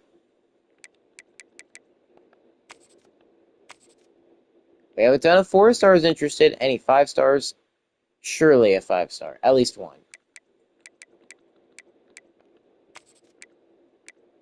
Ooh, a receiver? Yes, we definitely need a receiver. And he's a speedster. Ty is Ishmael. Not bad. I love a corner. But yeah, I think that strategy was good. But at the very end, we need to probably put 3-stars on there. That way we can actually fill up the roster, which is how we managed to keep our roster as full as it was for so long. But, yeah. Got to keep that roster full. I mean, we've only got technically 2 years left with Santa Cruz. We've got another chance to make it to the playoffs. We just got to go undefeated again. We know what it takes now. We know exactly what it takes to make it to the playoffs. Face off against a couple top 25 teams. Win, obviously. Go undefeated. and we should just make it to the playoffs again. Now, Coach Manu has done a great job at going undefeated these last 2 straight seasons. I believe we are we're 27-1 in the last 2 years. That's insane. But loading up for this final year is going to be incredibly important. There's no 5 stars with initial interest in us, is there? I don't believe so. No, but Dylan Spiegel. That's actually a pretty good pickup. Or a pretty good guy to go after. We need outside linebacker pretty bad. Which I'm going to try to put the best ones I can on there. Edge rusher. Yeah, getting another one. Imagine having just... Well, we're not going to have 3 5-stars on there. But having... I mean, we moved the other 5... We moved Elton We moved Elton Van Ness over to left edge so he can play opposite of Glenn Calloway. Now, he's still third string, but still. Maybe Kai Harper can come in and he can be the starting right edge so we can have 2 really talented edge rushers get to play there. And in Pettis, he's a 6'4 speedster. We need to build the receiving core back up again. Gil Harris. Sure. I mean, we've got our quarterback. And plus, if we don't get one this year, we can always try to get one next year. Which is also why we need to try to go after Ty Ishmael. I guess Spencer Randall. Let's put both of them on there. Devin Hester. Yep, and he's a lurker. Exactly what I want. An awesome, legendary name for a legendary NFL player. Manu Beaver. Oh, we need another good tight end. Rico Levels is a zone corner. Perfect. We've got 11, well, technically 10 5-stars on the board. That's going to be a lot of hours to spend. I mean, a lot of hours. Don't know how many we're going to have in a regular season. If I had to guess, probably 5. I want to say 550 or 500, which you'd think 2 straight seasons of going undefeated and making it to the playoffs would make you a little bit better than that. Jawan Stamer. We couldn't get his sibling, the quarterback Stamer. Man. Taj Visual. He's also really good. But we're about to lose the majority of players on our team. So. Receiver, quarterback, corner, tackle, edge, running back, Sam, receiver, corners, outside linebacker.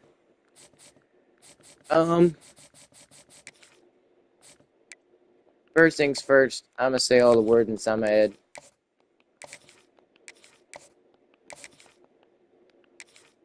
Well, first things first, I actually put scholarships into everybody.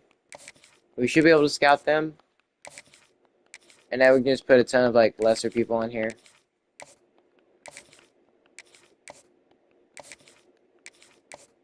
But yeah, I want to put mainly 5-stars on here. So that, because we actually managed to get 1 out of like the 6 or whatever that we put on last year. Because all these we're going to have to put freaking... We probably won't use all these hours. College visuals, yeah, that's good. I'll probably spend most of these points scouting, I'm gonna be honest.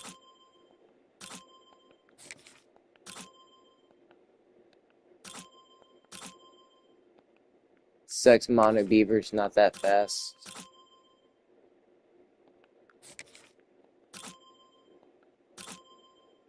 Man, is there not going to be a running back with speed?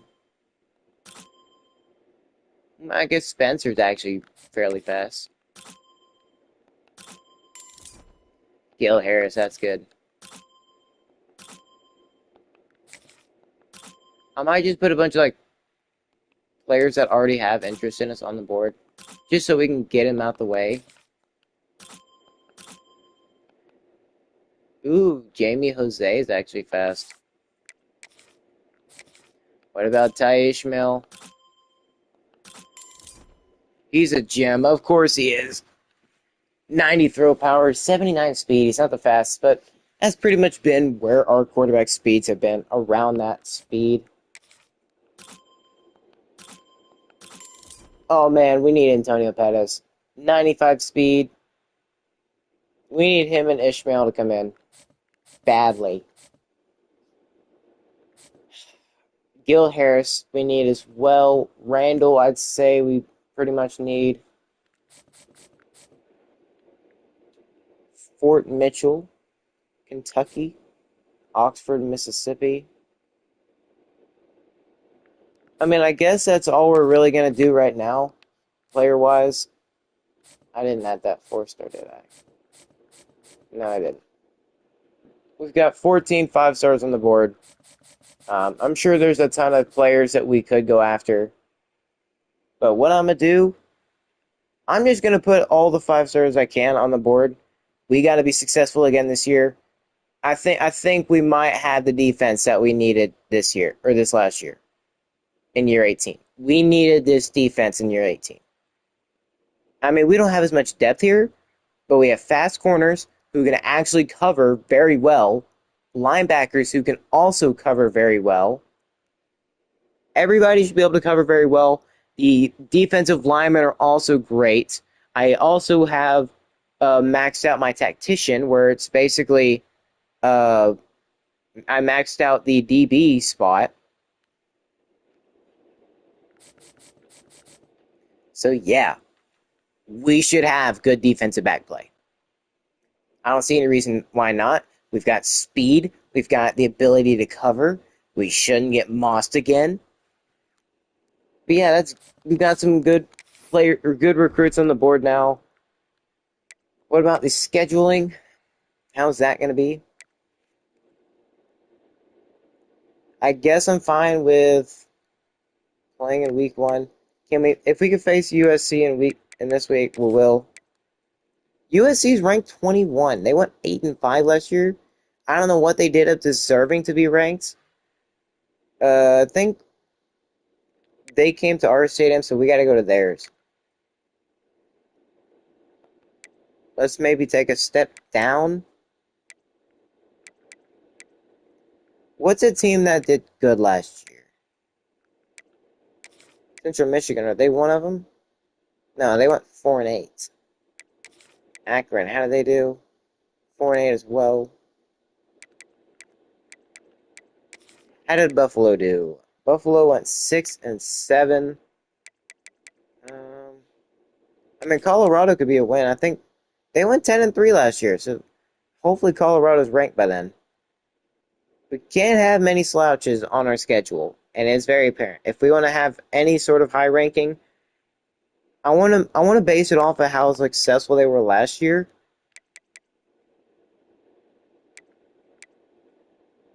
You know, I don't hate the idea of facing Arkansas. I did not mean to back out. I saw Duke was ranked pretty high. Duke is number 9. Dude, that's a winnable game. We gotta take somebody off our schedule. Why are they wanting us to face every tough opponent? Give me Duke. Florida's 94 overall. That'd be a top 10 game. LSU wouldn't be bad, but I don't want. If I'm gonna face a top 25 school, I don't want it to be them. See, I want them to be a top 5 school, but I want it to be winnable. It's because it's going to be a challenge regardless. We probably would have got cooked if we faced Tennessee. But you know, I'm not mad at facing the Longhorns. Ooh. What if I face the Longhorns in week 0, then face Duke, and face USC. But then the rest of the schedule would have to be pretty easy.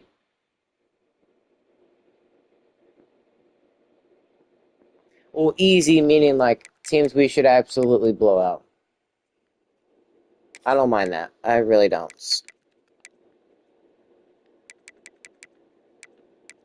Yeah, these wins should make us rank. These games, if we win them, should rank us pretty highly.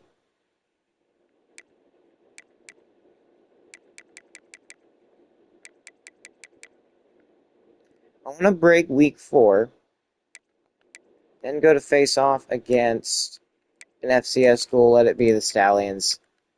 And then I don't want to play Penn State. I want to play someone like, I don't know, freaking. How did Louisiana Tech do last year? They went 7-6.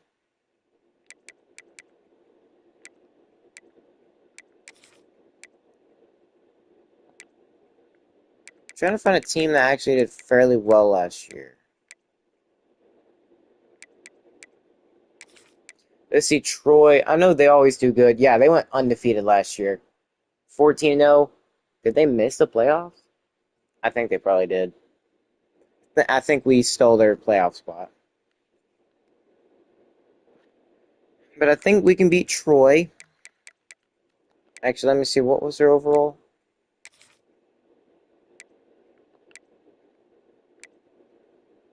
75. Yeah, that should be a winnable game. 3, 4, 5. So far, we only have 5 home games.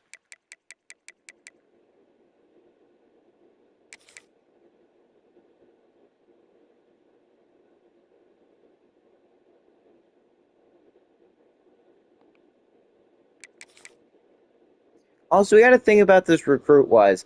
What has worked and what hasn't worked? Obviously, having games later on in the season is important for recruiting. Having good games scheduled also helps. I mean, despite them going 8-5 last year, I don't think they're going to do that this year. I think maybe Iowa State have a better chance of having a better season. What about Maryland? Maryland went 7-6. Sure, let's face them. Our first 3 weeks, they're going to be some heavy hitters. Texas, Duke, USC. 3 straight games. We can win. This will truly test whether our team is actually ready or not. Are we ready to face off and win in the playoffs? And also, not to mention, these 3 games, if we can win them all, that would definitely boost us up a ton. From 24 up to, who knows, top 10 maybe? I don't know. Duke, I don't think they're going to face off in week 0. So they should still be top 10. Texas, week 3, or ranked 3. This is going to be one heck of a season. Year 9, we've got to go. We know what we've got to do. We know exactly what we have to do to win games and make it to the playoffs. I mean, we can go undefeated, but these 3 games are not going to be easy. We're not starting off the year with a warm-up game. Instead, the warm-up game is kind of like halfway through the year, or the FCS game is halfway through the year. We're starting off. We know we're ready. It's just Gideon's first start is going to be against the number 3 Longhorns. I think he can do it. He's a good QB. He threw his first touchdown last year, or his first pass last year was a touchdown. His first and only pass. Yeah, I have a lot of faith in him. A lot of faith in Gideon. That will be the schedule. What about the conference? How we looking? We're 99. Oregon Tech 72. Vermont State is up to a 64 despite being one of the worst teams in the conference practically every year. Metro Atlanta is now the only team that's below a 50. It seems 61 is the base overall for everyone now. I'm okay with that. It went from being in the 50, like 56, Heck, even 47, I think, at one point. Oregon Tech, I don't know how the heck they're managing to win as many games as they do. I mean, last year they didn't win too many. They won 6 games. Made it to the conference championship, nearly destroyed us, but we still pulled it out in the end. But yeah, somehow we're only a 2-star. I don't know why or how we're only that. Heisman watch. Let's see. What are we looking like? BJ Boykins. Nobody we really know. Preseason All-Americans. Any national? Not first team. What about second team? And that answer is a big fat no. But for the Pac-12, Gideon Abanaconda, he is the best quarterback in the Pac-12. Understandably so. Oregon Tech's quarterback kind of graduated. Us and Oregon Tech control it, and their quarterback, Braden Agnew. It seems like they actually build up decent quarterbacks, but he's only at 85 overall. It's not like he's incredibly good. But then we got the rest of the team. Boom, shabam.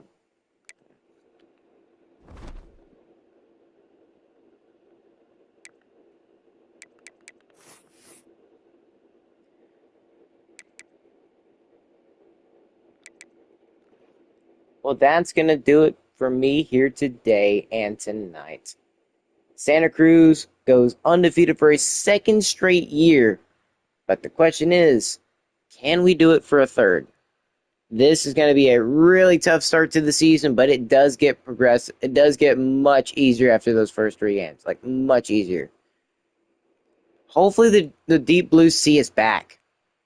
And for those that know what for those that don't know what or who the Deep Blue Sea is, it's a couple years ago, our defensive group, our defense would get like 3 or 4 picks every single game. Like, we'd average 3 or 4 picks every game. And it was crazy how good that pass coverage was. The thing is, we went undefeated. That was the first year we went undefeated. The problem was we got snubbed from the playoffs. We fell short of making it because we were just not ranked high enough. But this year and last year, we started off ranked. Last year, we made it, but as the 12 seed. Hopefully this year we can actually get ranked highly. And if we go undefeated, then that'll definitely get us ranked in the top 10. Especially the 2 teams we start off the season against, the number 3 and 9. The reason I put them so early in the schedule, Texas being number 3, if we can get a win against them early, that'd be awesome. We'd get ranked highly to start off. And a win against Duke, they're already top 10. I can't imagine they're playing in week 0. Would be big. 2 back-to-back top 10 wins would be great. And getting a ranked win against our rivals, being able to tie the series up at 5-5 apiece would be incredible. Because if we can tie it up at 5 apiece, then that means season 20 could be the year.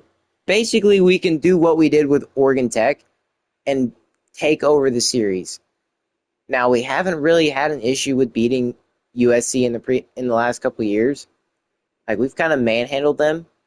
Maybe not, well, I guess technically, 2 years ago as well. But we screwed it up in the first round. Was that and is that our only shot we're ever going to have with Santa Cruz at a natty? Now, obviously, we had some really great players last year. But now, it's our last chance. It's this year and next year. These are the last 2 years with Santa Cruz until we move on to a new team, which I already know what team I want to do. It's not going to be any team we've done before. And since that's the case, it really comes down to 2 teams, Metro Atlanta and Central Texas Engineering. Both those teams, they've been good and they've been bad. They've won conference. I don't think Metro Atlanta's won a conference championship, but I do know for sure they've both been to at least one. They both made appearances, but they lost either Oregon Tech or us. Which, actually, never mind, against us, it was only Oregon Tech. So, yeah. That's going to do it for me here tonight. We are the Santa Cruz Tidal Waves, saying as always, see you in the next episode, in episode 19. I am Yo Boy Bala One. We are the Santa Cruz Tidal Waves, saying as always, have a good day, have a good night. See you in the next one. Peace out.